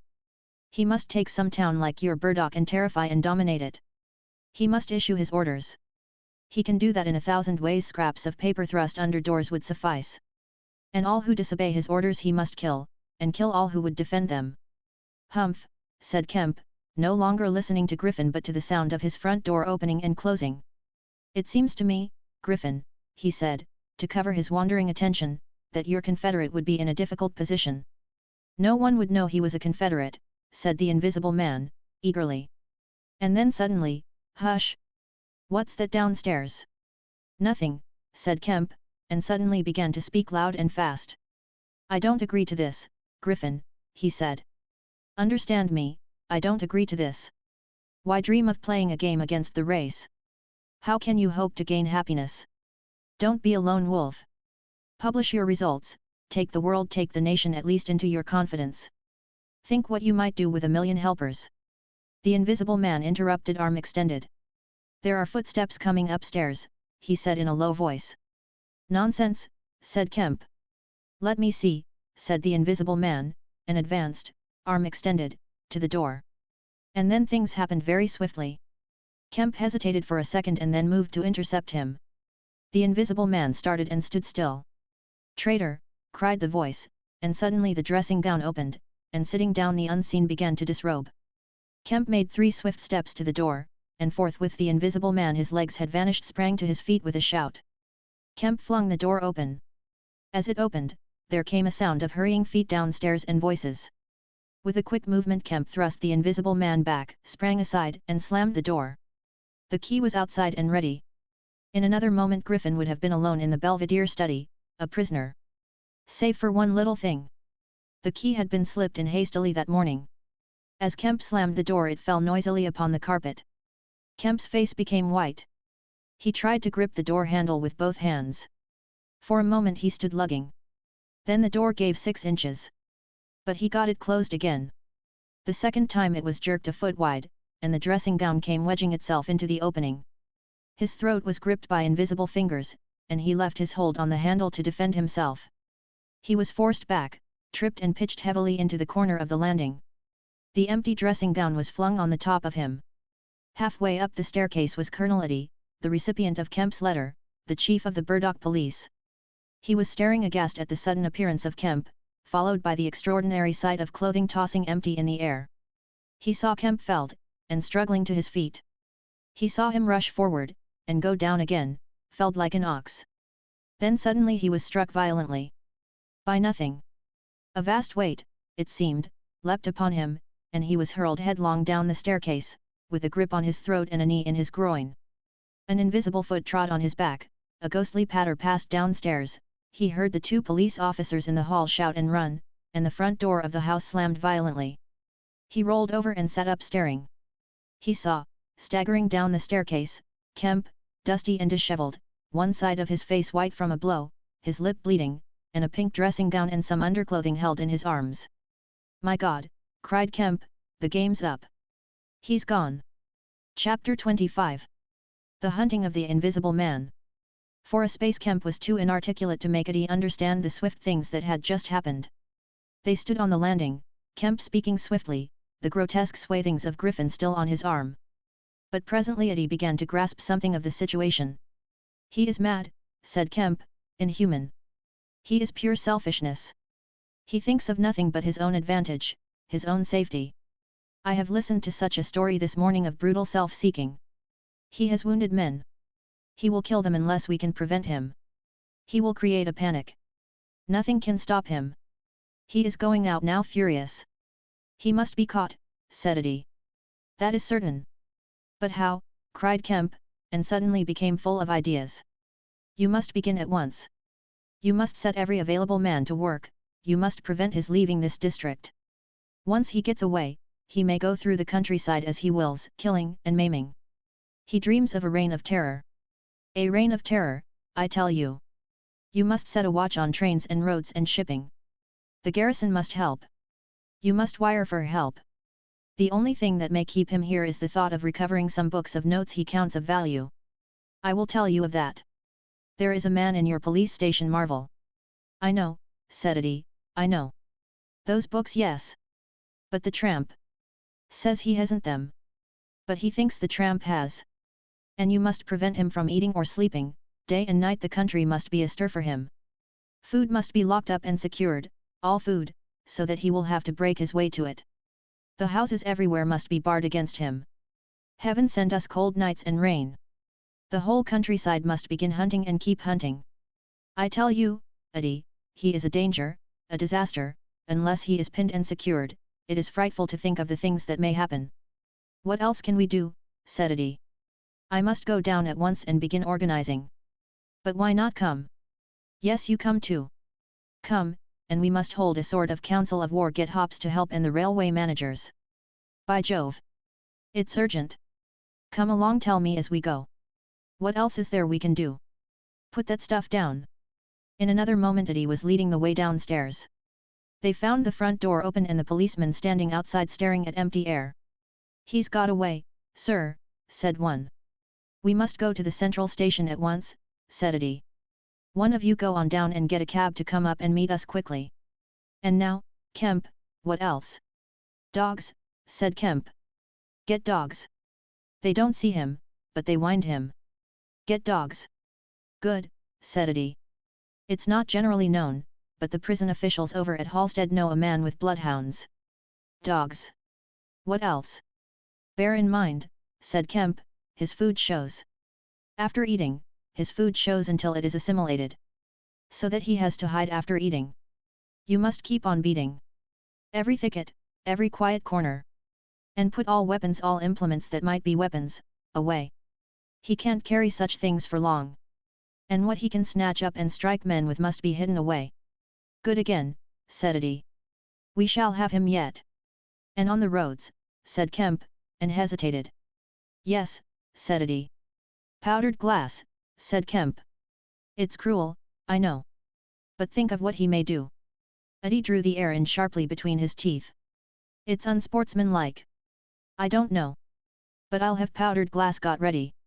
If he goes too far. The man's become inhuman, I tell you, said Kemp. I am as sure he will establish a reign of terror so soon as he has got over the emotions of this escape as I am sure I am talking to you. Our only chance is to be ahead. He has cut himself off from his kind. His blood be upon his own head. Chapter 26. The Wicksteed Murder. The Invisible Man seems to have rushed out of Kemp's house in a state of blind fury. A little child playing near Kemp's gateway was violently caught up and thrown aside, so that its ankle was broken, and thereafter for some hours the Invisible Man passed out of human perceptions. No one knows where he went nor what he did. But one can imagine him hurrying through the hot June forenoon, up the hill and on to the open downland behind Port Burdock, raging and despairing at his intolerable fate, and sheltering at last, heated and weary, amid the thickets of Hinton Dean, to piece together again his shattered schemes against his species. That seems the most probable refuge for him, for there it was he reasserted himself in a grimly tragical manner about 2 in the afternoon. One wonders what his state of mind may have been during that time, and what plans he devised. No doubt he was almost ecstatically exasperated by Kemp's treachery, and though we may be able to understand the motives that led to that deceit, we may still imagine and even sympathize a little with the fury the attempted surprise must have occasioned. Perhaps something of the stunned astonishment of his Oxford Street experiences may have returned to him, for he had evidently counted on Kemp's cooperation in his brutal dream of a terrorized world. At any rate he vanished from human ken about midday, and no living witness can tell what he did until about 2:30. It was a fortunate thing, perhaps, for humanity, but for him it was a fatal inaction. During that time a growing multitude of men scattered over the countryside were busy. In the morning he had still been simply a legend, a terror. In the afternoon, by virtue chiefly of Kemp's drily worded proclamation, he was presented as a tangible antagonist, to be wounded, captured, or overcome, and the countryside began organizing itself with inconceivable rapidity. By 2 o'clock even he might still have removed himself out of the district by getting aboard a train, but after 2 that became impossible. Every passenger train along the lines on a great parallelogram between Southampton, Manchester, Brighton, and Horsham, travelled with locked doors, and the goods traffic was almost entirely suspended. And in a great circle of 20 miles round Port Burdock, men armed with guns and bludgeons were presently setting out in groups of 3 and 4, with dogs, to beat the roads and fields. Mounted policemen rode along the country lanes, stopping at every cottage and warning the people to lock up their houses, and keep indoors unless they were armed, and all the elementary schools had broken up by 3 o'clock, and the children, scared and keeping together in groups, were hurrying home. Kemp's proclamation, signed indeed by Eddie, was posted over almost the whole district by 4 or 5 o'clock in the afternoon. It gave briefly but clearly all the conditions of the struggle, the necessity of keeping the Invisible Man from food and sleep, the necessity for incessant watchfulness and for a prompt attention to any evidence of his movements. And so swift and decided was the action of the authorities, so prompt and universal was the belief in this strange being, that before nightfall an area of several hundred square miles was in a stringent state of siege. And before nightfall, too, a thrill of horror went through the whole watching nervous countryside. Going from whispering mouth to mouth, swift and certain over the length and breadth of the country, passed the story of the murder of Mr. Wicksteed. If our supposition that the Invisible Man's refuge was the Hinton Dean thickets, then we must suppose that in the early afternoon he sallied out again bent upon some project that involved the use of a weapon. We cannot know what the project was, but the evidence that he had the iron rod in hand before he met Wicksteed is to me at least overwhelming. Of course we can know nothing of the details of that encounter. It occurred on the edge of a gravel pit, not 200 yards from Lord Burdock's lodge gate. Everything points to a desperate struggle, the trampled ground, the numerous wounds Mr. Wicksteed received, his splintered walking stick, but why the attack was made, save in a murderous frenzy, it is impossible to imagine. Indeed, the theory of madness is almost unavoidable. Mr. Wicksteed was a man of 45 or 46, steward to Lord Burdock, of inoffensive habits and appearance, the very last person in the world to provoke such a terrible antagonist. Against him it would seem the Invisible Man used an iron rod dragged from a broken piece of fence. He stopped this quiet man, going quietly home to his midday meal, attacked him, beat down his feeble defenses, broke his arm, felled him, and smashed his head to a jelly. Of course, he must have dragged this rod out of the fencing before he met his victim. He must have been carrying it ready in his hand. Only two details beyond what has already been stated seem to bear on the matter. One is the circumstance that the gravel pit was not in Mr. Wicksteed's direct path home, but nearly a couple of 100 yards out of his way. The other is the assertion of a little girl to the effect that, going to her afternoon school, she saw the murdered man trotting in a peculiar manner across a field towards the gravel pit. Her pantomime of his action suggests a man pursuing something on the ground before him and striking at it ever and again with his walking stick. She was the last person to see him alive. He passed out of her sight to his death, the struggle being hidden from her only by a clump of beech trees and a slight depression in the ground. Now this, to the present writer's mind at least, lifts the murder out of the realm of the absolutely wanton. We may imagine that Griffin had taken the rod as a weapon indeed, but without any deliberate intention of using it in murder. Wicksteed may then have come by and noticed this rod inexplicably moving through the air. Without any thought of the Invisible Man, for Port Burdock is 10 miles away, he may have pursued it. It is quite conceivable that he may not even have heard of the Invisible Man. One can then imagine the Invisible Man making off quietly in order to avoid discovering his presence in the neighborhood, and Wicksteed, excited and curious, pursuing this unaccountably locomotive object, finally striking at it. No doubt the Invisible Man could easily have distanced his middle-aged pursuer under ordinary circumstances, but the position in which Wicksteed's body was found suggests that he had the ill luck to drive his quarry into a corner between a drift of stinging nettles and the gravel pit. To those who appreciate the extraordinary irascibility of the Invisible Man, the rest of the encounter will be easy to imagine. But this is pure hypothesis. The only undeniable facts for stories of children are often unreliable are the discovery of Wicksteed's body, done to death, and of the blood-stained iron rod flung among the nettles. The abandonment of the rod by Griffin suggests that in the emotional excitement of the affair, the purpose for which he took it, if he had a purpose, was abandoned. He was certainly an intensely egotistical and unfeeling man, but the sight of his victim, his first victim, bloody and pitiful at his feet, may have released some long-pent fountain of remorse which for a time may have flooded whatever scheme of action he had contrived. After the murder of Mr. Wicksteed, he would seem to have struck across the country towards the downland. There is a story of a voice heard about sunset by a couple of men in a field near Fern Bottom. It was wailing and laughing, sobbing and groaning, and ever and again it shouted. It must have been queer hearing. It drove up across the middle of a clover field and died away towards the hills. That afternoon the Invisible Man must have learned something of the rapid use Kemp had made of his confidences. He must have found houses locked and secured, he may have loitered about railway stations and prowled about inns, and no doubt he read the proclamations and realized something of the nature of the campaign against him. And as the evening advanced, the fields became dotted here and there with groups of 3 or 4 men, and noisy with the yelping of dogs. These men hunters had particular instructions in the case of an encounter as to the way they should support one another. But he avoided them all. We may understand something of his exasperation, and it could have been none the less because he himself had supplied the information that was being used so remorselessly against him. For that day at least he lost heart, for nearly 24 hours, save when he turned on Wicksteed, he was a hunted man. In the night, he must have eaten and slept, for in the morning he was himself again, active, powerful, angry, and malignant, prepared for his last great struggle against the world. Chapter 27. The Siege of Kemp's House. Kemp read a strange missive, written in pencil on a greasy sheet of paper. You have been amazingly energetic and clever, this letter ran, though what you stand to gain by it I cannot imagine. You are against me.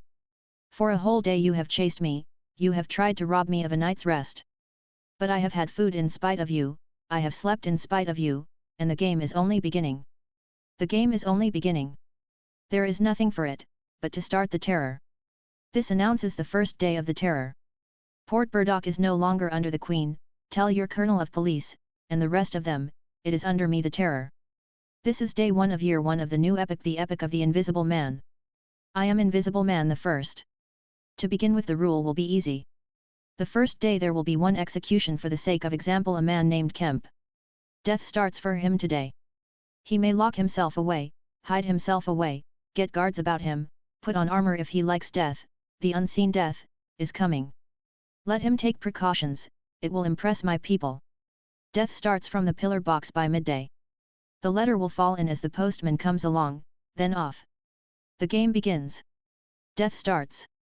Help him not, my people, lest death fall upon you also. Today Kemp is to die. Kemp read this letter twice, it's no hoax, he said. That's his voice. And he means it. He turned the folded sheet over and saw on the addressed side of it the postmark Hinton Dean, and the prosaic detail 2D to pay. He got up slowly, leaving his lunch unfinished. The letter had come by the 1 o'clock post and went into his study. He rang for his housekeeper, and told her to go round the house at once, examine all the fastenings of the windows, and close all the shutters. He closed the shutters of his study himself. From a locked drawer in his bedroom he took a little revolver, examined it carefully, and put it into the pocket of his lounge jacket. He wrote a number of brief notes, one to Colonel Eddy, gave them to his servant to take, with explicit instructions as to her way of leaving the house. There is no danger, he said, and added a mental reservation, to you. He remained meditative for a space after doing this, and then returned to his cooling lunch. He ate with gaps of thought. Finally he struck the table sharply. We will have him, he said, and I am the bait. He will come too far. He went up to the belvedere, carefully shutting every door after him.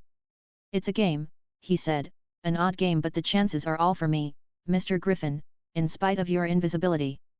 Griffin contra mundum, with a vengeance. He stood at the window staring at the hot hillside. He must get food every day and I don't envy him. Did he really sleep last night? Out in the open somewhere, secure from collisions. I wish we could get some good cold wet weather instead of the heat. He may be watching me now. He went close to the window. Something rapped smartly against the brickwork over the frame, and made him start violently back. I'm getting nervous, said Kemp. But it was 5 minutes before he went to the window again. It must have been a sparrow, he said. Presently he heard the front door bell ringing, and hurried downstairs. He unbolted and unlocked the door, examined the chain, put it up, and opened cautiously without showing himself. A familiar voice hailed him. It was Eddy. Your servant's been assaulted, Kemp, he said round the door. What? Exclaimed Kemp. Had that note of yours taken away from her. He's close about here. Let me in. Kemp released the chain, and Eddy entered through as narrow an opening as possible. He stood in the hall, looking with infinite relief at Kemp refastening the door. Note was snatched out of her hand. Scared her horribly. She's down at the station. Hysterics. He's close here. What was it about? Kemp swore. What a fool I was, said Kemp. I might have known. It's not an hour's walk from Hinton Dean. Already? What's up? Said Eddy. Look here, said Kemp, and led the way into his study. He handed Eddy the Invisible Man's letter. Eddy read it and whistled softly. And you, said Eddy. Proposed a trap like a fool, said Kemp, and sent my proposal out by a maidservant. To him. Eddy followed Kemp's profanity. He'll clear out, said Eddy. Not he, said Kemp. A resounding smash of glass came from upstairs. Eddy had a silvery glimpse of a little revolver half out of Kemp's pocket. It's a window, upstairs, said Kemp, and led the way up. There came a second smash while they were still on the staircase. When they reached the study they found 2 of the 3 windows smashed, half the room littered with splintered glass, and one big flint lying on the writing table. The 2 men stopped in the doorway, contemplating the wreckage. Kemp swore again, and as he did so the 3rd window went with a snap like a pistol, hung starred for a moment, and collapsed in jagged, shivering triangles into the room. What's this for? Said Eddy. It's a beginning, said Kemp. There's no way of climbing up here. Not for a cat, said Kemp. No shutters. Not here. All the downstairs rooms. Hello. Smash, and then whack of boards hit hard came from downstairs. Confound him, said Kemp. That must be yes, it's one of the bedrooms. He's going to do all the house. But he's a fool. The shutters are up, and the glass will fall outside. He'll cut his feet. Another window proclaimed its destruction. The two men stood on the landing perplexed. I have it, said Eddie. Let me have a stick or something, and I'll go down to the station and get the bloodhounds put on. That ought to settle him. They're hard by, not 10 minutes. Another window went the way of its fellows. You haven't a revolver? Asked Eddie. Kemp's hand went to his pocket. Then he hesitated. I haven't one, at least to spare. I'll bring it back, said Eddie, you'll be safe here. Kemp, ashamed of his momentary lapse from truthfulness, handed him the weapon. Now for the door, said Eddie. As they stood hesitating in the hall, they heard one of the first-floor bedroom windows crack and clash. Kemp went to the door and began to slip the bolts as silently as possible. His face was a little paler than usual. You must step straight out, said Kemp. In another moment Eddie was on the doorstep and the bolts were dropping back into the staples. He hesitated for a moment, feeling more comfortable with his back against the door. Then he marched, upright and square, down the steps. He crossed the lawn and approached the gate. A little breeze seemed to ripple over the grass. Something moved near him. Stop a bit, said a voice, and Eddie stopped dead and his hand tightened on the revolver. Well, said Eddie, white and grim, and every nerve tense. Oblige me by going back to the house, said the voice, as tense and grim as Eddie's. Sorry, said Eddie a little hoarsely, and moistened his lips with his tongue. The voice was on his left front, he thought. Suppose he were to take his luck with a shot? What are you going for? Said the voice, and there was a quick movement of the two, and a flash of sunlight from the open lip of Eddie's pocket. Eddie desisted and thought. Where I go, he said slowly, is my own business. The words were still on his lips, when an arm came round his neck, his back felt a knee, and he was sprawling backward. He drew clumsily and fired absurdly, and in another moment he was struck in the mouth and the revolver wrested from his grip. He made a vain clutch at a slippery limb, tried to struggle up and fell back. Damn, said Eddie. The voice laughed. I'd kill you now if it wasn't the waste of a bullet, it said. He saw the revolver in mid-air, 6 feet off, covering him. Well, said Eddie, sitting up. Get up, said the voice. Eddie stood up. Attention, said the voice, and then fiercely, don't try any games. Remember, I can see your face if you can't see mine. You've got to go back to the house. He won't let me in, said Eddie. That's a pity, said the Invisible Man. I've got no quarrel with you. Eddie moistened his lips again. He glanced away from the barrel of the revolver and saw the sea far off, very blue and dark under the midday sun, the smooth green down, the white cliff of the head, and the multitudinous town, and suddenly he knew that life was very sweet. His eyes came back to this little metal thing hanging between heaven and earth, 6 yards away. What am I to do? He said sullenly. What am I to do? Asked the Invisible Man. You will get help. The only thing is for you to go back.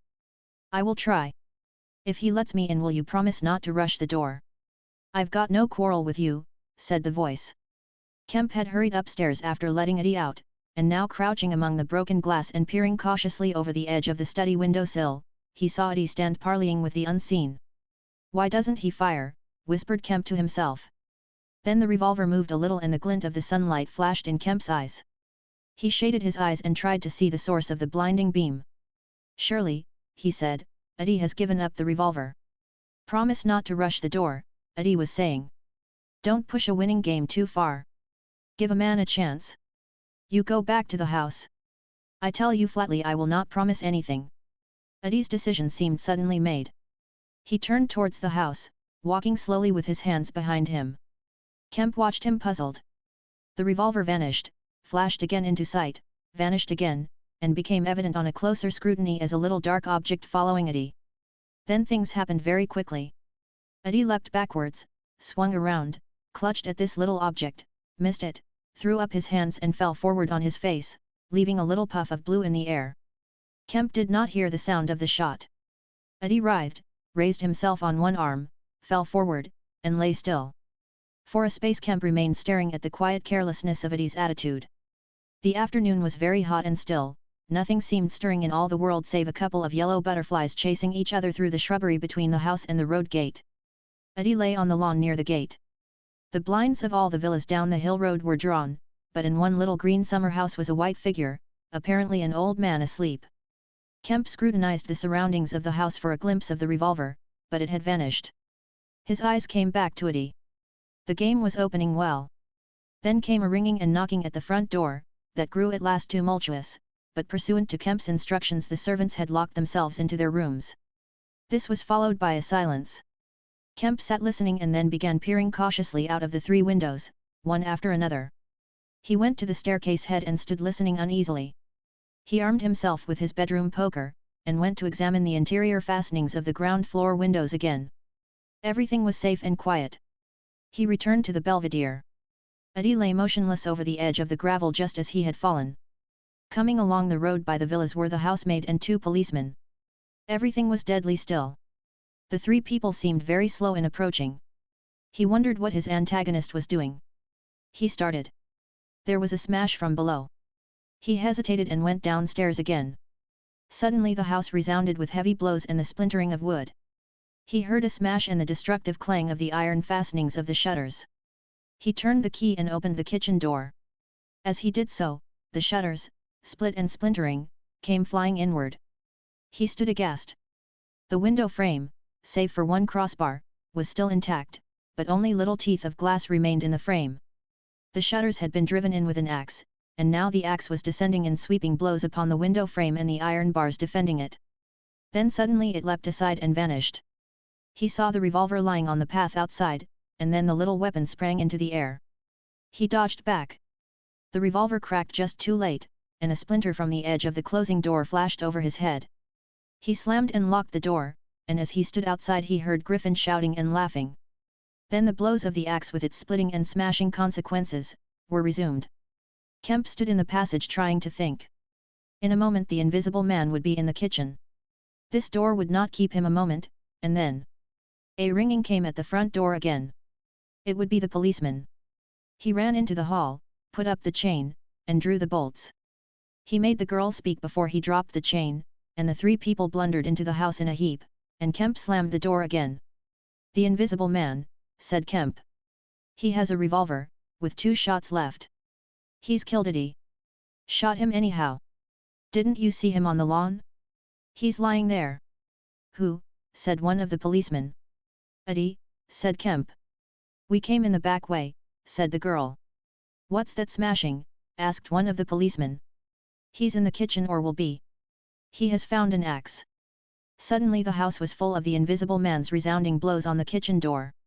The girl stared towards the kitchen, shuddered, and retreated into the dining room. Kemp tried to explain in broken sentences. They heard the kitchen door give.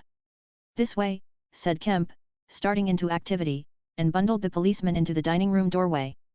"Poker," said Kemp, and rushed to the fender. He handed the poker he had carried to the policeman and the dining room one to the other. He suddenly flung himself backward. "Whoop," said one policeman, ducked, and caught the axe on his poker. The pistol snapped its penultimate shot and ripped a valuable Sidney Cooper. The second policeman brought his poker down on the little weapon, as one might knock down a wasp, and sent it rattling to the floor. At the first clash the girl screamed, stood screaming for a moment by the fireplace, and then ran to open the shutters, possibly with an idea of escaping by the shattered window. The axe receded into the passage, and fell to a position about 2 feet from the ground. They could hear the Invisible Man breathing. "Stand away, you 2, he said. "I want that man Kemp." "We want you," said the first policeman, making a quick step forward and wiping with his poker at the voice.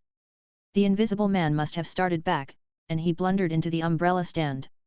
Then, as the policeman staggered with the swing of the blow he had aimed, the Invisible Man countered with the axe, the helmet crumpled like paper, and the blow sent the man spinning to the floor at the head of the kitchen stairs. But the second policeman, aiming behind the axe with his poker, hit something soft that snapped. There was a sharp exclamation of pain and then the axe fell to the ground.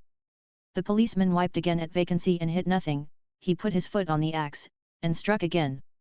Then he stood, poker clubbed, listening intent for the slightest movement. He heard the dining room window open, and a quick rush of feet within. His companion rolled over and sat up, with the blood running down between his eye and ear. "Where is he?" asked the man on the floor. "Don't know. I've hit him. He's standing somewhere in the hall. Unless he's slipped past you." "Dr. Kemp, sir." "Pause." "Dr. Kemp," cried the policeman again. The second policeman began struggling to his feet. He stood up. Suddenly the faint pad of bare feet on the kitchen stairs could be heard. "Yap!" cried the first policeman, and incontinently flung his poker. It smashed a little gas bracket. He made as if he would pursue the invisible man downstairs. Then he thought better of it and stepped into the dining room. "Dr. Kemp," he began, and stopped short. "Dr. Kemp's a hero," he said, as his companion looked over his shoulder. The dining room window was wide open, and neither housemaid nor Kemp was to be seen. The second policeman's opinion of Kemp was terse and vivid. Chapter 28. The Hunter Hunted. Mr. Heelas, Mr. Kemp's nearest neighbor among the villa holders, was asleep in his summer house when the siege of Kemp's house began. Mr. Heelas was one of the sturdy minority who refused to believe in all this nonsense about an invisible man. His wife, however, as he was subsequently to be reminded, did. He insisted upon walking about his garden just as if nothing was the matter, and he went to sleep in the afternoon in accordance with the custom of years. He slept through the smashing of the windows, and then woke up suddenly with a curious persuasion of something wrong. He looked across at Kemp's house, rubbed his eyes and looked again. Then he put his feet to the ground, and sat listening. He said he was damned, but still the strange thing was visible. The house looked as though it had been deserted for weeks after a violent riot. Every window was broken, and every window, save those of the Belvedere study, was blinded by the internal shutters. "I could have sworn it was all right." He looked at his watch 20 minutes ago. He became aware of a measured concussion and the clash of glass, far away in the distance. And then, as he sat open-mouthed, came a still more wonderful thing. The shutters of the drawing-room window were flung open violently, and the housemaid in her outdoor hat and garments, appeared struggling in a frantic manner to throw up the sash. Suddenly a man appeared beside her, helping her. "Dr. Kemp." In another moment the window was open, and the housemaid was struggling out. She pitched forward and vanished among the shrubs. Mr. Heelas stood up, exclaiming vaguely and vehemently at all these wonderful things. He saw Kemp stand on the sill, spring from the window, and reappear almost instantaneously running along a path in the shrubbery and stooping as he ran, like a man who evades observation. He vanished behind a laburnum, and appeared again clambering over a fence that abutted on the open down. In a second he had tumbled over and was running at a tremendous pace down the slope towards Mr. Heelas. "Lord," cried Mr. Heelas, struck with an idea, "it's that invisible man brute. It's right, after all." With Mr. Heelas to think things like that was to act, and his cook watching him from the top window was amazed to see him come pelting towards the house at a good 9 miles an hour. There was a slamming of doors, a ringing of bells, and the voice of Mr. Heelas bellowing like a bull. "Shut the doors, shut the windows, shut everything, the invisible man is coming." Instantly the house was full of screams and directions, and scurrying feet. He ran himself to shut the French windows that opened on the veranda. As he did so Kemp's head and shoulders and knee appeared over the edge of the garden fence. In another moment Kemp had ploughed through the asparagus, and was running across the tennis lawn to the house. "You can't come in," said Mr. Heelas, shutting the bolts. "I'm very sorry if he's after you, but you can't come in." Kemp appeared with a face of terror close to the glass, rapping and then shaking frantically at the French window. Then, seeing his efforts were useless, he ran along the veranda, vaulted the end, and went to hammer at the side door. Then he ran round by the side gate to the front of the house, and so into the hill road. And Mr. Heelas, staring from his window a face of horror, had scarcely witnessed Kemp vanish, ere the asparagus was being trampled this way and that by feet unseen. At that Mr. Heelas fled precipitately upstairs, and the rest of the chase is beyond his purview.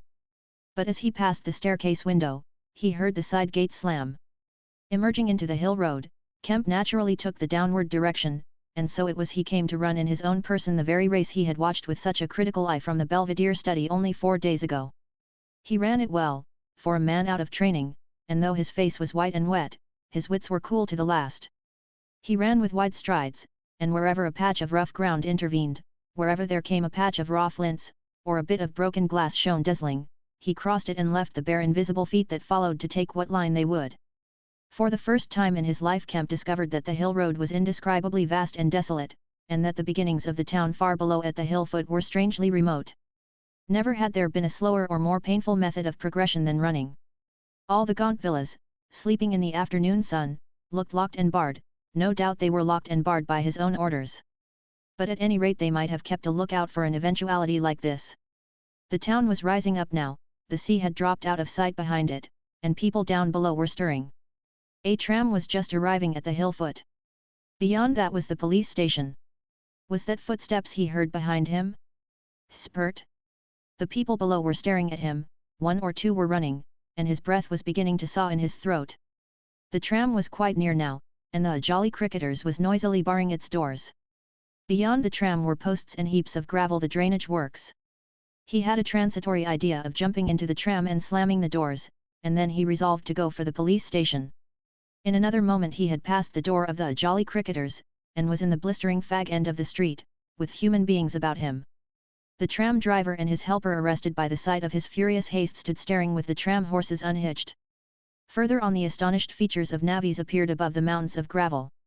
His pace broke a little, and then he heard the swift pad of his pursuer, and leapt forward again. "The Invisible Man," he cried to the navvies, with a vague indicative gesture, and by an inspiration leapt the excavation and placed a burly group between him and the chase. Then, abandoning the idea of the police station, he turned into a little side street, rushed by a greengrocer's cart, hesitated for the 10th of a second at the door of a sweetstuff shop, and then made for the mouth of an alley that ran back into the main hill street again. 2 or 3 little children were playing here, and shrieked and scattered at his apparition, and forthwith doors and windows opened and excited mothers revealed their hearts. Out he shot into Hill Street again, 300 yards from the tram line end, and immediately he became aware of a tumultuous vociferation and running people. He glanced up the street towards the hill. Hardly a dozen yards off ran a huge navvy, cursing in fragments and slashing viciously with a spade, and hard behind him came the tram conductor with his fists clenched. Up the street others followed these two, striking and shouting. Down towards the town, men and women were running, and he noticed clearly one man coming out of a shop door with a stick in his hand. "Spread out! Spread out!" cried someone. Kemp suddenly grasped the altered condition of the chase. He stopped, and looked round, panting. "He's close here," he cried. "Form a line across." He was hit hard under the ear, and went reeling, trying to face round towards his unseen antagonist. He just managed to keep his feet, and he struck a vain counter in the air. Then he was hit again under the jaw, and sprawled headlong on the ground. In another moment a knee compressed his diaphragm, and a couple of eager hands gripped his throat, but the grip of one was weaker than the other. He grasped the wrists, heard a cry of pain from his assailant, and then the spade of the navvy came whirling through the air above him, and struck something with a dull thud. He felt a drop of moisture on his face. The grip at his throat suddenly relaxed, and with a convulsive effort, Kemp loosed himself, grasped a limp shoulder, and rolled uppermost. He gripped the unseen elbows near the ground. "I've got him!" screamed Kemp. "Help! Help, hold! He's down! Hold his feet!" In another second there was a simultaneous rush upon the struggle, and a stranger coming into the road suddenly might have thought an exceptionally savage game of rugby football was in progress. And there was no shouting after Kemp's cry, only a sound of blows and feet and heavy breathing. Then came a mighty effort, and the Invisible Man threw off a couple of his antagonists and rose to his knees. Kemp clung to him in front like a hound to a stag, and a dozen hands gripped, clutched, and tore at the unseen. The tram conductor suddenly got the neck and shoulders and lugged him back. Down went the heap of struggling men again and rolled over. There was, I am afraid, some savage kicking. Then suddenly a wild scream of mercy. Mercy, that died down swiftly to a sound like choking. "Get back, you fools!" cried the muffled voice of Kemp, and there was a vigorous shoving back of stalwart forms. "He's hurt, I tell you! Stand back!"